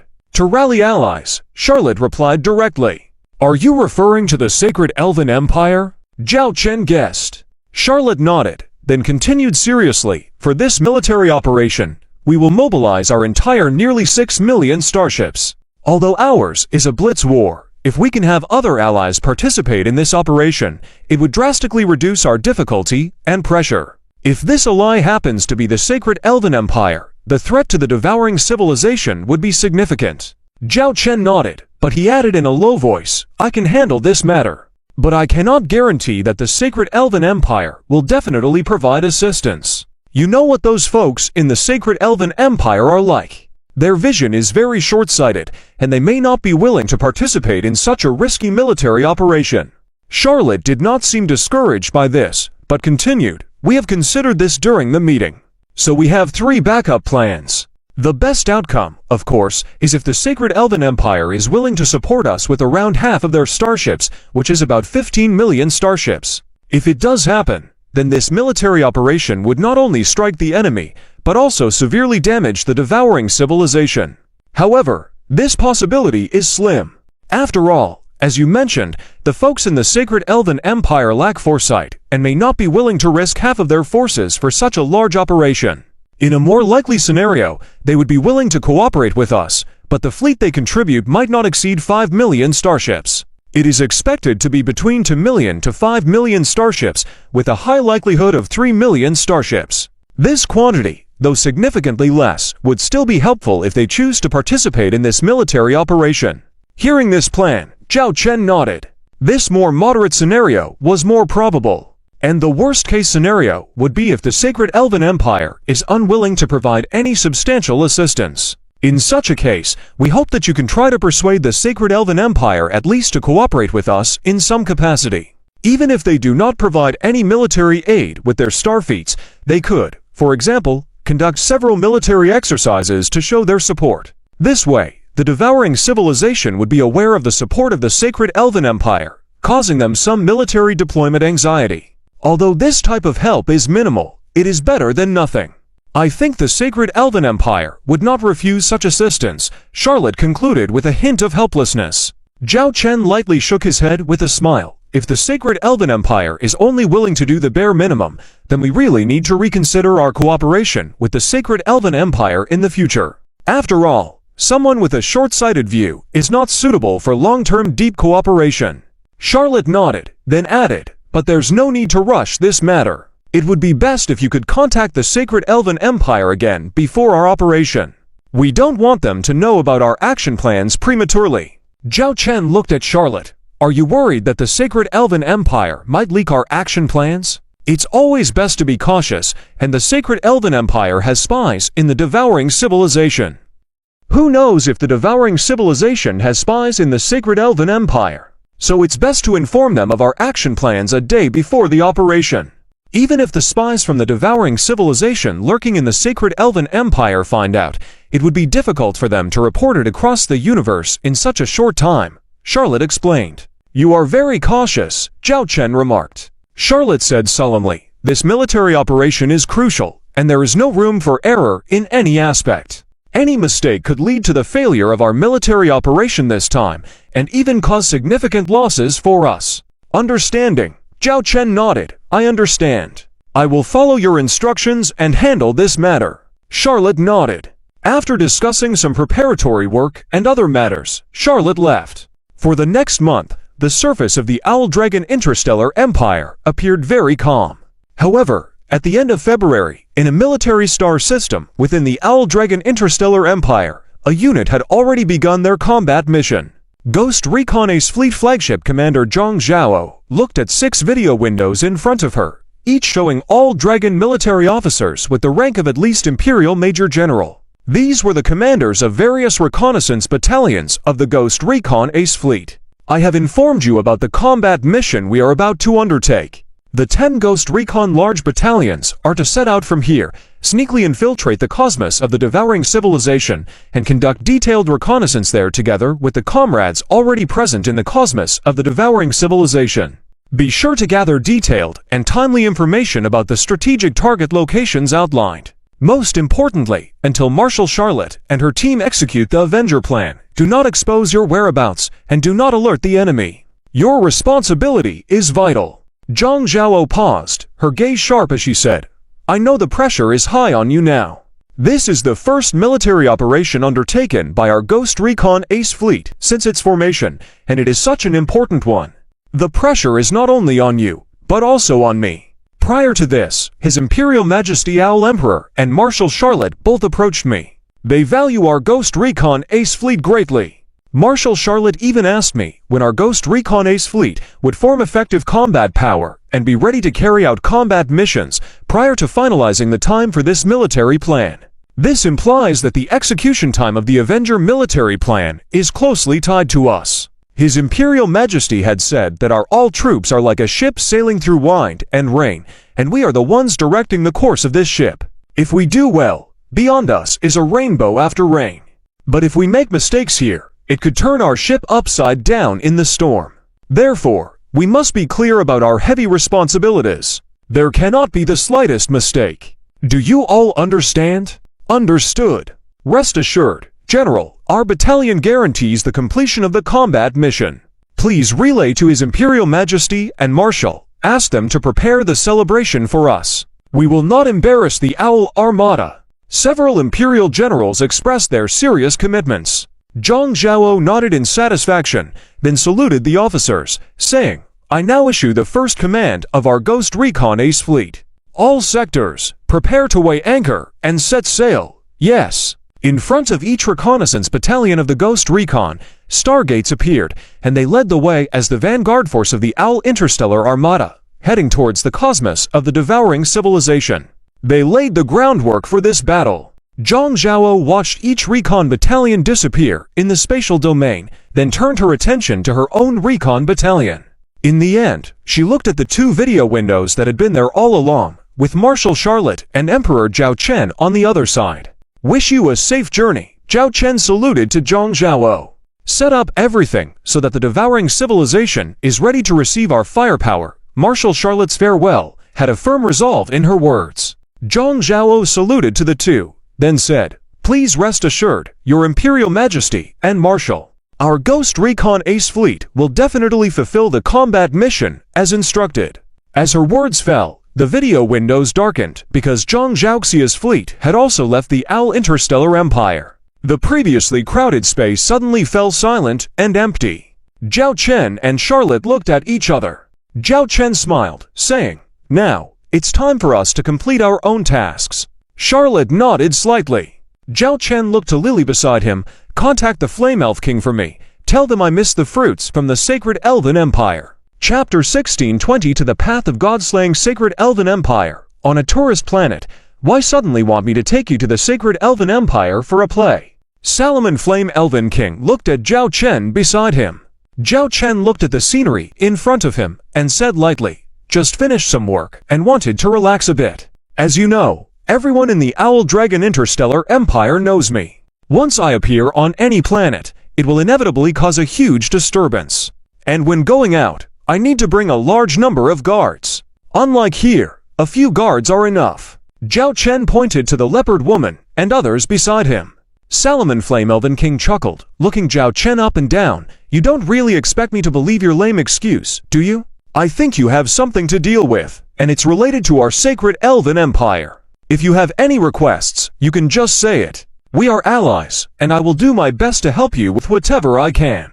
Zhao Chen looked at the Flame Elven King in front of him. He could feel that she was serious about what she said, and she would do whatever she could. Zhao Chen said, There are some things to take care of. But I'm sorry, I can't tell you right now.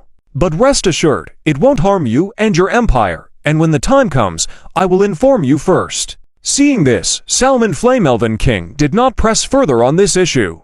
She blinked and looked at Zhao Chen, saying, "Let's not talk about that matter for now.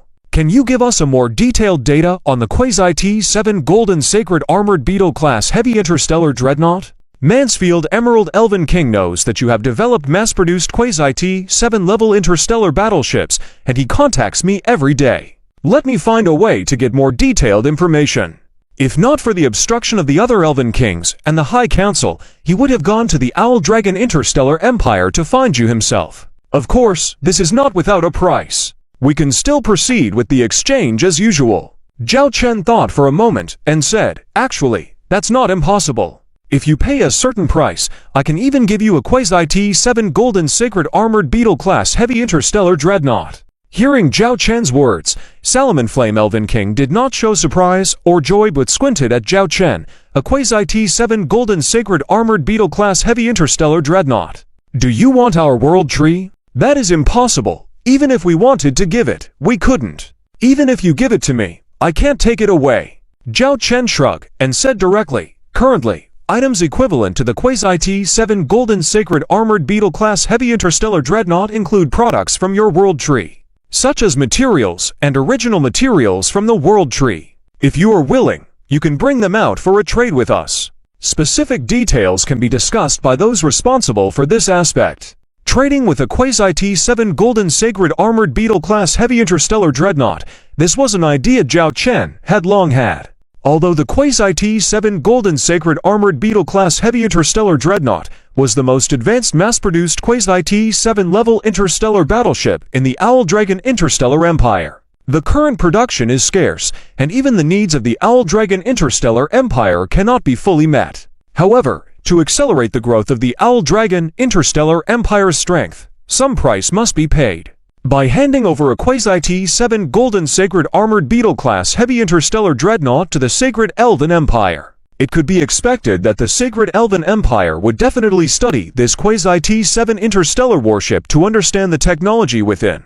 However, this would take time to translate into the combat capability of the Sacred Elven Empire. Therefore, relatively speaking, this trade was acceptable to the Owl Dragon Interstellar Empire, and they needed the raw materials and original pulp of the World Tree, which were the top resources of the Sacred Elven Empire, necessary for building T6 level interstellar battleships. Zhao Chen had previously obtained a small amount of samples through recent trade negotiations.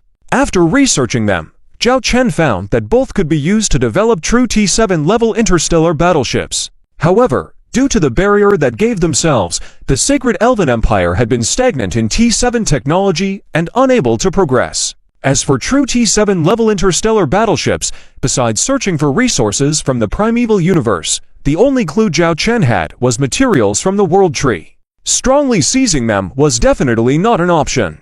Although in terms of military power, Zhao Chen was confident that the Owl Dragon Interstellar Empire was not afraid of the Sacred Elven Empire. The only thing to fear was the depth and the advantage of local operations of the Sacred Elven Empire. But it was a 50-50 situation. However, Zhao Chen would never engage in actions that would make enemies with the Sacred Elven Empire, leading to taking advantage of the situation to annihilate civilizations. Therefore, the best option was to have the Sacred Elven Empire willingly provide these to materials. This would naturally require offering conditions that would appeal to the Sacred Elven Empire. I have to say, the conditions you put forth. Some might actually agree to help, the Flame Elven King teased. The temptation of a Quasi-T7 level interstellar battleship was substantial. When knowing that the Owl Dragon Interstellar Empire possessed mass-produced Quasi-T7 level interstellar battleships, it had brought great shock to the Sacred Elven Empire, and even sparked various internal discussions. Several days later, Zhao Chen toured the Moon Goddess planet with the Flame Elven King. This was Zhao Chen's second visit here. Although he had seen the Moon Goddess planet and the spectacle of the World Tree before, seeing it again still deeply moved him.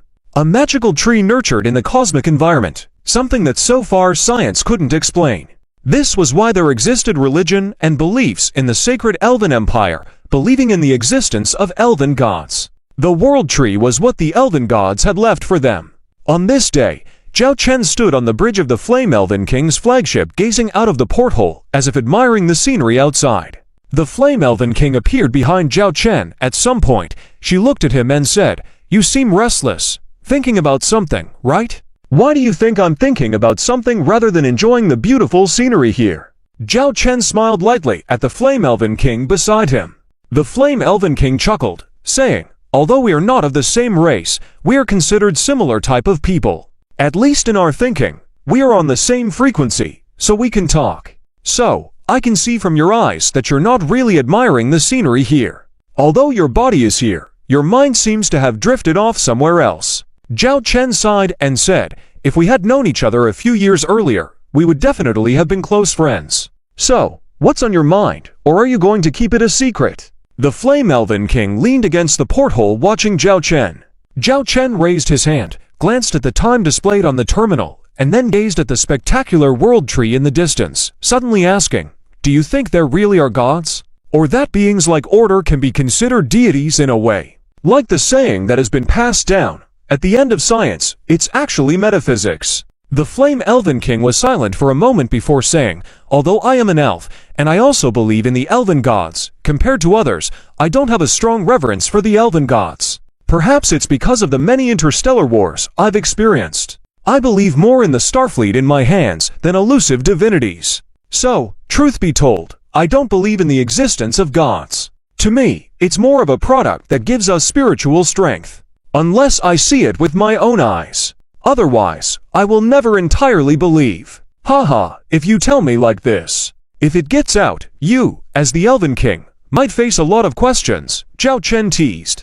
Salomon Flame Elven King shrugged and said, "Because that's my true inner thoughts. Of course, in the High Council, among the other Elven Kings, and even in front of my subordinates, I wouldn't say such things. But as you just said, we can be considered close friends. So, I'm willing to share my inner thoughts with you." Hearing the Flame Elven King's candid words, Zhao Chen's smile disappeared, replaced by a solemn aura. "I don't care if there are gods in this world. If they don't interfere with us, then we can leave each other alone. But if Order is a god, then I, Zhao Chen, am willing to be the Godslayer.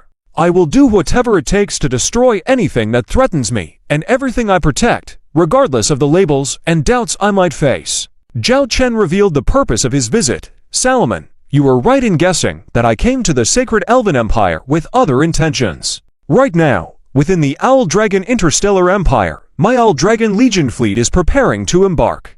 It is expected to launch a blitz attack plan on the territory of the Devouring Civilization within 10 hours. We have named it the Avenger Operation Plan.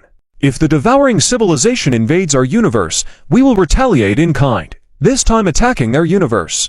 I am here to ask you, and the Sacred Elven Empire, if you are willing to join me on this path of godslaying." Chapter 1623 Elf King Conference on the Moon God Star. In a meeting room, there were originally only 5 chairs, but today an unexpected 6th chair was added. And sitting on the 6th chair was none other than the Dragon Emperor, who had come from afar. Zhao Chen was dressed in military attire, and exuded a strong presence as he sat there. Zhao Chen glanced at the 4 seats already occupied in front of him. Sitting on either side of Zhao Chen were the Flame Elf King Shaman, and the Aqua Elf King Meritus.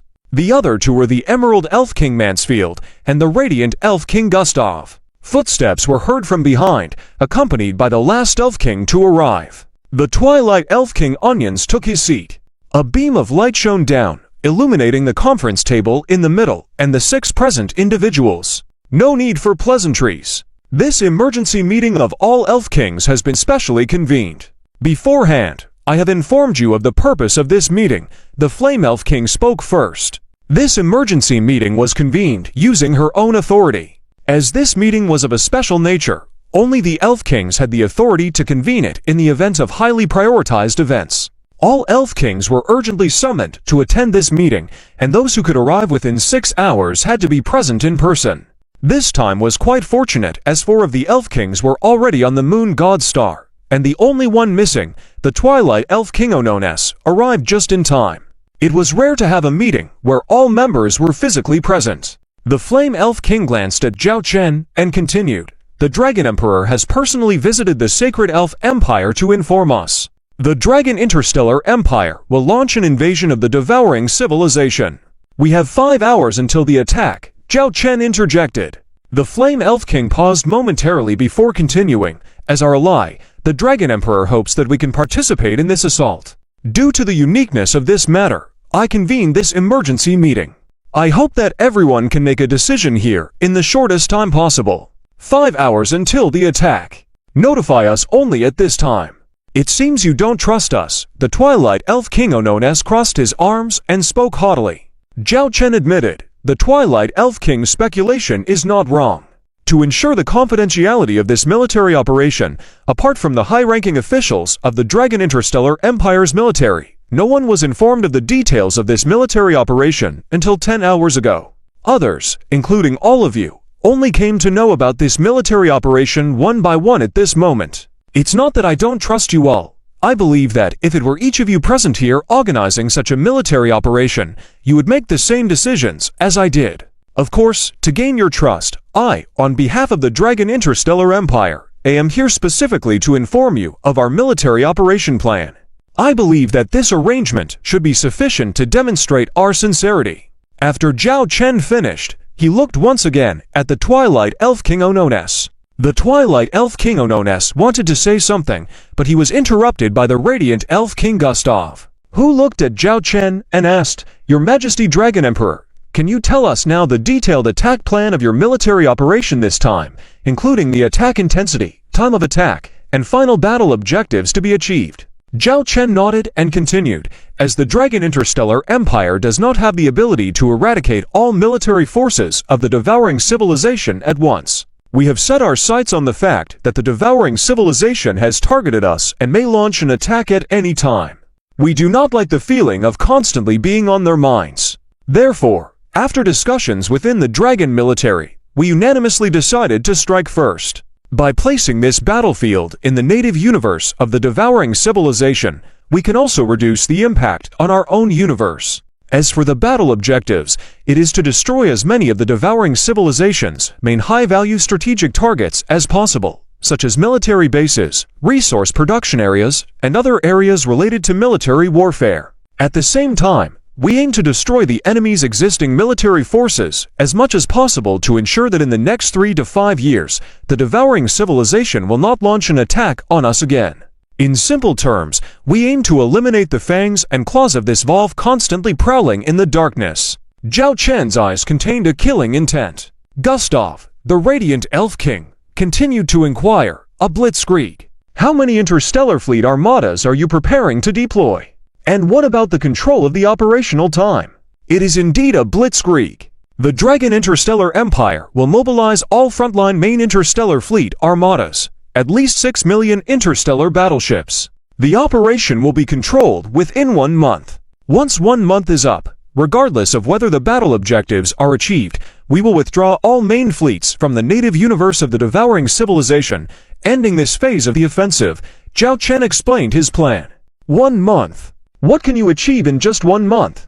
The Twilight Elf King Onones furrowed his brows in question. With a slight smile, Zhao Chen calmly responded, We can achieve a lot in 1 month. Before this, we only took a day to destroy 7-star systems of the devouring civilization, nearly 10 million interstellar battleships. In 1 month, we can accomplish a great deal. The Twilight Elf King Onones was momentarily speechless, showing no signs of rebutting. This was because what Zhao Chen said was indeed true. The Dragon's military fleet had such a track record, and it was not merely boastful. If it were any other interstellar civilization fleet claiming to decimate a T6 interstellar civilization in a month, none of the Elf Kings present would believe it. In regular cross-universe operations, achieving even minor strategic objectives within a month might be unlikely. But when it came from the Dragon Emperor, there was no doubt. If we are willing to help, what kind of assistance does the Dragon Empire need from us? Gustav, the Radiant Elf King, inquired. Zhao Chen replied, The more interstellar battleships, the better. If the Sacred Elf Empire can commit all forces like us, then we will undoubtedly greatly damage the devouring civilization universe this time, significantly shortening the time to completely obliterate the devouring civilization. At this point, the meeting room fell into a brief silence. The Flame Elf King stepped forward decisively and stated, Time is of the essence. If we are to participate in this military operation plan of the Dragon Interstellar Empire, we must act quickly. There is no time for lengthy discussions here. Let us put it to a vote. All in favor of dispatching 1.5 million interstellar battleships to support the Dragon Interstellar Empire in this military operation, raise your hand. The Flame Elf King raised her hand. She then looked expectantly at the Aqua Elf King and the Emerald Elf King. In her understanding, the Radiant Elf King and the Twilight Elf King may not dare to object. The scene of 3 votes to 2 did not occur, as imagined. The only hand raised was that of the Flame Elf King. The anticipation in her eyes gradually faded into disbelief. She looked puzzledly at the Aqua Elf King and the Emerald Elf King, asking, "Meritus, Mansfield, why do you disagree? This is a rare opportunity for us. As long as we can severely damage the devouring civilization this time, counterattack their universe, not only reducing the threat of the devouring civilization to us, but also re-establishing the banner of our sacred elf empire, and even having hope in the near future to counterattack the devouring civilization universe and eradicate this order's minions." "Shaman, calm down. You're losing your composure," the Radiant Elf King Gustav interjected calmly, addressing the Flame Elf King.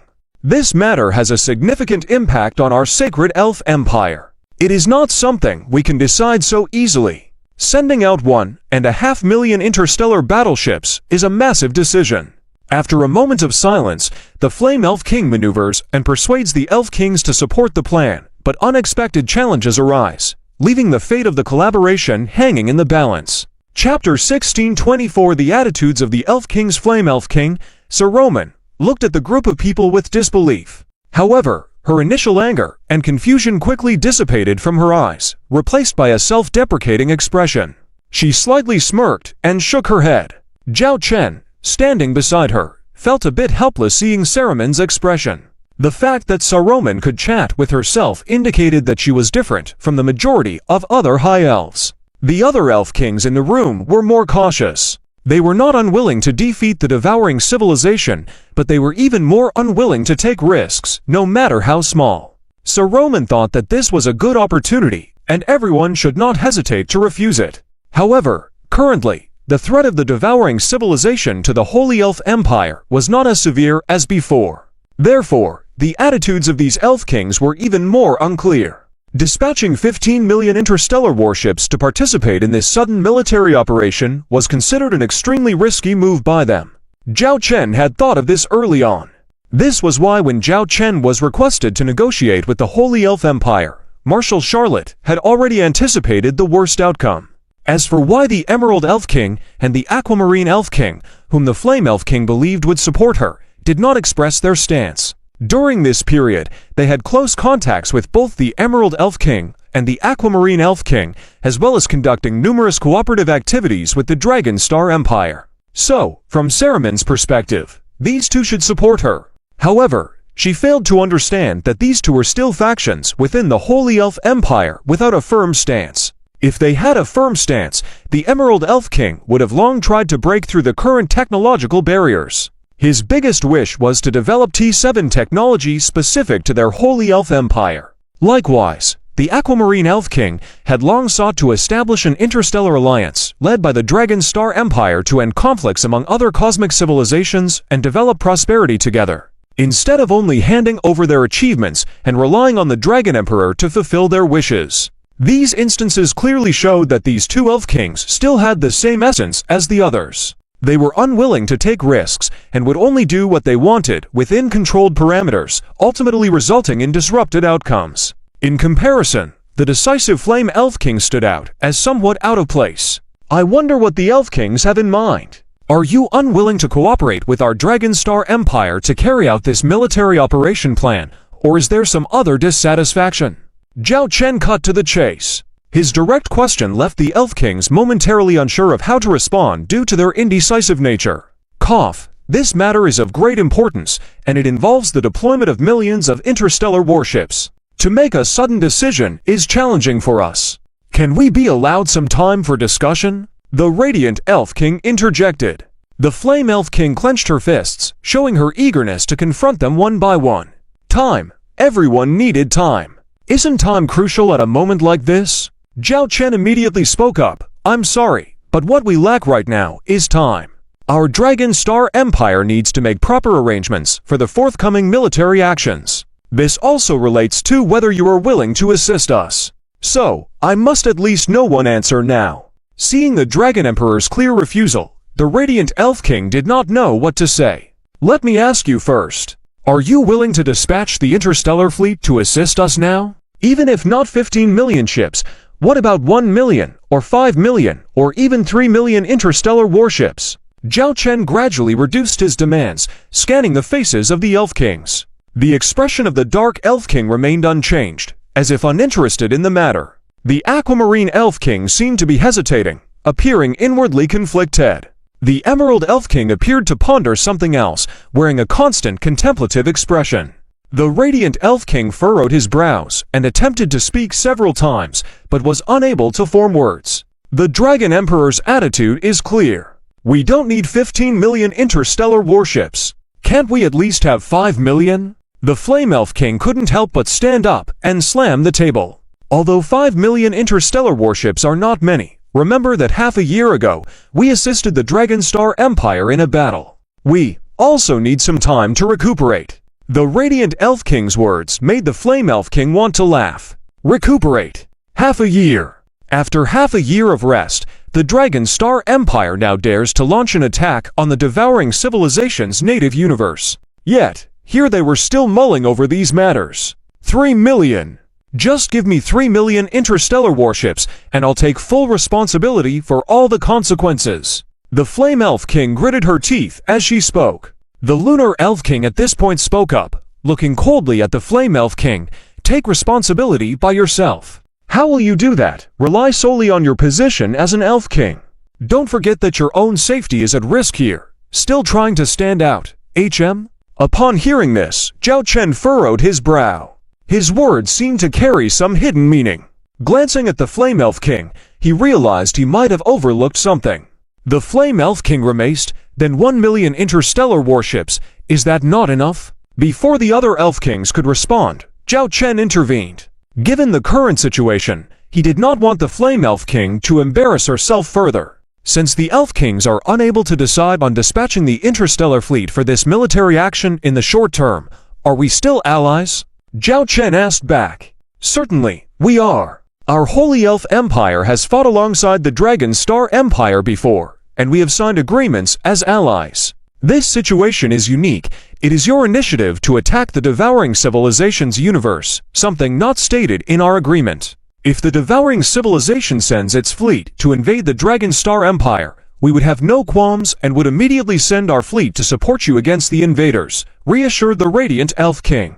This is all clear to me. Now, I don't expect you to make a decision immediately to dispatch the fleet for our military action against the devouring civilization's universe. We just ask that you cooperate to some extent with our operation, Zhao Chen added. In what way can we cooperate? Asked the Radiant Elf King. Zhao Chen suggested, firstly, immediately mobilize your fleets from all regions with the highest possible number. Present an appearance of preparing for war. Assemble essential military forces, maintain secrecy, and create tension. Simply put, make it appear that the devouring civilization could have infiltrated your territories, believing that you are participating in our offensive plan against their universe. A feigned attack. The Radiant Elf King suddenly understood. If that's the only request, we're willing to cooperate fully. A joke. They could easily comply without sending their actual fleets into the devouring civilization's universe, simply acting and making gestures in their own territories. It was a risk-free task, so they were happy to do it. So, can this order be issued now? Zhao Chen asked. The Radiant Elf King initially agreed verbally, but truthfully, such decisions required the approval of the other Elf Kings. He turned to them, unexpectedly finding the Lunar Elf King being the first to speak up. I agree. The fact that the cautious Lunar Elf King agreed made it easier for the rest to follow suit. Since all agree, can Saruman handle this matter? The Radiant Elf King asked the Flame Elf King, since it was a military issue in which he excelled. The Flame Elf King didn't refuse, but her discontent was evident. Since it's decided, that's it for now. As for other matters, let everyone decide for themselves. I have other things to attend to and won't disturb you further. Zhao Chen excused himself. The Elf Kings at the table glanced at each other, feeling the strange atmosphere. The Aquamarine Elf King finally spoke. "Have we made a mistake?" The Radiant Elf King chimed in. "Facing the devouring civilization, we must be cautious. Don't forget, behind it lies order." In the quiet corridor, Zhao Chen and Hu Yi, the Night Elf King, walked side by side. "In 5 more minutes, I'll reach the hangar. Don't you have something to say?" Zhao Chen looked at the still indifferent face of the Night Elf King. This guy suddenly said he wanted to come and see him this time. There must be something he wanted to talk about. The Night Elf King stared ahead, without turning his head, and said, "Shaloman is an excellent Elf King and currently the most outstanding fleet commander in our sacred Elf Empire. In terms of battle command, no one can compare to her. So, I hope you can keep your distance from Shaloman. Her multiple assistance to your Owl Dragon interstellar empire has greatly affected her prestige within her own tribe." Zhao Chen furrowed his brows slightly. "Are you saying that within Shaloman's tribe, someone is starting to threaten her current position as Elf King because of her cooperation with our Owl Dragon interstellar empire?" The Night Elf King said seriously, "Shaloman's character is different from our usual High Elves. Although having a fiery and straightforward personality is a characteristic of the Fire Elf tribe, it's not to the extent of Shaloman. She has very different ideas from us and is more similar to you. Perhaps that's why you have such a close partnership. Initially, even if Shaloman had some ideas, if they were not approved by the High Council or us, she could only voice her opinions and couldn't take substantial actions. But now, she has crossed the line many times. If it weren't for her high reputation within our Sacred Elf Empire's army, any ordinary Elf King would have been impeached long ago. Even I estimate that I wouldn't still be in this position. However, if she continues to act alone, she will eventually pay the price for it. I don't like her character, but I acknowledge her talent and ability. The current Sacred Elf Empire cannot afford to lose such a commander." Zhao Chen fell silent. He understood the system of the Sacred Elf Empire, which has a strict hierarchy. However, to balance the existence of the special class of Elf Kings, each powerful tribe can impeach their own Elf King. If an Elf King cannot gain the support of the tribe and is impeached, their position will be stripped. The guy in front of him always appeared nonchalant, but in reality, he faced great pressure within his empire and tribe. This behavior of his would likely spark considerable controversy once it spread. Zhao Chen took a deep breath and said, "The way I interact with Shaloman doesn't need anyone else's criticism. I respect Shaloman. She's an excellent Elf King and a great leader. She knows the path the Sacred Elf Empire should take and when to make decisions." The Night Elf King slightly frowned. Then Zhao Chen halted his steps, turned to face the Night Elf King, who did the same. "It's just us here. I find your character and that grumpy face unbearable, to be honest. But since your tribe has chosen you to be the Elf King, it means you have certain abilities. So I want to ask you here, why do you all keep fussing over these things? You've seen the threat of devouring civilizations. Such a great opportunity is now before you. Even if you're not a professional military officer, you should know what choices to make at this time. But you keep hesitating, indecisive and wavering in decisions." Zhao Chen bluntly expressed his frustrations. The Night Elf King didn't get angry, but calmly said, "You are also an emperor of an interstellar civilization, the supreme ruler. You should know that things are not as simple as they seem on the surface. I understand the threat of devouring civilizations, and I also understand the existence of order. But I have also seen the threat posed by a certain dragon." Zhao Chen furrowed his brows slightly. "In just 10 years, you have raised an interstellar civilization from entering the T for technological level to being able to develop and produce powerful interstellar warships close to the T7 level. And your history over the past 10 years is basically a condensed history of warfare. Other interstellar civilizations may not have fought as many battles in 1,000 years as you have in the last 10 years. From my perspective, your Owl Dragon interstellar empire is as much a threat as the devouring civilization.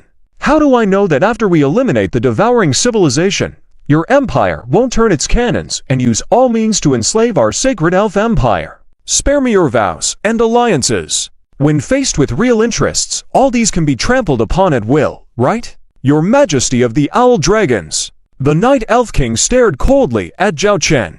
"So, ultimately, it comes down to a lack of trust. Zhao Chen put his hand on his head and scratched it, showing a helpless expression. Trust may seem simple, but it's difficult to achieve. To be honest, personally, you're not bad. Even if you're not a high elf, you're a male carbon-based life form I admire. But I can't unconditionally trust you just because I appreciate you. Because this trust could directly affect the rise and fall of an interstellar empire. You may call us indecisive or hesitant, even a coward like Shaloman does. In the end, our positions are different. Our perspectives and concepts of things will differ. After the Night Elf King finished speaking, he continued forward. Zhao Chen followed suit with a slight smile. We've met a few times. Your words this time are more than all the previous ones combined. Is that so? Said the Night Elf King quietly. I have to admit that I can't refute your words. There's some truth in them.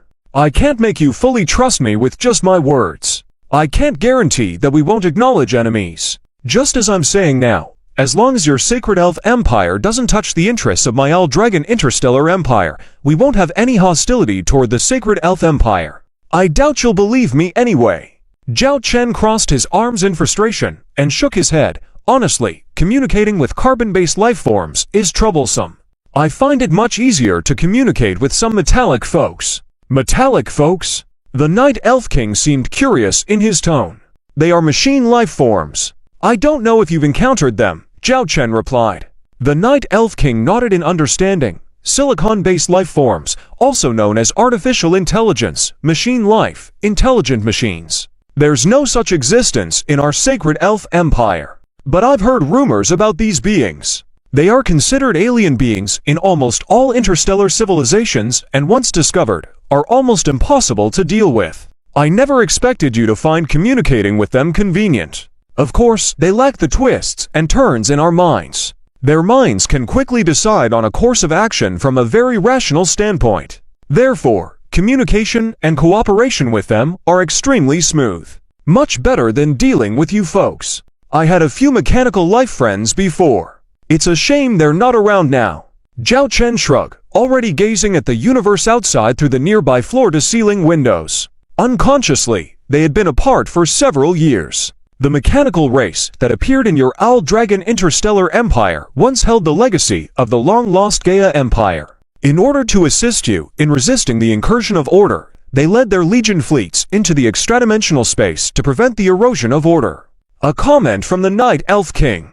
Zhao Chen wasn't surprised, but chuckled lightly. Seems like you know a lot about us. The Night Elf King said in a calm tone, our mutual understanding is mutual. Alright, I won't waste any more words with you. If you're unwilling, then so be it. Even without your elf clan, our Dragon Interstellar Empire can still accomplish things. When the time comes, don't blame us for overshadowing the glory of your Sacred Elf Empire and ending us.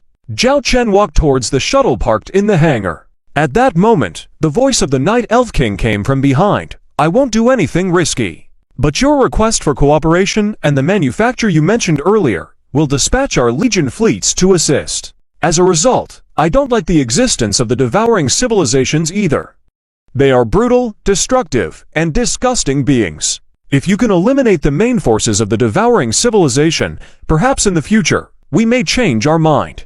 The Night Elf King said coldly. Zhao Chen, without turning back, waved his hand. It's unnecessary. You several Elf Kings have your own rules of conduct. But have you ever thought, after so many years, your Sacred Elf Empire has not progressed at all? In such a vast and diverse multiverse, an interstellar civilization that cannot progress may be a form of regression in some sense, right? The Night Elf King furrowed his brows slightly. Zhao Chen stopped at the gate of the shuttle, turned to the Night Elf King, and locked eyes with him. I don't know what the elves of the past were like, but I believe those early elf ancestors who first ventured out from the moon god star into the interstellar cosmos must have had a spirit of adventure and fearlessness. They wouldn't have hesitated at all. If they knew about your current actions, they would be very disappointed. They spread their wings and flew out of their moon god star, while you with wings are forever trapped on your moon god star. Chapter 1626. The country enters a state of war at the same time. On the Zhalong Interstellar Empire side, a series of preparations have begun. If the preparations before this had little impact and the public did not feel it, at this moment, almost all the main star system routes of the Zhalong Interstellar Empire have found something amiss. First of all, it's the stargates. Quick, look! The red lights are flashing at high frequency over at the stargate. Suddenly exclaimed the helmsman on the bridge of an interstellar transport ship. The captain immediately walked over. His expression was somewhat serious. Slow down immediately, adjust the course, sail into the nearby anchorage. Then inform our client of the situation on our side. The delivery of goods may be delayed. Delayed? How can that be? The penalty for breach of contract for our shipment is quite substantial. A nearby merchant on board exclaimed. The captain pointed at the flashing red lights on the Stargate route and said, "Do you see those flashing red lights?" A constant red light signifies that the Stargate route is under control, capable of stopping operations at any time or receiving military control. A slow-frequency flashing red light means that this Stargate has entered a secondary wartime control state. At this moment, only urgent goods can continue to use the Stargate. Other interstellar fleets must leave the main route, navigate in secondary routes, or wait at the anchorage. If ships still occupy the main route in this scenario, the client of the fleet may incur substantial fines. And a high-frequency flashing red light like now indicates that this Stargate is in an urgent primary wartime control state. Apart from the military and interstellar fleets responsible for escorting supplies for the military, all other interstellar fleets are not allowed to stay on the main or secondary routes and must leave immediately or stay at the anchorage. For now, interstellar fleets that have not entered the range of the Stargate cannot enter and must stay in the outer anchorage or find another route. As for the issue of breach of contract for goods, it is already stipulated in the contract that due to this type of force majeure circumstances resulting in the delay of transported goods, there is no need to bear the penalty for breach of contract. Contact the client now, also to see what arrangements they have. If these goods are indeed urgent, then it is advisable to switch to a large interstellar transport ship that can travel long distances across star systems now. So, don't waste time here. The captain finished speaking and sat in his captain's chair, taking out a cigarette, lighting it, and placing it in his mouth. It seems we can rest for some time again. I wonder, where is our Zhalong Interstellar Empire going to war again this time? Is it that devouring civilization coming to attack again? The first officer stretched lazily and said, "For those who were simply responsible for getting the job done like them, getting paid to rest was indeed a good deal. We won't know until it happens. But this Stargate is the main route within the Zhalong Interstellar Empire. If it can enter a primary wartime control state, it means that this operation must be significant," the captain said as if it were a regular occurrence. He had experienced countless similar situations before, and had long been accustomed to such conditions. The translation continues below due to length limits. I will now translate the second part of the text. Chapter 1627 Avenger Battle Plan. How are the preparations of each Legion fleet group? Charlotte asked as she looked at the star map in front of her. The secretary beside her answered, "Currently, all Legion fleet groups have reported their situations. All Legion fleet groups under them have entered wartime readiness. All relevant combat equipment is ready. Once we receive the order, we can depart at any time and be prepared for any battle situation." Charlotte nodded, then she looked at the video window beside her, and the person on the other side was not another Legion commander, but the commander of the newly established Ghost Scout Ace Legion Fleet Group, Commander Zhang Zhao. "General Zhang, how are your preparations over there?" Charlotte inquired. Zhang Zhao solemnly replied, "Please rest assured, Marshal. We are fully prepared here." 24 hours ago, the second batch of Interstellar Invisible Reconnaissance Fleet had already departed. According to our agreement, if there are no special circumstances, there is no need for feedback. So far, everything seems to be normal over there. Later, we will send high-frequency cosmic wave signals from the Interstellar Invisible Reconnaissance Fleet station there. Once we capture this cosmic wave signal, we can accurately navigate to the coordinates of the opponent's universe. Charlotte nodded in satisfaction. This is also the role of the Interstellar Invisible Reconnaissance Fleet. This is why Charlotte requested the establishment of this Ace Fleet Group at this time. This Interstellar Invisible Reconnaissance Fleet Group plays a crucial role on the battlefield. They are not only responsible for battlefield reconnaissance, but also assist other combat Legion fleets in battle.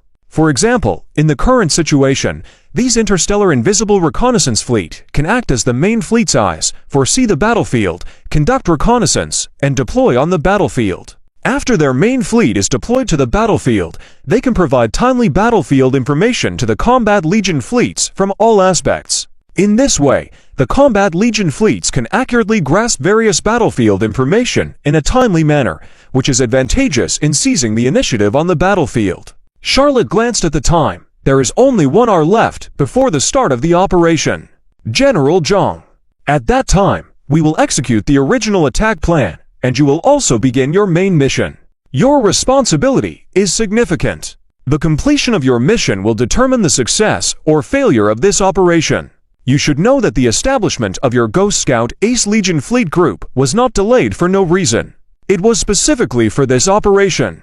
This will be the stage for your Ghost Scout Ace Legion Fleet Group to demonstrate its capabilities for the first time.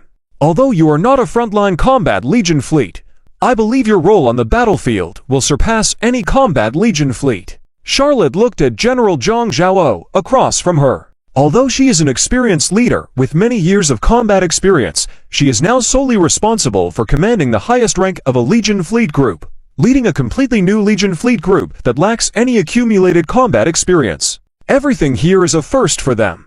Therefore, General Zhang Zhao must be under immense pressure. The words Charlotte spoke now were meant to remind General Zhang Zhao while also providing her with pre-battle encouragement. Please rest assured, Marshal. We understand our mission and responsibility. We will fulfill our duties and responsibilities without fail to meet your and His Majesty's expectations. General Zhang Zhao pledged. Good. Charlotte nodded in satisfaction.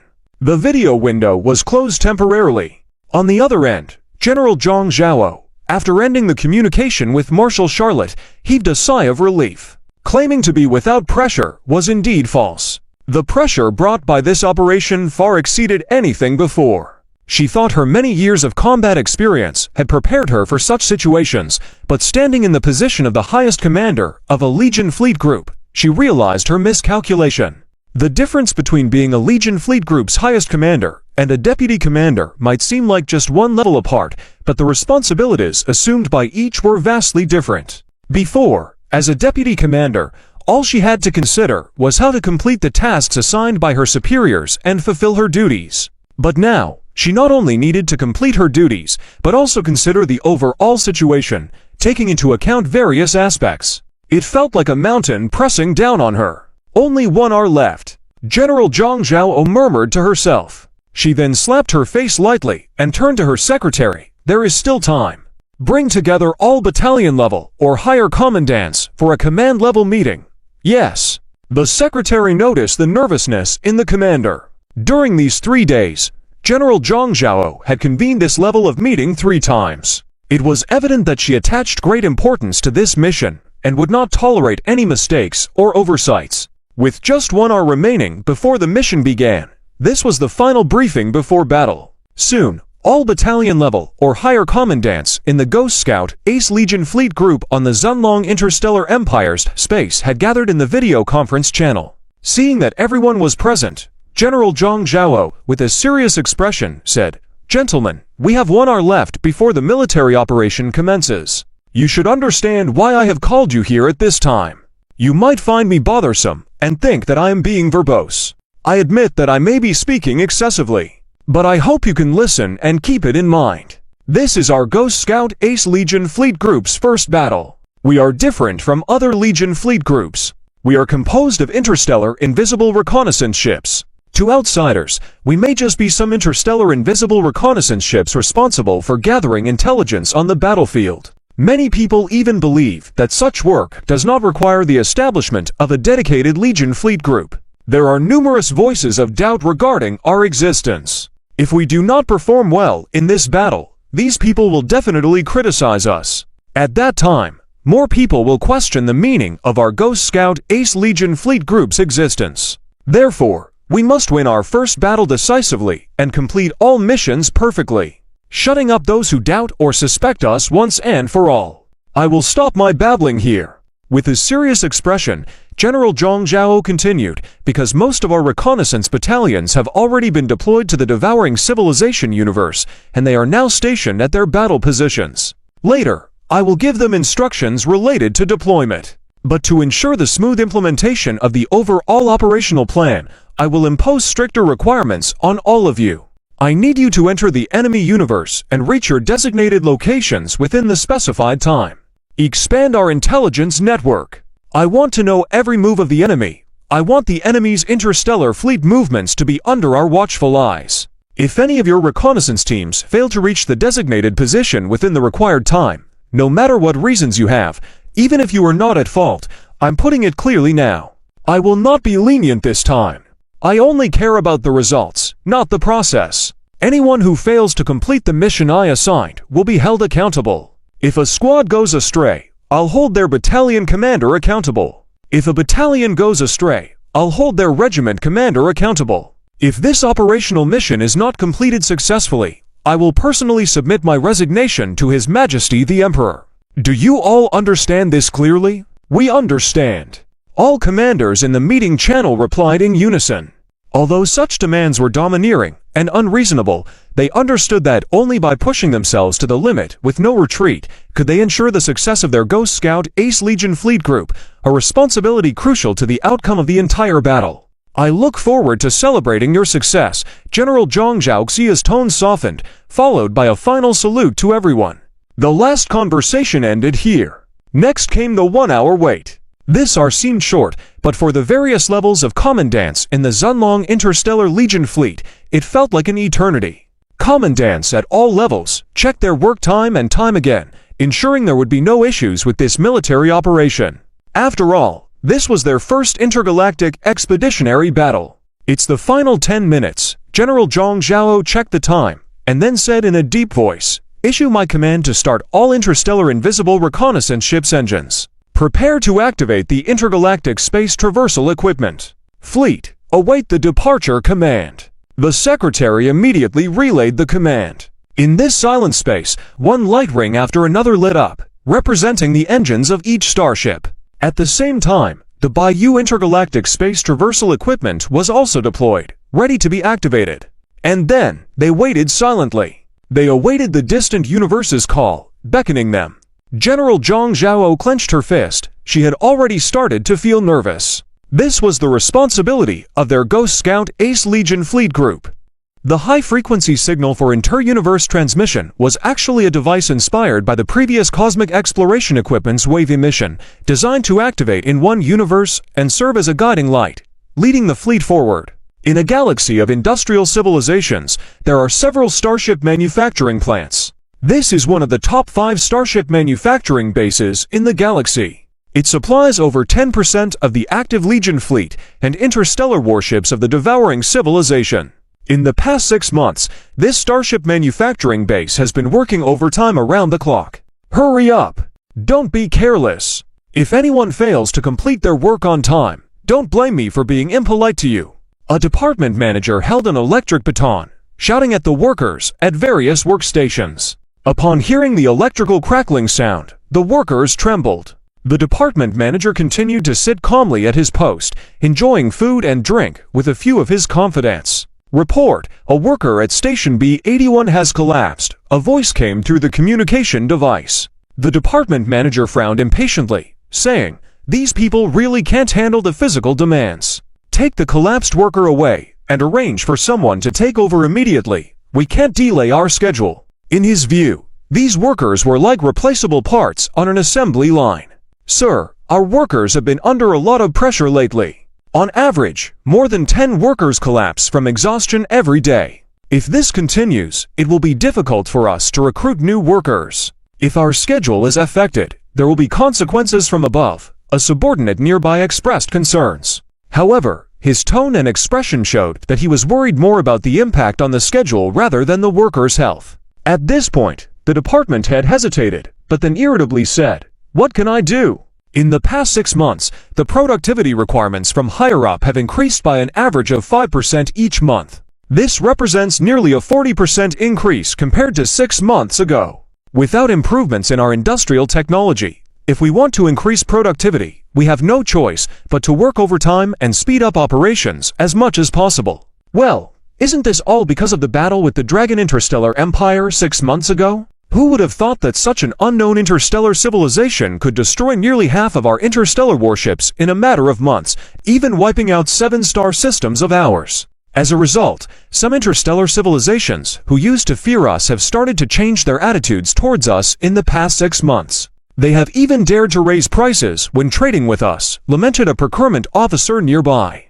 If others were to hear this, they might be surprised. Some interstellar civilizations still dare to trade with the devouring civilization? Yes, indeed.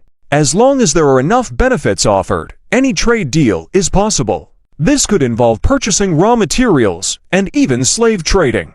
There may even be high-level individuals from other interstellar civilizations directly involved, willing to take risks if the benefits are substantial. This trade can impact trade balance, which is related to the current state of the universe. When the devouring civilization is strong, other interstellar civilizations are afraid to demand high prices. But when the devouring civilization weakens, these interstellar civilizations are more willing to negotiate higher prices. As the demand for interstellar warships from the devouring civilization increased significantly in this period, the prices of raw materials within the devouring civilization have skyrocketed in just 6 months. Some special raw materials have even increased in price several times over. Despite the rise in construction costs, for a warlike interstellar civilization like the devouring civilization, building interstellar warships is a necessity. Hey, do you think that after more than half a year, the Three Kings will launch another expedition against the Dragon Interstellar Empire? Someone wondered aloud. Launching an expedition against the Dragon Interstellar Empire is inevitable. The Dragon Empire caused us substantial losses, not to mention the emotional impact on our lower and middle ranks. Even if the Three Kings don't want to swallow their pride, attacking is unavoidable. However, the timing of the attack is uncertain. Based on the previous invasion of the Dragon Empire, their military strength is quite formidable. In the past 6 months, they must have been preparing for war as well. To successfully launch a second attack, we would need to deploy even more warships than in the first one. We also need to be prepared for the Dragon Empire's counterattacks that can disrupt an entire star system. Therefore, we must be vigilant. Our forces must be at least double, if not triple, the previous amount. Discussed another. Triple. If it's 3 times the force, wouldn't that require deploying nearly 60 million interstellar warships? If we include the warships that haven't been dispatched to the enemy battlefield yet, that's at least 100 million interstellar warships. Even at full capacity, our devouring civilization doesn't have close to 100 million interstellar warships. Exclaimed another. So, I estimate that there won't be a second invasion against the Dragon Interstellar Empire in the short term. Even if they were to act fast, it would likely be towards the end of the year. Added another. Do you think, during this time, what will the Dragon Interstellar Empire be doing?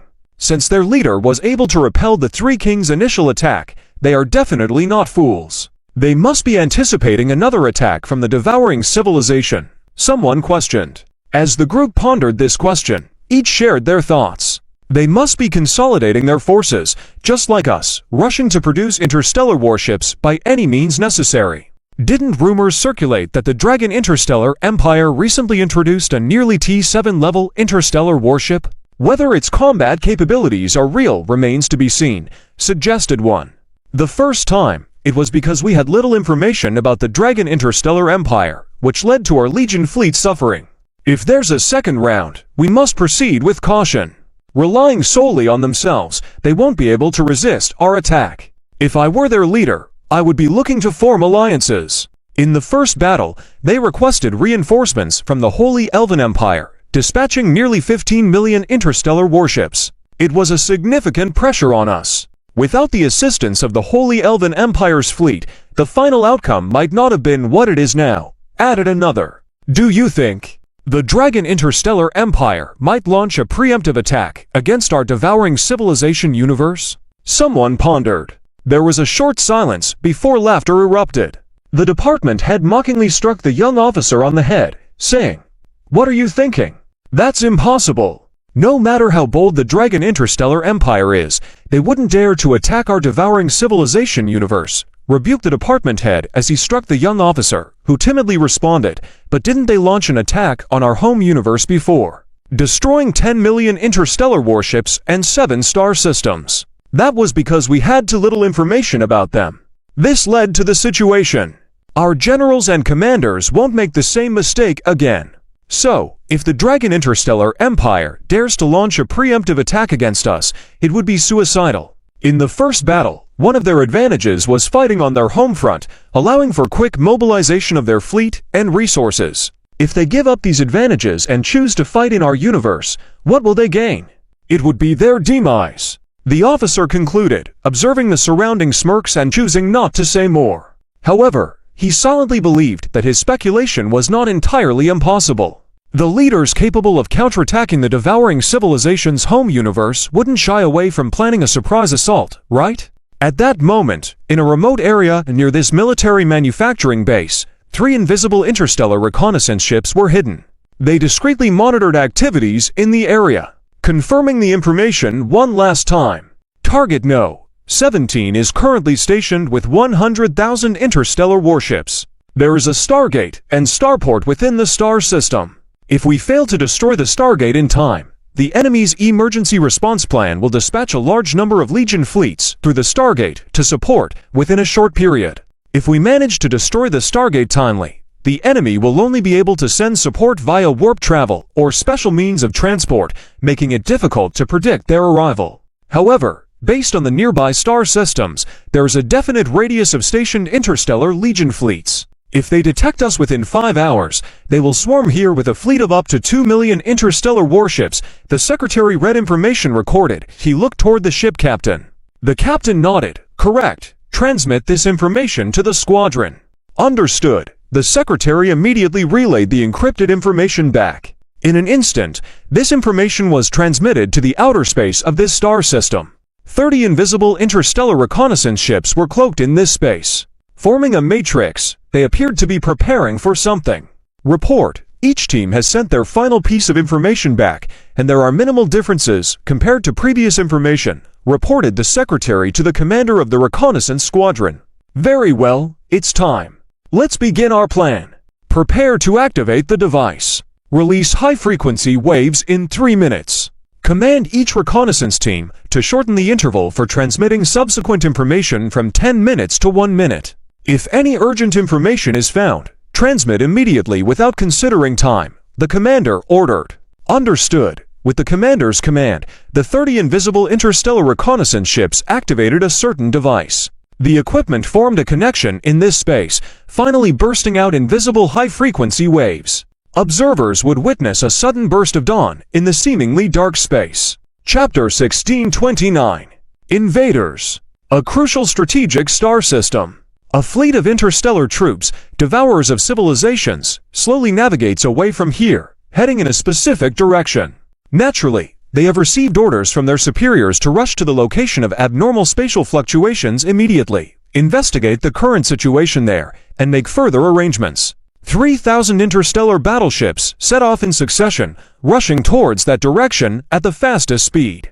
"Commander, according to our current speed, we are expected to arrive at the target area in at most 10 minutes, the secretary reported to the commander of the fleet. The fleet commander nodded in satisfaction and said, "Let everyone not take it lightly. All interstellar battleships should be prepared for combat." "Yes," the secretary acknowledged, but then cautiously inquired, "Sir, could this really be an invasion launched by the Owl Dragon Interstellar Empire against us? Although the Owl Dragon Interstellar Empire has some strength and caught us off guard in our first battle with them, there is still a fundamental difference in strength between us. How could they dare to launch an attack against us proactively?" The secretary's tone at the end was filled with surprise and disbelief, unwilling to accept such a possibility. The fleet commander took a deep breath, his gaze revealing a hint of reminiscence and fear. "That's because you haven't truly experienced a battle with the Owl Dragon Interstellar Legion fleet. Those guys are truly a group of madmen with extremely strong combat skills, and this group of madmen also possess the strongest batch of interstellar battleships known in the universe. If not for their numerical disadvantage, let alone us, even if all the interstellar powers in the known universe were combined, they still wouldn't stand a chance against them. When facing them in battle, You can feel that the enemy has no vulnerabilities, no weaknesses. The only way to defeat them is to systematically eliminate their interstellar battleships one by one head-on. Such a style of combat, you can imagine, will cause significant damage to the attacker. And you should know, the combat capabilities of the Owl Dragon interstellar battleships are widely recognized. Even if you haven't seen them, based on the operational data compiled about the Owl Dragon interstellar battleships over the past half year, you should have a rough idea. And let me tell you one thing now, when you face a fleet of the Owl Dragon interstellar empire, if you don't have at least 5 times the number of interstellar battleships as them, I advise you to retreat immediately unless you receive an order from above to do otherwise. And even if you have 5 times the number of interstellar battleships as the Owl Dragon fleet, you cannot afford to be complacent in the slightest. Because those madmen, even when faced with a lopsided battle, they will stop at nothing to continue the fight. And in the process, if you show a hint of weakness, those madmen will not hesitate to bite a chunk out of you. When fighting with these madmen, you must be vigilant every moment and tense every nerve in your mind. The secretary looked in astonishment at the fear in the eyes of the fleet commander. This particular fleet they belonged to was recently established, and 2/3 of it consisted of new recruits. The fleet commander, on the other hand, was a seasoned veteran who had been transferred to them. As far as the secretary knew, his previous fleet had been nearly wiped out, but due to his flawless performance on the battlefield, his responsibility was never questioned. Instead, he was reassigned from the frontline combat fleet to their garrison fleet in the star system, almost like a retirement assignment. I know what you're thinking right now. You guys are right to suspect. I was involved in the battle to invade the universe of the Owl Dragon interstellar empire. It was a beautiful place, yet one that I never want to revisit in my lifetime. For me, that place is like a nightmare whispered in the dark. I led my fleet, ordered to engage the enemy on a battlefield. My 3,000 interstellar battleships were insignificant among the millions of interstellar battleships in that battlefield. I had experienced this scale of battle several times, and it was only through rich combat experience that I ascended to become a fleet commander. At the beginning, I thought it would be like any other battle against another interstellar civilization in the universe. The enemy would resist symbolically, and would be easily conquered by our interstellar fleet, allowing us to plunder the wealth of that universe and present it to our great existence. But the battle took an unexpected turn from the start. The Owl Dragon Interstellar Legion fleet on the other side engaged us in a level of intensity beyond imagination. According to the rules of engagement of our Devourer civilization fleet, a rotation system was used in large-scale battles. When launching an attack, the fleet responsible for the assault would be rotated out for rest after 5 hours of battling. And you know what? It was just the first rotation, and my fleet went from 3,000 interstellar battleships to less than 500. Have you seen a sky filled with interstellar missiles? Have you seen a barrage of heavy artillery strikes like a meteor shower? And those terrifying interstellar battleships?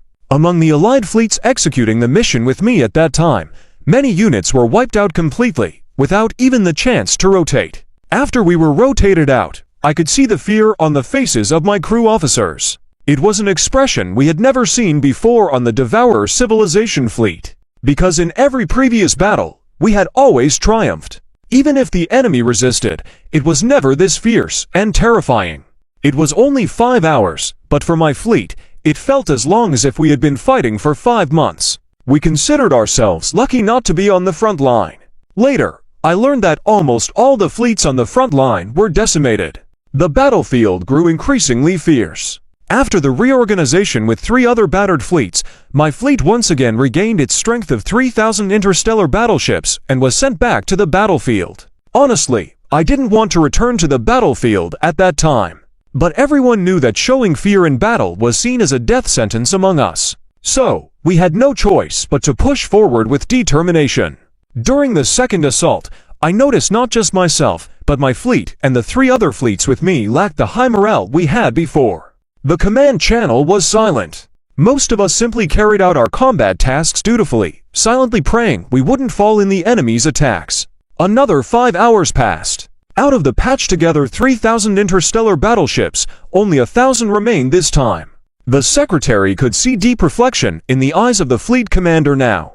But as far as he knew, this fleet commander was barely 30 years old. He shouldn't possess such a profound gaze. I might be considered lucky.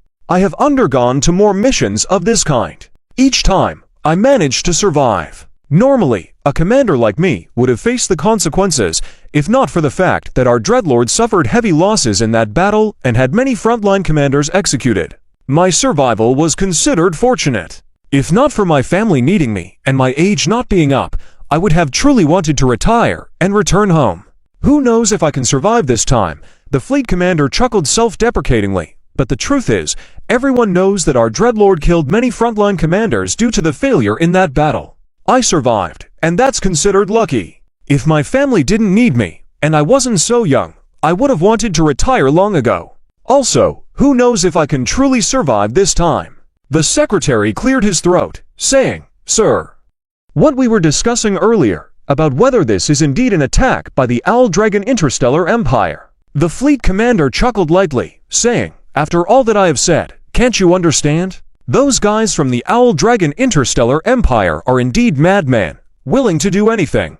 The Owl Dragon Emperor is also a complete war fanatic. Any plan of action that seems viable to them, they will execute. So, I have no doubt that the Owl Dragon Emperor of the Owl Dragon Interstellar Empire would order their fleet to attack our Devourer civilization universe proactively if they deem it worthwhile." The secretary finally comprehended. So, what do we do next? If we do encounter the fleet of the Owl Dragon Interstellar Empire, then what about us? The secretary was now visibly anxious. After all, they were not fearless of death. The fleet commander, on the other hand, waved his hand calmly. "Don't panic. Our main task this time is to first investigate the situation at this coordinates location. It may not necessarily involve engaging in combat. If we do indeed discover that it is the fleet of the Owl Dragon Interstellar Empire, then we will report it to the higher-ups. We'll wait for further orders from them. Whether to fight or not is not for us to decide. Whether you, them, or me, we are all just pawns for the higher-ups." The secretary was speechless, realizing that indeed, they were merely soldiers following orders, and that they couldn't change the circumstances. The fleet commander, on the contrary, faced it all calmly, with an expression of detachment. After all, having experienced that major war, to him, even if the superiors ordered him to interception the fleet of the Owl Dragon, he could only execute such a mission that would be suicidal. Perhaps, he thought, the past half-year was his way of bargaining with death. Chapter 1630. "You need to know what we're facing," said the intelligence back. "An enemy fleet of 3,000 starships is leaving their base and heading towards one of our mission locations. It seems they are coming for us. Ask if we need to intercept." The captain of an Owl Dragon interstellar stealth reconnaissance ship hidden in the distance gazed at the 3,000 starships and ordered his deputy captain. Here, there was only a small squad, 3 interstellar stealth reconnaissance ships. Some might be surprised that it's only 3 starships, and they're stealth ones at that. How could this captain dare to suggest intercepting 3,000 starships threatening civilization? The captain knew it was like hitting a rock with an eggshell, but as long as it was a superior's order, even if it was just to delay for 1 or 2 minutes, it was worth it. Soon, she received a reply. "Report, the squadron commander has sent orders. Let us continue monitoring from this position. No need to intercept." "There's nothing to worry about," the deputy captain reported. The captain nodded, continuing her mission here calmly. They were assigned to the mission of confronting the civilization-consuming starships, scattering like sentinels all over. Their mission was to observe any movement of the starships in this part of the universe consumed by the civilization. So, once these 3 interstellar stealth reconnaissance ships carried out this sacrificial mission to buy time, it meant their sentinel positions would be lost. Therefore, in comparison, the squadron commander chose to hide the sentinel position. The 3,000 civilization-consuming starships smoothly headed towards the target area. As they approached the designated area, their starship radar detected energy fluctuations in the marginal space of the star system, which should have been uninhabited. Report, 30 starships detected with energy fluctuations. They are stationary and not hiding their intentions, the secretary reported. The fleet commander pondered a moment and said, "Send out a team of interstellar unmanned reconnaissance aircraft to check the situation. Maintain even speed and prepare for combat. Also, send back our current situation." "Yes," the secretary replied. The fleet commander's expression was very severe. After briefing the secretary, he looked at the commander's serious expression and asked in confusion, "Sir, I understand that the Owl Dragon interstellar battleships are formidable. However, it's only 30 battleships, even if all 30 are T5 level battleships. We have 3,000 starships, are we afraid of them? The fleet commander said solemnly, do not underestimate the Owl Dragon interstellar battleships, even if there are only 30 of them. They can unleash astonishing combat power in battle. You may have seen the figures on paper in the previous battle. The battle damage ratio between us and the Owl Dragon Interstellar Empire's fleet was over 10 to 1. But, remember, that was under the condition of our huge numerical advantage in starships.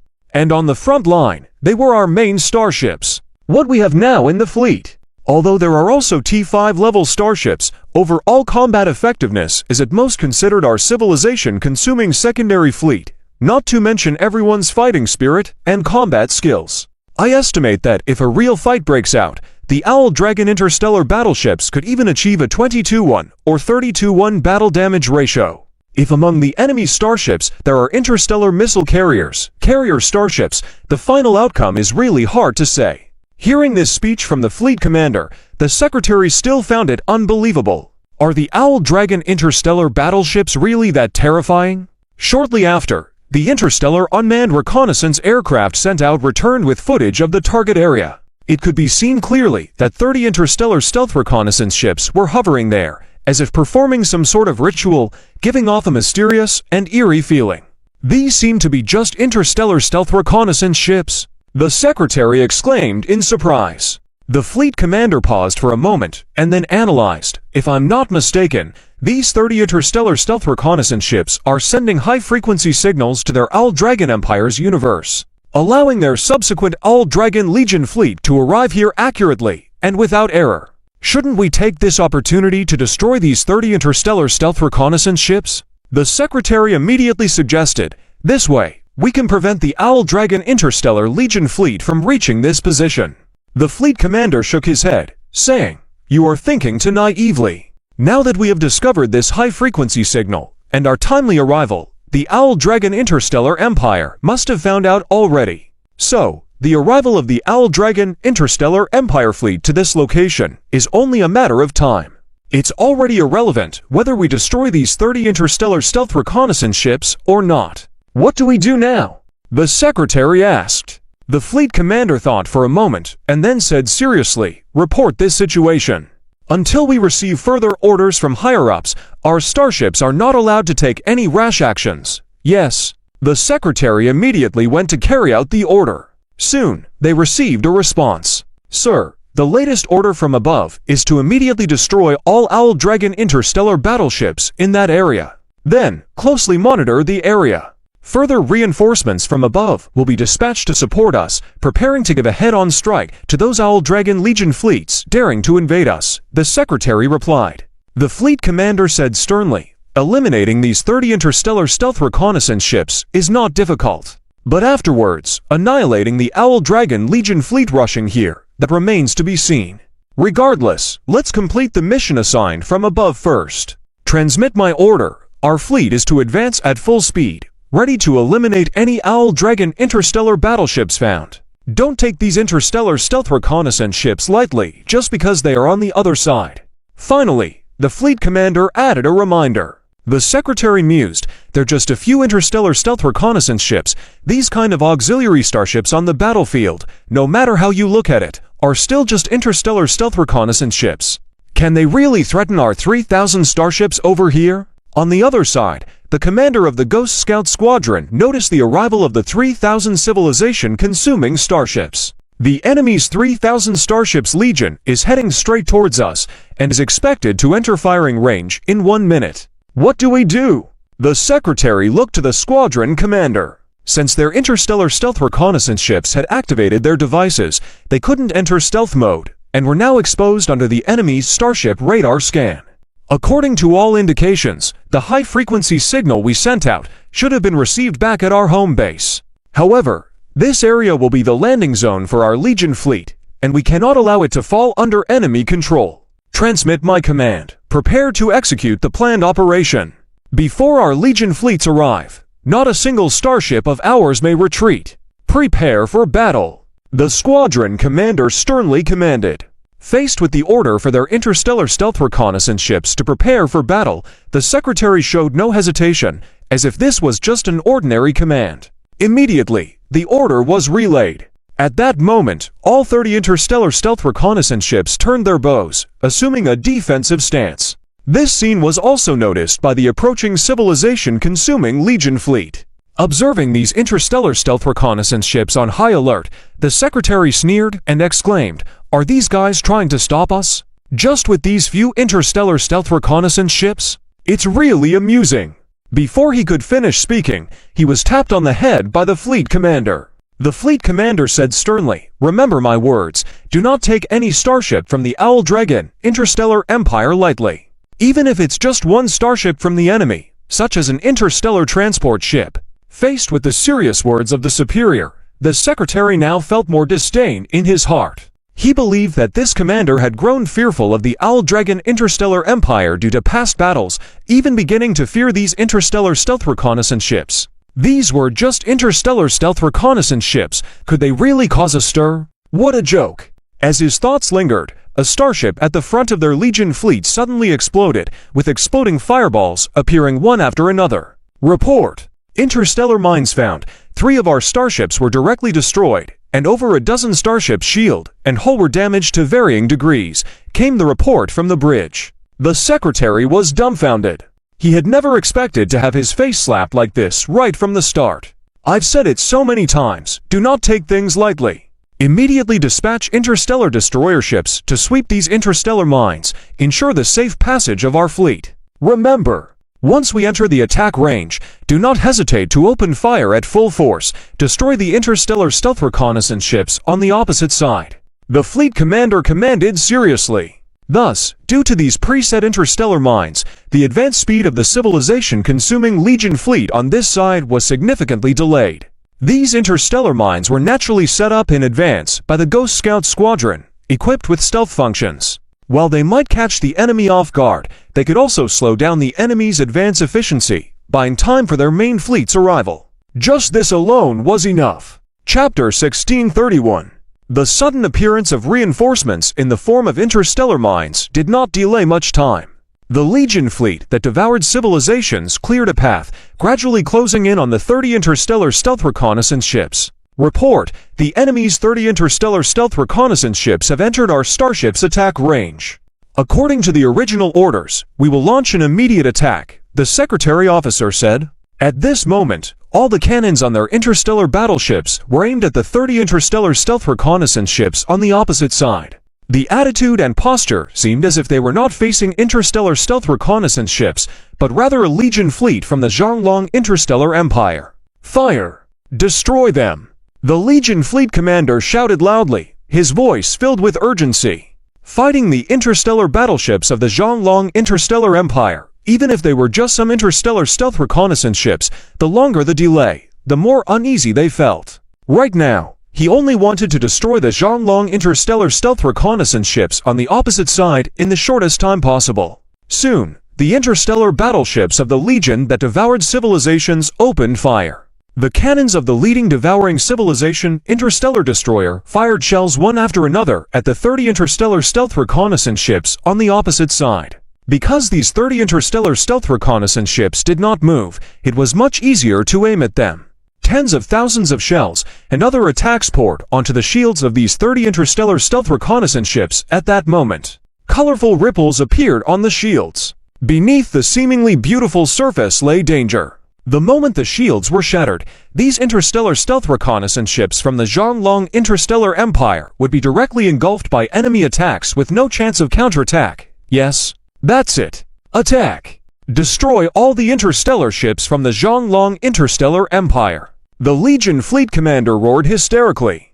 The Secretary Officer beside him even saw a hint of madness in his eyes. This surprised him and made him suspect that his Secretary Officer might have suffered some aftermath from a previous battle with the Zhonglong Interstellar Empire. Seeing the interstellar battleships of the Zhonglong Interstellar Empire had this kind of emotional reaction, and now having found some easy targets, he naturally needed to vent his anger on these targets. Time passed bit by bit. The energy of the shields of the 30 interstellar stealth reconnaissance ships began to run low. But just at that moment, something unexpected happened. Suddenly, around the 3,000 devouring Civilization Legion fleet, tens of thousands of insectoid combat units appeared out of thin air. These insectoid combat units crazily rushed towards the shields of the devouring Civilization Legion fleet's interstellar battleships, using their bodies and attacks to consume the shields of these interstellar battleships. Once the shields were depleted, the hull armor of these interstellar battleships would directly face these rampaging insectoid combat units. It's the insectoids. The interstellar insectoids. The secretary officer exclaimed. Damn, where did these interstellar insectoids come from? The Legion fleet commander expressed astonishment. Then he realized something, and immediately said, Quick! Launch the stealth disruption projectiles. Yes. The secretary officer immediately ordered. Subsequently, dozens of interstellar escort ships fired a special type of projectile into the surroundings. The explosion of these projectiles did not have a particularly visible visual effect, but their functionality was intangible. Considering that the Zhonglong Interstellar Empire focused more on starship stealth technology and had a fleet of specialized interstellar stealth bomber ships, the devouring civilization had also enhanced its arsenal after the initial battle. One of the heavily equipped weapon systems was these stealth disruption projectiles. After being launched, they could destroy the vast majority of stealth capabilities within a certain range. The reason for launching these weapons here was that the Legion fleet commander suspected that the sudden appearance of these interstellar insectoids might be related to stealth technology. And indeed it was. After the anti-stealth weapons were fired, they were shocked to find a large number of insectoid combat units gradually materializing on both sides of their Legion fleet. In the distance, insectoid nest motherships also appeared. They were not unfamiliar with these interstellar insectoids. It's the interstellar insectoids of the Zhonglong Interstellar Empire. Damn, the previous cleansing and encirclement apparently did not eliminate them all. The secretary officer cursed. It's possible that they were preparing for this moment. The Legion fleet commander said with a dark expression. During the initial battle, a significant number of Zhonglong interstellar insectoids had participated in the counterattack of the devouring civilization's home universe by the Zhonglong Interstellar Empire. After the conclusion of the battle plan at that time, except for a few main nest motherships that retreated to the Zhonglong Interstellar Empire, the remaining Zhonglong insectoid fleet chose to disperse and harass various regions of the devouring civilization universe. In the first few months, they indeed added a lot of trouble to the devouring civilization. However, with the large-scale cleansing and encirclement, the Zhonglong insectoid fleet had basically disappeared in the last 3 months. But unexpectedly, they reappeared here now. This was definitely not a coincidence. It had been planned by the enemy in advance. During the previous clearing and encirclement, these Zhonglong insectoid fleets had quietly hidden away, waiting to collaborate with the Zhonglong Interstellar Legion fleet in this stage of battle. Report, there are approximately 3,000 nest motherships in the surrounding area, with the highest level being a level 5 nest mothership. Upon hearing the report from his subordinate, the Legion fleet commander breathed a sigh of relief. With the same amount of forces, their devouring civilization Legion fleet still had a significant advantage over the interstellar insectoids. Although these interstellar insectoids from the Zhonglong Interstellar Empire were much stronger than the usual interstellar insectoids encountered, they still could not change the gap in individual combat capability. Transmit my order. The fleet must not panic. Set up a good battle formation. Let's eliminate the Zhonglong insectoid fleets first, and we can use our previous experience of encircling and clearing the Zhonglong insectoid fleets. The Legion fleet commander began deploying for battle at this time. But soon, he also noticed something was off. These Zhonglong interstellar insectoids seemed more like they were buying time, protecting the 30 interstellar stealth reconnaissance ships on that side. How did the Zhonglong Interstellar Empire manage this? How come these interstellar insectoids are so coordinated with them? Although the devouring civilization had seen such scenes before, seeing them again now, they still felt incredulous and incomprehensible. After all, in the common understanding of people, interstellar insectoids were always known as a warlike species, their appearance accompanied by disaster and destruction. In theory, they were just as infamous as the devouring civilization. However, after the Zhonglong Interstellar Empire presented these interstellar insectoids, the evaluation seemed to have changed somewhat. At least up to now, within the devouring civilization, no one had been able to explain this situation. unable to explain why these interstellar insectoids were so in sync with the Zhonglong Interstellar Empire in battle. Chapter 1632. Our fate has been sealed due to the delay caused by the fleet of Owl Dragon Worm Clan. This directly led the Brigade fleet that devours civilizations to want to quickly eliminate the 30 invisible reconnaissance starships on the other side become mission impossible. These damn bugs, it's never ending. The secretary waved his fist angrily in the air. Originally, these bugs were already annoying enough, but now they were playing tactical games with you, which made it feel even more like punching cotton. The situation is not looking good from here on out. The commander of the brigade fleet felt the growing unease in his heart. He said in a low voice, "Report our situation to the superiors.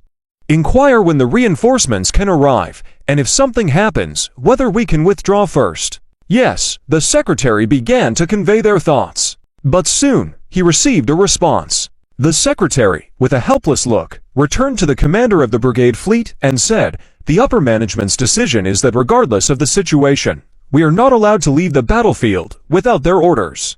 As for the reinforcements fleet, it is still being urgently dispatched, so we should not worry.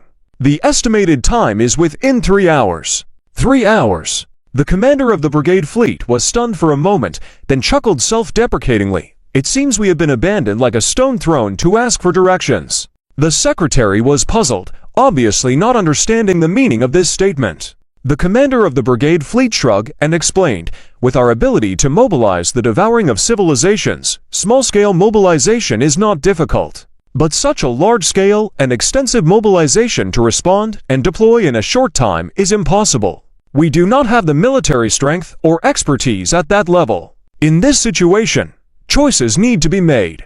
The first step is to arrange military deployments in important areas and then move on to less critical areas, and so forth. Although the system we are responsible for is a strategic one, its priority is not high. So, I presume, while there is an intention to protect this system at the top, its priority is not very high. However, they still want to give it a try.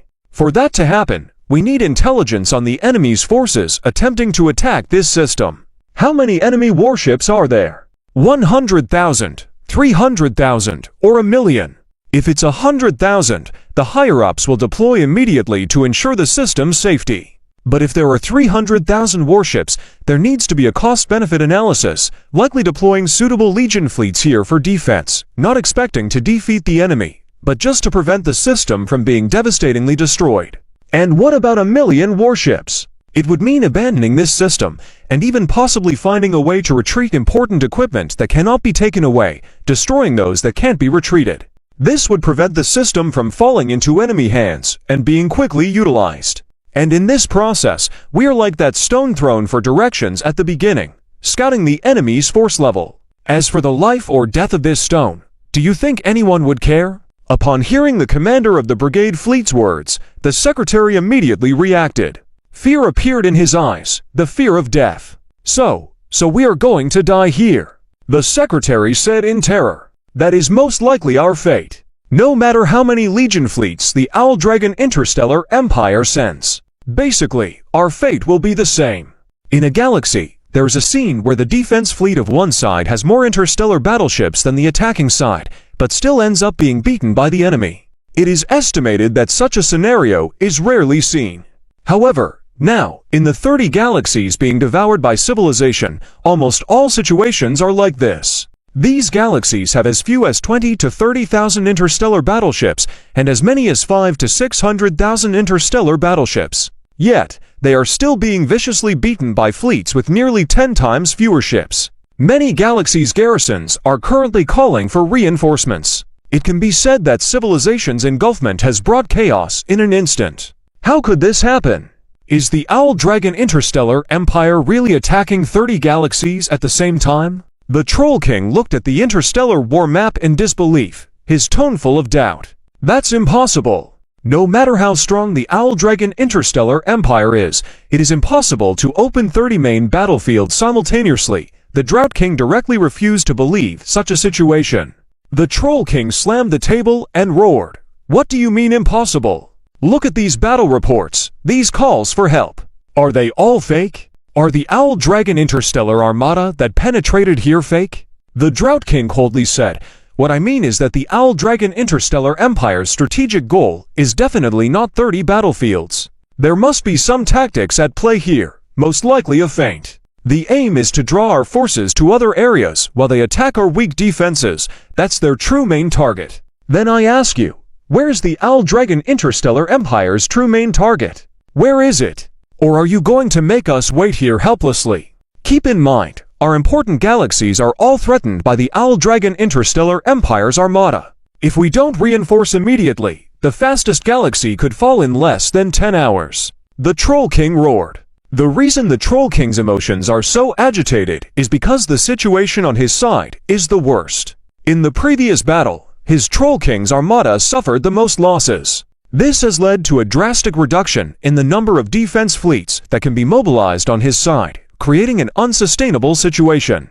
This necessitates seeking help from the other two kings. Black God, we must make a decision now. If we do not send a substantial reinforcement, we will lose the initiative. If the Owl Dragon Interstellar Empire's armada destroys our strategic locations, the consequences will be too great for us to bear. The Troll King looked at the Black God King, who had not spoken. He could only hope that the Black God King would make the right decision. Among the three kings, the Black God King has the highest position and power. As long as the Black God King speaks, even if the Drought King is unwilling, he must obey. The Drought King's gaze also fell on the Black God King, waiting for the Black God King's next words. The Black God King slowly spoke. Since the Owl Dragon Emperor has already made a move, we must retaliate. What Drought just said is correct. The Owl Dragon Emperor cannot attack all 30 galaxies at once. If this battle drags on too long, even the Owl Dragon Interstellar Empire won't be able to hold. So there are definitely many feints at play, just to draw our forces. It is even possible that these 30 galaxies are not the true targets of the attack. Indeed, according to the current battlefield information we have received, in every star system battlefield, the Shadow Dragon Interstellar Empire only deploys a Legion fleet of 50,000 interstellar warships. This amounts to a total of 1,500,000 interstellar warships. And now, the Shadow Dragon Interstellar Empire should have at least 5 million interstellar warships in their possession, said the Drought King beside him. The Black God King continued, the Shadow Dragon Emperor still has at least 3,500,000 interstellar warships that can be mobilized. Therefore, we cannot throw out all our pieces at once. However, we cannot simply watch as these Legion fleets of the Shadow Dragon Interstellar Empire wreak havoc on our territory. According to the battle data we obtained earlier, if we calculate the power gap between us and the Shadow Dragon Interstellar Empire Legion fleets in terms of the number of interstellar warships, as long as we have 10 times the number of interstellar warships compared to the enemy, we can at least hold them off with a high probability and drag them into a war of attrition. In the current star system battlefields with over 50,000 interstellar warships stationed, the actual situation is like this. It appears that the Shadow Dragon Legion fleet is attacking fiercely, but with no substantial effect. Therefore, I believe we should first increase reinforcements now. In 30 star system battlefields, all garrisons should be increased to 50,000 interstellar warships. The Black God King's arrangement was also approved without objection by the Drought King. In this way, only 150 million interstellar warships were mobilized, and the swallowing civilization still had interstellar fleets that could be mobilized to counter the next moves of the Shadow Dragon Interstellar Empire. I think we should increase the garrison on some key star systems, not just 50,000 interstellar warships. What if this is also a ploy of the Shadow Dragon Interstellar Empire? Later on, the Shadow Dragon Interstellar Empire could launch a full-scale devastating attack on our key star systems in one go. At that time, we may not have time to react, the Troll King said cautiously. The Drought King rarely agreed with the Troll King's idea at this time and said, the Troll King is right about this point. Some star systems can be used to distract the Shadow Dragon Interstellar Empire or even as bait to attract their Legion fleets. But some star systems are crucial for us and cannot afford any slip-ups. Therefore, I suggest that more interstellar warships be deployed in these important star systems. For example, our current largest interstellar warship production star system should increase its garrison to at least 1 million interstellar warships or even more to ensure the absolute safety of this star system. Upon hearing the Troll King's words, the Black God King nodded. This can be implemented, but we should not mobilize too many interstellar fleets. Here's the deal. In addition to the instructed 150 million interstellar warships, I will provide you with 5 million more interstellar warships for this purpose. List out the relevant key star system names. Focus on protecting the security of these star systems, the Black God King stated. Understood. The Troll King finally breathed a sigh of relief. With the reinforcement, those high-value strategic star systems were finally out of danger. However, we still need to be careful of other schemes by the Shadow Dragon Interstellar Empire. Be prepared to mobilize the army at any time. I heard that the Sacred Elven Empire is also making moves. All Legion fleets are being mobilized, and all military star systems are now under external blockade.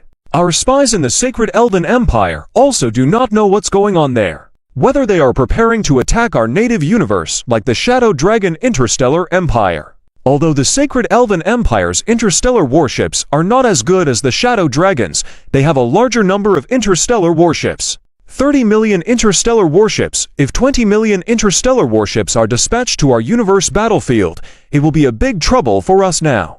We must be cautious. The Drought King reminded at this moment. The second batch of reinforcement troops from the Owl Dragon Interstellar Empire quickly rushed to the battlefield. In 20 galaxy battlefields, a total of 1 million interstellar warships were deployed. As a result, the Owl Dragon Interstellar Empire's number of interstellar warships sent to devour the civilization universe reached 2.5 million warships. In response, the devouring civilization also acted directly. Immediately after the Owl Dragon forces increased their troops in these 20 galaxy battlefields, the number of stationed warships reached 1 million warships in total. Meanwhile, in 10 other strategic star systems, where the Owl Dragon Interstellar Empire did not increase troops, the devouring civilization's 3 emperors dispatched an additional 1 million warships each, bringing the stationed fleet to 2 million warships. At this moment, the devouring civilization had deployed nearly 40 million interstellar warships in 30 galaxy battlefields. So far, it seemed that there were no flaws in the devouring civilization's deployment in these 30 star systems, but the situation remained in a deadlock. This continued until the 4th day of the battle when the Owl Dragon Interstellar Empire had a new strategy. The Abyssal King-class interstellar dreadnought, Marshal Charlotte's ship, was like a celestial god observing the battlefield before issuing orders.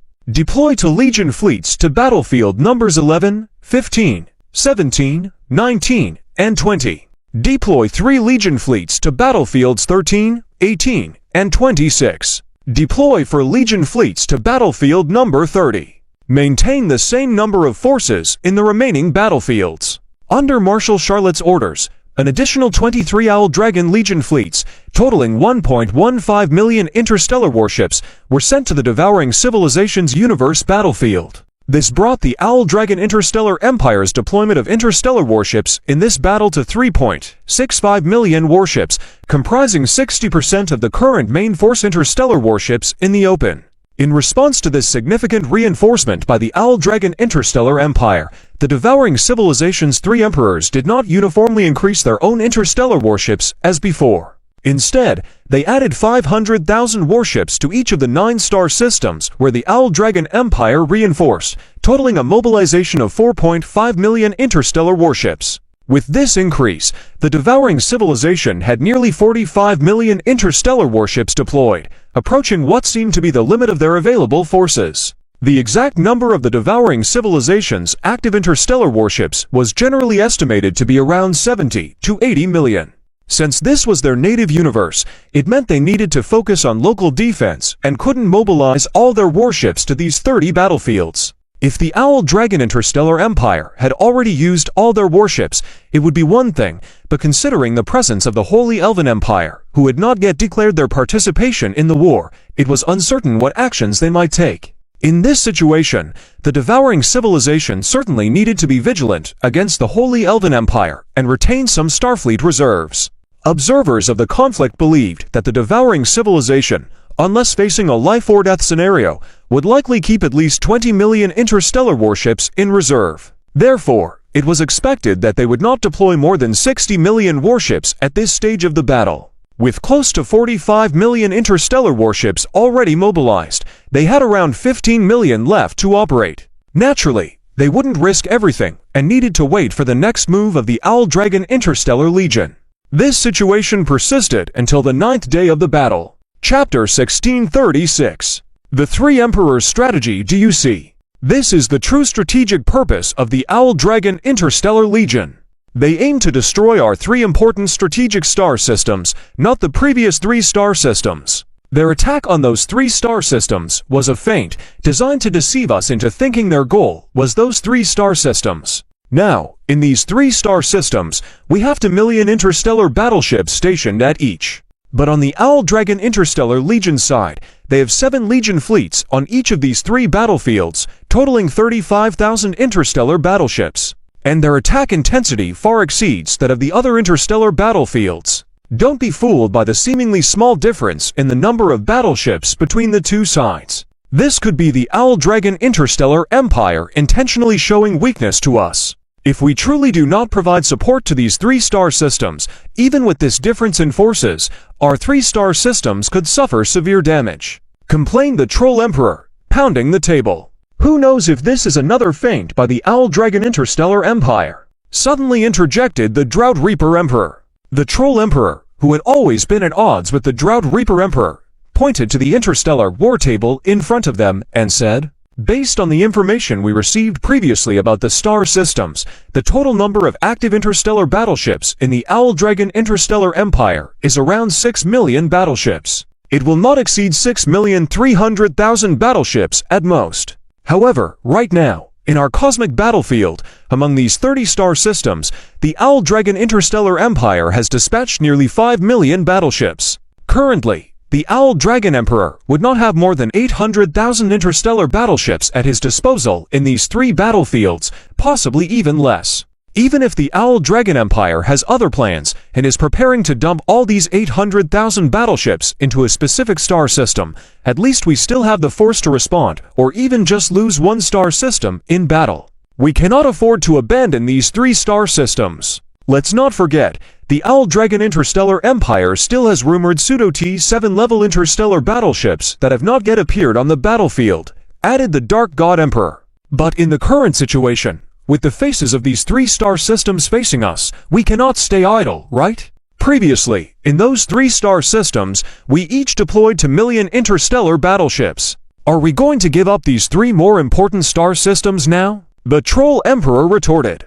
And so the discussions among the 3 emperors continued, analyzing the current situation and strategizing on how to counter the Owl Dragon Interstellar Empire's advances. The translation spiraled on, delving deeper into the intricate military strategies and maneuvers being planned and executed by the different factions involved in the interstellar conflict. Chapter 1637 Blood Sacrifice Plan 3 King Meeting. The true goal of the Owl Dragon Emperor has been exposed. It's within these 3-star systems, the Troll King said excitedly. Several ace fleets of the Owl Dragon Interstellar Empire have all been dispatched, along with 3 super flagships making appearances on the battlefield. It can be said that the Owl Dragon Interstellar Empire has now revealed its trump card, and the offensive against these 3-star systems is extremely strong. In a short period of time, they have already destroyed 5 of our level 4 soul altars. Due to the low soul intensity in the star systems, these soul altars cannot operate at full capacity, resulting in poor performance. Unless we dispatch interstellar fleet support, these 3-star systems are doomed. After the Dry Demon King finished speaking, he looked at the Black God King. Since the Owl Dragon Interstellar Empire has now revealed its trump card, it's their turn to make a move. Regardless, they cannot accept the downfall and destruction of these 3-star systems, especially since there are 3 level 5 soul altars and more than a dozen level 4 soul altars within them. While losing level 4 soul altars would be acceptable, losing level 5 ones would be unacceptable. The Black God King looked at the interstellar war map before him and stated in a deep voice, "No. The Owl Dragon Emperor still has cards to play. That quasi-T7 class interstellar battleship, the Shadow Hunter Elite Fleet, the additional super flagship T6 Dragon Emperor Star Command ship, and his own Imperial Guard fleet." The Black God King's words show his deep understanding of the Owl Dragon Interstellar Empire. He paused momentarily before continuing. Regarding the Quasi-T7 Golden Sacred Beetle class heavy interstellar dreadnought, we have very limited information. We only know that during the Owl Dragon Interstellar Empire's New Year ceremony, the Owl Dragon Emperor toured various regions with 5 of these battleships. We are unaware of the exact number of these battleships nor their combat data, whether they are truly Quasi-T7 class interstellar battleships. Additionally, we must not forget about the super bomb capable of destroying an entire star system possessed by the Owl Dragon Emperor. We do not know how many of these weapons he still has at his disposal. Upon hearing the Black God King's uncertain words, the Troll King couldn't help but interject. Black God, I know you are always cautious. What you just said is correct. However, the most important thing at this moment is the battle in these 3 star systems. Are we going to abandon these star systems just because we fear the interstellar battleships that the Owl Dragon Emperor has yet to send out and the super bomb? I don't deny their power, but we have prepared a countermeasure to deal with this weapon. We have set up monitoring devices in all important star systems. Once we detect a high-intensity energy wave characteristic of this weapon within the star system, we will destroy it promptly, preventing the release of its terrifying energy after activation. So, at most, the Owl Dragon Emperor can only use these weapons to destroy some unimportant star systems. Fighting against a T6 interstellar civilization, losing some unimportant star systems, and depleting the enemy's essential strategic assets, wouldn't this be a fair deal? As long as we ensure that our crucial star systems remain unaffected, isn't that enough? At this moment, the Dry Demon King, standing in rare support alongside the Troll King, added, Troll, this guy rarely talks with a bit of sense. Black God, I believe we should make a firm decision now. As you said earlier, we need to set a trap to attract more interstellar fleet reinforcements from the Owl Dragon Interstellar Empire. Currently, the Owl Dragon Interstellar Empire has deployed a total of 36 fleet squadrons, totaling 1,800,000 interstellar warships across these 3 star systems. When considering the Ace Fleet Squadron's warships, the number has reached nearly 2,300,000 interstellar warships, all belonging to the elite of the Owl Dragon Interstellar Empire. If we can annihilate them here in these star systems, even if we later lose a few unimportant star systems, we can still accept this outcome. After thorough preparation, we can launch a counterattack against the Owl Dragon Interstellar Empire. Hearing the persuasion from the Troll King and the Dry Demon King, the Black God King hesitated. He took a deep breath and said in a deep voice, "You are making sense. In that case, let's dispatch reinforcements to these 3 star systems, ensuring we have the initiative on these battlefields, and eliminate the over 2 million Owl Dragon interstellar warships on these 3 star systems. How many reinforcements shall we send?" The Dry Demon King immediately inquired, adding, "If needed, I can even personally lead my fleet to support the battle." The Black God King pondered carefully. The number of reinforcements to be sent was crucial. On one hand, they had to guarantee the defense of several important star systems consumed by the devouring civilization, while also being prepared for the possible intervention of the Divine Elf Empire. However, maintaining the previous limit of 60 million interstellar warships was indeed challenging, considering they had already deployed over 56 million interstellar warships. Sending nearly 4 million interstellar warships to support these 3 star system battlefields would fall short of their goal to overpower the Owl Dragon Legion's strategic objectives. After some thought, the Black God King said, "We need to break the limit we set for ourselves. This time, we will add 9 million interstellar warships to the 3 star system battlefields, with 3 million interstellar warships each deployed in a star system. You, Dry Demon, according to your plan, will lead your elite Guardian fleet to support any of these 3 star system battlefields as the breakthrough point." "No problem," the Dry Demon King replied upon receiving the opportunity to act, feeling excited. Among the devouring civilization, the 3 strongest fleet squadrons naturally belonged to the 3 kings. The Troll King's fleet had suffered significant losses in the previous battle and was still under repair, including his flagship. Due to their significance, the Black God King's fleet could not be deployed unless during a crucial moment. Therefore, the only fleet available for deployment was the Dry Demon King's fleet. "Black God, what about me? Although my Troll King's fleet is not as strong as before due to recovery, it is more than capable of handling the current situation." The Troll King was unwilling to miss the opportunity for personal revenge. However, at that moment, the Black God King shook his head and said, "No. Your fleet needs to remain here. Don't forget, apart from what I mentioned earlier, the Owl Dragon Interstellar Empire still has the Interstellar Insect Clan they can mobilize. In the last battle, that Owl Dragon Insect Clan fleet lost over 100 million nest motherships. Within half a year, even with their strong reproductive capabilities, the Interstellar Insect Clan cannot fully recover in such a short time, speculated the Troll King. The Black God King solemnly stated, "We have very limited information about this Owl Dragon Insect Clan fleet, so we cannot take this lightly. You have experience in battling the Owl Dragon Insect Clan fleet, so if they do appear, you will be responsible." "All right," the Troll King reluctantly agreed, gazing enviously at the Dry Demon King.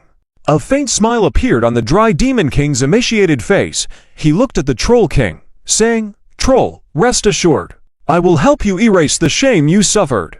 After all, we are the three kings. Your disgrace is our disgrace." Despite the seemingly comforting words, they carried a hint of mockery rather than solace. The Troll King coldly glanced at the Dry Demon King and snorted, saying no more. "Well, since the decision has been made, let's begin the preparations." Furthermore, the blood sacrifice plan can be executed on the battlefield. The Black God King's words ignited excitement in the Dry Demon King's expression. With the end of the King's meeting, all parties began their preparations. The deployment of the 9 million interstellar warships by the devouring civilization could be said to have alleviated the urgent situation in the three-star systems, drastically shifting the balance on those battlefields. With 6 million interstellar warships suddenly at their disposal, the tide had turned in these star systems. Despite sustaining casualties of tens of thousands of warships in the previous battle, this numerical advantage was significant compared to the Owl Dragon Legion's fleets, which stood at less than 700,000 warships each in their respective star systems. At a mere glance at the data comparison, the ratio of warships between the two sides was still close to 10 to 1. Furthermore, the Owl Dragon Interstellar Legion still possessed a significant number of elite fleets. On paper, this advantage should still be in their favor. While the devouring civilization had the black technology weapon soul altars, the low casualty numbers in the star systems resulted in insufficient soul energy supply. However, with an arrangement made by the devouring civilization, a vast quantity of pitch-black interstellar warships now surged into the three-star system battlefields overnight. This sudden surge in pitch-black interstellar warships being produced daily reached an astounding output of 1 million pitch-black interstellar warships. All of this was orchestrated through the blood sacrifice plan executed by the devouring civilization. Upon learning of this plan, Zhao Chen was shaken to the core. First, numerous interstellar transport ships appeared in the three-star system battlefields carrying not weapons or equipment, but the fuel for the soul altars living beings. These were all slaves of the devouring civilization, imprisoned on these interstellar transport ships and cruelly put to death in the most painful manner, through incineration. Each of these interstellar transport ships was equipped with incineration devices, prepared to activate when the blood sacrifice plan was initiated, burning the captives alive. Chapter 1638. The Real Strategic Plan. These bastards! I can't believe they would do something like this. The vice captain of the Dragon Emperor ship couldn't help but curse upon hearing the news. Zhao Chen coldly stared at the debris thrown out by the interstellar transport ships after being burned. He spoke in a low voice. They know that the soul altar in this star system battlefield lacks sufficient soul will to produce more Abyssal Legion fleets. So, they started artificially creating these soul wills to increase the number of their Abyssal Legion interstellar warships. Yes, from our observations, the soul altars are operating very quickly now. If we don't destroy them soon, there will be nearly 1 million Abyssal interstellar warships added daily in the future. Although they are produced from level 5 and level for soul altars, the quantity is too high and will affect our operational goals here, increasing our battlefield consumption, dragging us into a deadlock, Charlotte said on the video window. In addition, I have to tell you, the three sovereigns who devour civilizations are even more ruthless than you imagine.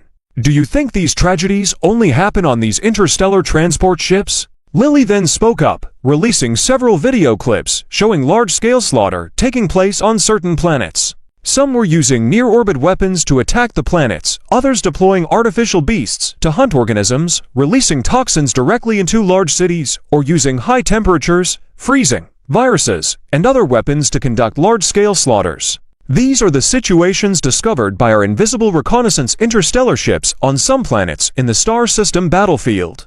The blood sacrifice plan of devouring civilizations not only uses slaves brought on the interstellar transport ships, but also includes ordinary people on these planets. Lily took out a document, the document of the civilization devouring plan. This is also a message document intercepted by the Ghost Scouts about this blood sacrifice plan.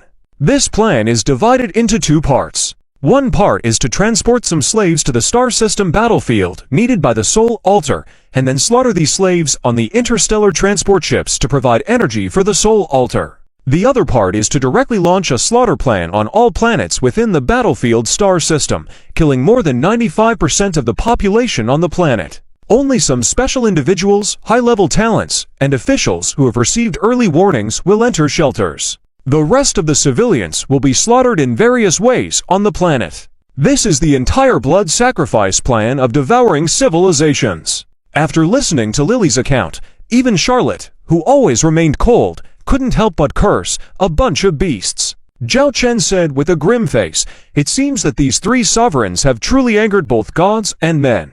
He looked at Charlotte, unable to suppress a wave of anger within himself. He was waiting for Charlotte's next strategic deployment. He knew that Charlotte must have a true plan that had not been revealed. Report, the latest information from the Ghost Scouts. In addition to the enemy fleets supporting 3-star system battlefields with 3 million interstellar warships each, one of the 3 sovereigns, the Drought King Legion, has also taken action, leaving their station star system and heading towards the Stargate. It is expected to arrive at a certain star system battlefield within 5 hours.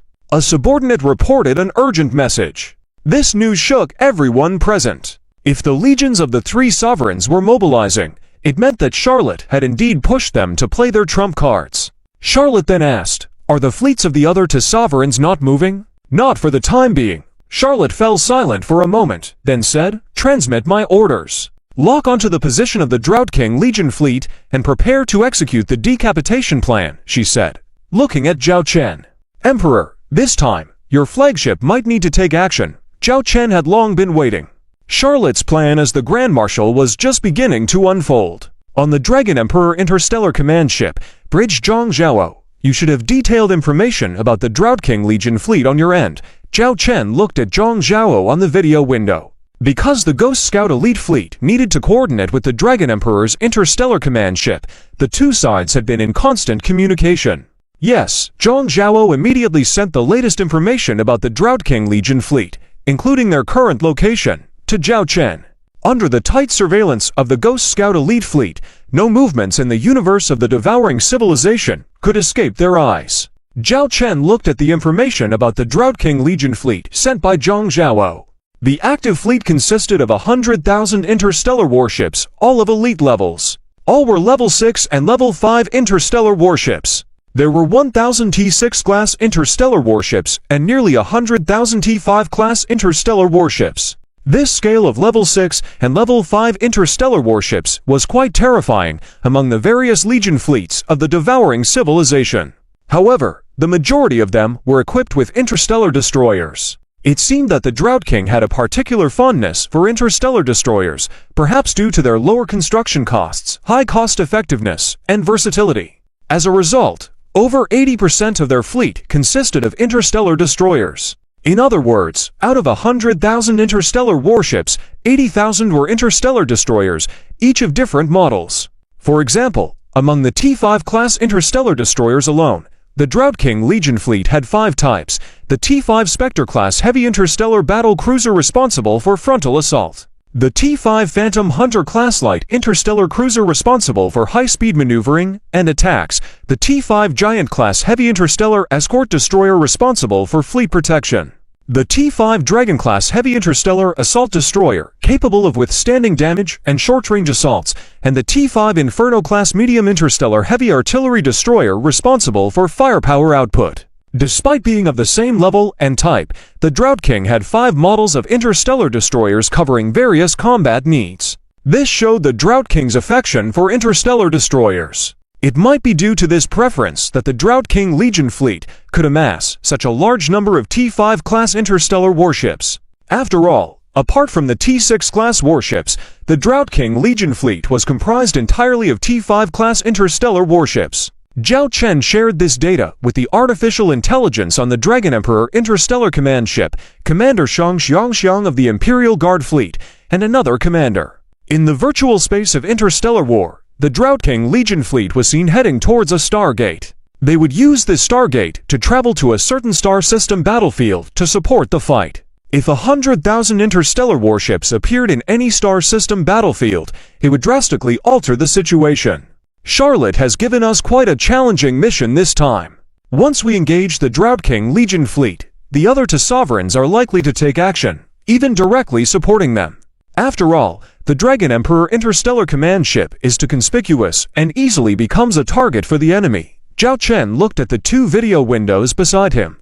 But he kept one more thing to himself. It could be a strategic goal of Charlotte's as well. Your Majesty, please rest assured that regardless of what happens on the battlefield, we, the Imperial Guard Fleet, swear to protect your safety at all costs.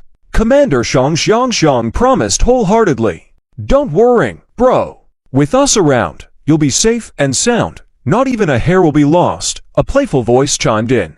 Zhao Chen looked over. It was rare for him to collaborate on a mission with his sister. Yes, the contact was the Commander-in-Chief of the Shadow Hunter Elite Fleet Group, Zhao Wenner, his younger sister. Zhao Wenner's expression was also excited at the moment. The opportunity to act alongside her brother was a source of great joy for her, as there was no way Zhao Chen's fleet of over 3,000 interstellar warships could take on the 10,000 interstellar warships of the Drought King Legion fleet alone. Zhao was not overconfident. Charlotte was well aware of this, which was why she arranged for Zhao Wenner's Shadow Hunter Elite Fleet Group to assist. Zhao Wenner's Shadow Hunter Elite Fleet Group also had 100,000 interstellar warships, all interstellar stealth bombers, and were equipped with a large number of T4-class interstellar warships. That should be sufficient to deal with the Drought King Legion fleet. And this wasn't even Zhao Chen's trump card. So, what are your thoughts on the upcoming battle? Zhao Chen looked at Zhao Wenner and Shang Xiangxiang. Shang Xiangxiang then looked at Zhao Wenner. In terms of rank, Zhao Wenner was an Imperial Marshal with a higher command level. Zhao Wenner bluntly said, "My Shadow Hunter Elite Fleet Group is better suited for stealth attacks. So, the main events on the battlefield will still be managed by your Imperial Guard Fleet. I'll quietly strike them when the time comes." Zhao Wenner grinned mischievously. Zhao Chen rolled his eyes, feeling awkward hearing about using his 3,000 interstellar warships for a frontal confrontation and using 100,000 interstellar warships to sneak attack. Fortunately, there were other preparations. Chapter 1639 Trap. Ambush. Then Shang Xiangxiang, you finalized the plan for frontal combat. All you need to do is share the details of your combat plan with Zhao Wenner. In terms of deployment, do not interfere with each other. Just follow the arrangements of the other party. We only have one mission.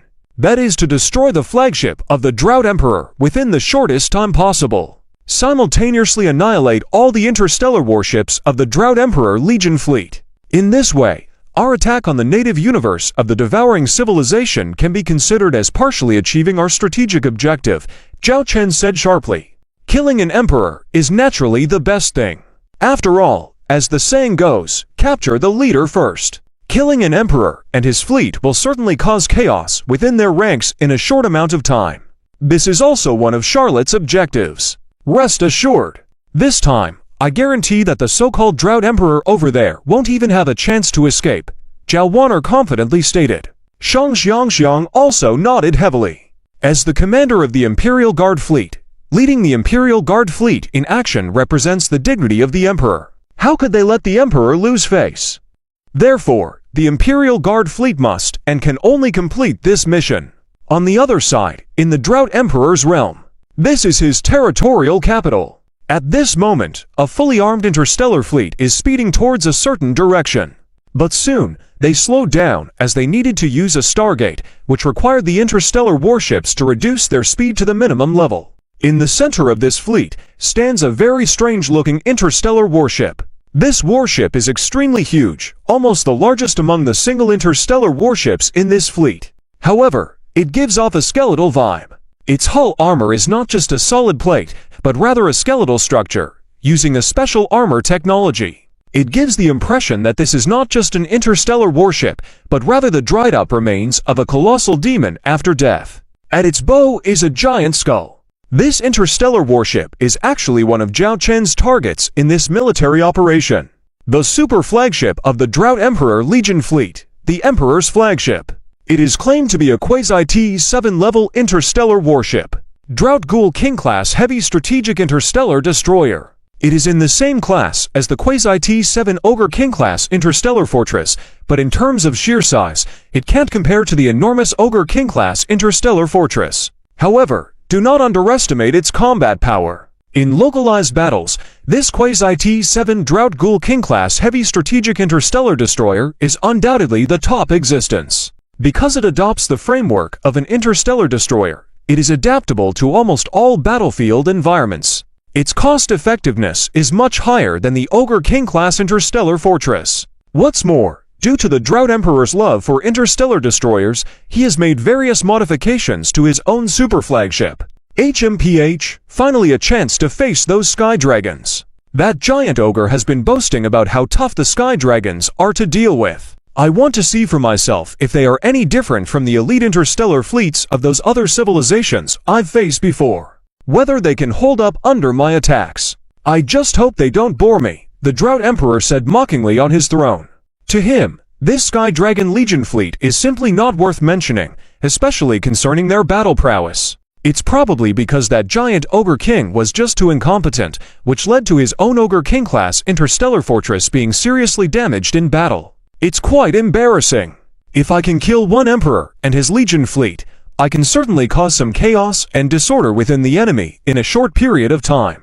This is also one of Charlotte's objectives. Rest assured, this time, I will absolutely ensure that the so-called Drought Emperor on the other side won't even have a chance to escape, Zhao Wan'er confidently said. Shang Xiangxiang also nodded heavily. As the commander of the Imperial Guard Fleet, leading the Imperial Guard Fleet in action represents the Emperor's dignity. How could they let the Emperor lose face? Therefore, this military mission must and can only be completed by the Imperial Guard Fleet. On the other side, in the realm of the Drought Emperor, this is his capital territory. At this moment, a fully armed interstellar fleet is speeding towards a certain direction. But soon, they slowed down as they needed to use a Stargate, which required the interstellar warships to reduce their speed to the minimum level. In the center of this fleet stands a very strange-looking interstellar warship. This warship is extremely huge, almost the largest among the single interstellar warships in this fleet. However, it gives off a skeletal vibe. Its hull armor is not just a solid plate, but rather a skeletal structure, using a special armor technology. It gives the impression that this is not just an interstellar warship, but rather the dried-up remains of a colossal demon after death. At its bow is a giant skull. This interstellar warship is actually one of Zhao Chen's targets in this military operation. The super flagship of the Drought Emperor Legion Fleet, the Emperor's flagship. It is claimed to be a quasi-T-7 level interstellar warship. Drought Ghoul King-class heavy strategic interstellar destroyer. It is in the same class as the quasi-T-7 Ogre King-class interstellar fortress, but in terms of sheer size, it can't compare to the enormous Ogre King-class interstellar fortress. However, do not underestimate its combat power. In localized battles, this quasi-T-7 Drought Ghoul King-class heavy strategic interstellar destroyer is undoubtedly the top existence. Because it adopts the framework of an interstellar destroyer, it is adaptable to almost all battlefield environments. Its cost-effectiveness is much higher than the Ogre King-class interstellar fortress. What's more, due to the Drought Emperor's love for interstellar destroyers, he has made various modifications to his own super flagship. HMPH, finally a chance to face those sky dragons. That giant ogre has been boasting about how tough the sky dragons are to deal with. I want to see for myself if they are any different from the elite interstellar fleets of those other civilizations I've faced before. Whether they can hold up under my attacks. I just hope they don't bore me, the Drought Emperor said mockingly on his throne. To him, this Sky Dragon Legion fleet is simply not worth mentioning, especially concerning their battle prowess. It's probably because that giant Ogre King was just too incompetent, which led to his own Ogre King-class interstellar fortress being seriously damaged in battle. It's quite embarrassing. If his Drought Demon King-class heavy strategic interstellar destroyer appeared on the battlefield, it would leave all enemies trembling and fleeing in panic. Just thinking about such a scene filled the Drought Demon King with anticipation. Warning! Warning! Warning! Unidentified interstellar warship detected ahead. Unidentified interstellar warship detected ahead. Report. We've received a message from the Stargate. The Stargate and the escort fleet have been attacked by unidentified interstellar warships.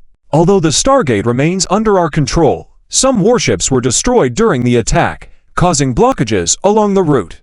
Additionally, the enemy used disruptive weapons, severely interfering with the Stargate signals. Repairs are estimated to take up to 24 hours. Several officers urgently reported the critical information. The Drought Demon King frowned and said in disbelief, "Attacking our Stargate at this time? Even if they take this Stargate, I can still use other Stargates in the surrounding star systems to reach the battlefield. At most, it will only cost me a few extra hours. My lord, the enemy, they don't seem to be targeting the Stargate. It looks like they're coming for us. Our reconnaissance fleet discovered that the enemy has already set up a battle formation on our route, as if they're specifically waiting for us. All their warships bear the insignia of the Soaring Dragon. Furthermore, according to our database comparison, one of the warships appears to be the rumored flagship of the Soaring Dragon Emperor, the T6 Dragon Sovereign Asterisk, an interstellar command ship. Also, the fleet intercepting us is the Emperor's Royal Guard fleet." "What? The Emperor's Royal Guard fleet? You're telling me the Soaring Dragon Emperor himself is here?" The Drought Demon King stood up abruptly. "Yes, sir." "Are you certain?" The Drought Demon King's tone turned grave, shedding his earlier casual demeanor. "It's almost certain. These are the images we captured. Please take a look." The subordinate sent a series of visual data to the Drought Demon King.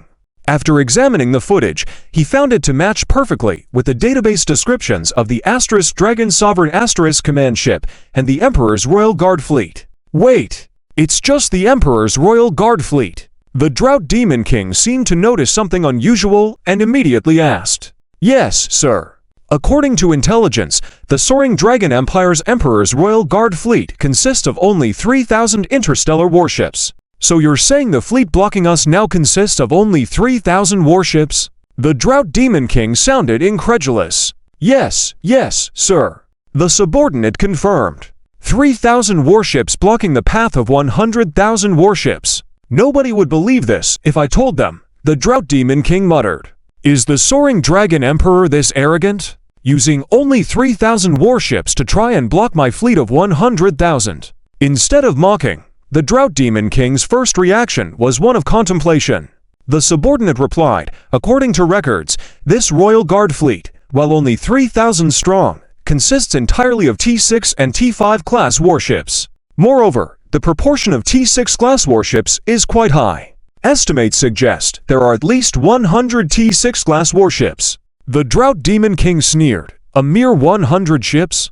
My Drought Demon King fleet alone has 1,000 T6 class warships." After a pause, he muttered under his breath, "I know our warships of the same class can't quite match the Soaring Dragon ships. Their fleet composition is superior. But no matter how strong their individual warships are, or how high their combat quality is, using just 3,000 ships to challenge my fleet of 100,000. This Soaring Dragon Emperor is clearly underestimating us. Something's not right. This doesn't add up."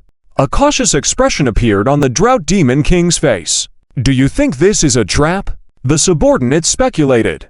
"Most likely," the Drought Demon King murmured. "So what should we do? Should we stop here and call for reinforcements from other fleets?" The subordinate hadn't finished speaking before the Drought Demon King kicked him in the chest, yelling, "Call for reinforcements? Do you want me to be more humiliated than that troll bastard? Facing 3,000 enemy warships when we have 100,000 of our own on my own turf, and you suggest calling reinforcements? If word gets out, where will I put my pride?" The subordinate, knocked to the ground, dared not show any grievance. He immediately stood up and cautiously asked, "Then what should we do next?" The Drought Demon King pondered for a moment, rubbing his chin as he said, "If we assume these 3,000 warships are merely bait, how many warships can the Soaring Dragon Emperor still mobilize? Could it be the Shadow Hunter Elite Fleet? That fleet with the interstellar stealth bombers, it's likely them. The ones who attacked our Stargate earlier could very well be that fleet," the subordinate immediately responded. "Do we have any data on the Shadow Hunter Elite Fleet? How many warships do they have?" the Drought Demon King asked. The subordinate quickly retrieved the information. In the first battle, the Shadow Hunter elite fleet was estimated to have around 60,000 active warships. Among them, a large number are T4 class warships, with the rest being T5 class and a few T6 class warships. 60,000 warships, including T4 class. The Drought Demon King calculated the combat strength comparison in his mind. Chapter 1640, Showdown of Quasi-T7 level star battleships. After some consideration, the King of the Drought spoke in a deep voice, "We cannot take this lightly. The cunning individuals of the Owl Dragon Empire have likely prepared something, probably including ambushes. However, the Imperial Guard's fleet is on the other side, and the Owl Dragon Emperor is also here. If we can destroy that Dragon Emperor class interstellar command ship and kill that Owl Dragon Emperor, it would be a huge gain for us." According to the information obtained from the Owl Dragon Interstellar Empire, the talent of this Owl Dragon Emperor is terrifying, as he was almost involved in all the design and construction of the Owl Dragon series of star battleships. Without the existence of this Owl Dragon Emperor, even without our intervention, the Owl Dragon Interstellar Empire is likely to collapse in a short time. Therefore, if we can seize this opportunity and kill this Owl Dragon Emperor directly, it is more important than winning a major battle and destroying hundreds of thousands of enemy star battleships. With these words, the King of the Droughts had basically determined the course of action. Even if it was a trap on the other side, they had to break through because of the presence of the Owl Dragon Emperor. In the eyes of the King of the Droughts, that Owl Dragon Emperor was nothing more than a delicious prey. "Issue my command. The Legion fleet shall form a battle formation and continue to advance. However, remember, during the journey, whether it is in front of the fleet, on the side, or at the back, the highest level of vigilance must be maintained. The enemy could launch an attack from any direction at any time. At the same time, activate all anti-stealth devices. The enemy is likely to have a large number of interstellar stealth bombers and may have even set up interstellar bombs or other devices on our path." The King of the Drought spoke solemnly. He would not miss such a good opportunity, but he would not recklessly charge in without preparation. Pausing for a moment, he continued, "Contact the Station Legion fleet in the surrounding star systems and have them prepare for battle. Once the order is received, they must come to support immediately." Upon hearing this arrangement, one of his subordinates asked in confusion, "If they need to provide support, why not have them depart now?" The King of the Drought spoke in a deep voice, "Because so far, we have not been able to confirm the true intentions of the Owl Dragon Emperor on the other side. It is possible that they are targeting us, but it is also possible that it is a diversion tactic, using oneself as bait to lure us into moving surrounding Starfleet for support, and then taking advantage of the situation to attack the surrounding star systems." The subordinate understood, and immediately began to carry out the instructions of the King of the Droughts. At the same time, the Legion fleet of the King of the Droughts continued to sail forward and soon appeared on the starship radar, the Imperial Guard's fleet on the other side. 3,000 star battleships, neatly arranged in a defensive formation. All of them were of T5 and T6 level star battleships. It was also clearly visible that the T6 Dragon Emperor class interstellar command ship was positioned in the middle of these 3,000 star battleships. "I want to see what tricks you, this Owl Dragon Emperor. Have up your sleeve. If you want to use yourself as bait, then don't blame me for directly devouring this bait." The King of the Droughts muttered coldly. He then directly issued the command, "The forefront fleet, prepare to launch a frontal attack on the enemy Starfleet. Spare no effort to destroy the enemy star battleships at all costs. At the same time, the starships in other directions need to be prepared for battle. Yes." The approximately 10,000 star battleships at the forefront of the King of the Droughts Legion fleet began to break away from the main fleet formation and launched an attack on the 3,000 Owl Dragon star battleships ahead. On the Dragon Emperor class interstellar command ship's bridge, Zhao Chen watched the scene unfolding on the interstellar warfare sandbox, where there were some intermittently appearing circles resembling some kind of radar scanning devices. The enemy is well prepared. Just because they have discovered our Imperial Guard's fleet here, they did not blindly launch an attack. Instead, they only sent 10,000 star battleships as the vanguard, with the remaining 90,000 star battleships following behind while maintaining a battle formation. Additionally, their anti-stealth devices have been fully activated. Lilius remarked beside him. The enemy's anti-stealth devices are fully operational. Once our interstellar stealth bombers enter that range, they will be detected by the enemy and unable to carry out a surprise attack. Zhao Wanner added on the other end of the video window, with little change in her expression.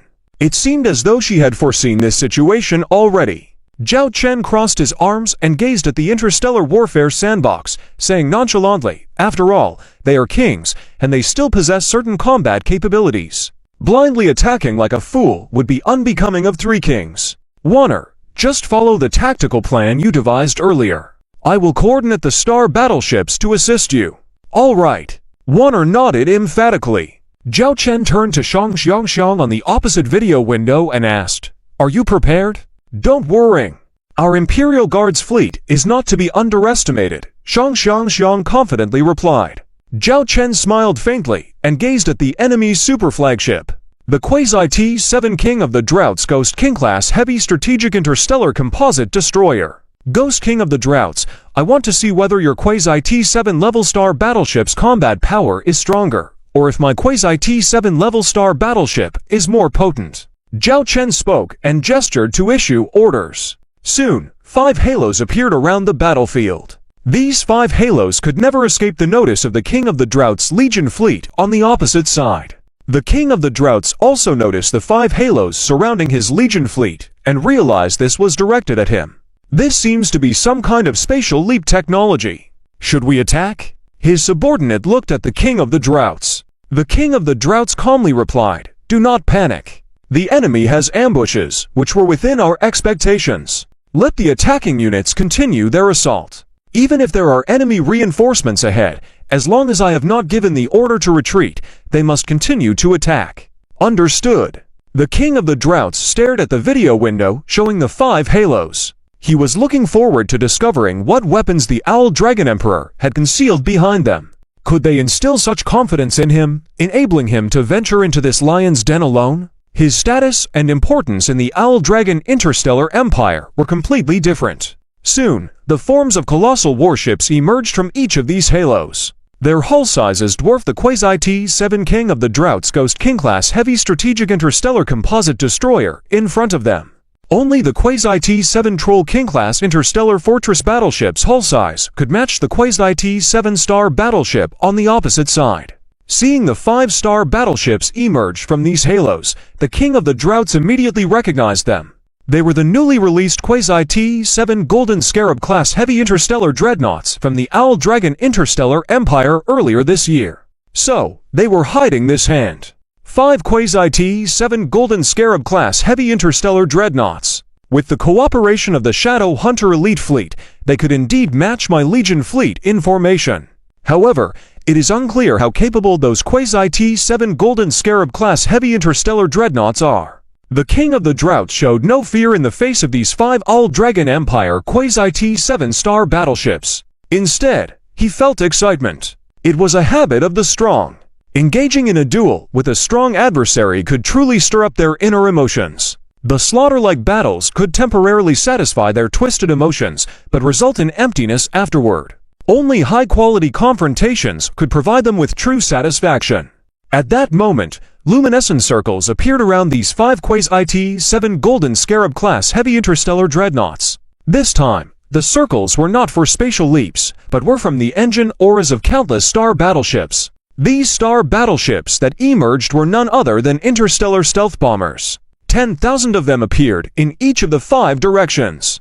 Additionally, on the flanks of the Owl Dragon Guard's fleet, there were another 10,000 interstellar stealth bombers. The sight indicated that the 5 Quasi-T-7 Golden Scarab-class Heavy Interstellar Dreadnoughts were preparing to lead the charge, with these interstellar stealth bombers following them from behind. Having interstellar stealth bombers lead the assault was a rare sight in the history of warfare because their advantage lay in stealth operations, surprise attacks, and rapid retreats. In a frontal battle, their performance might not even surpass that of star destroyers of the same class since their roles were completely different from the design stage. HMPH, a ridiculous tactic, the King of the Droughts coldly chuckled, remaining non-committal to the enemy's tactic of charging head-on like ducks to a block. Issue my command. All Legion fleets are to prepare for battle. Eliminate all Owl Dragon Star battleships in front of us. Be cautious of the enemy's Quasi-T-7 Golden Scarab-class Heavy Interstellar Dreadnoughts.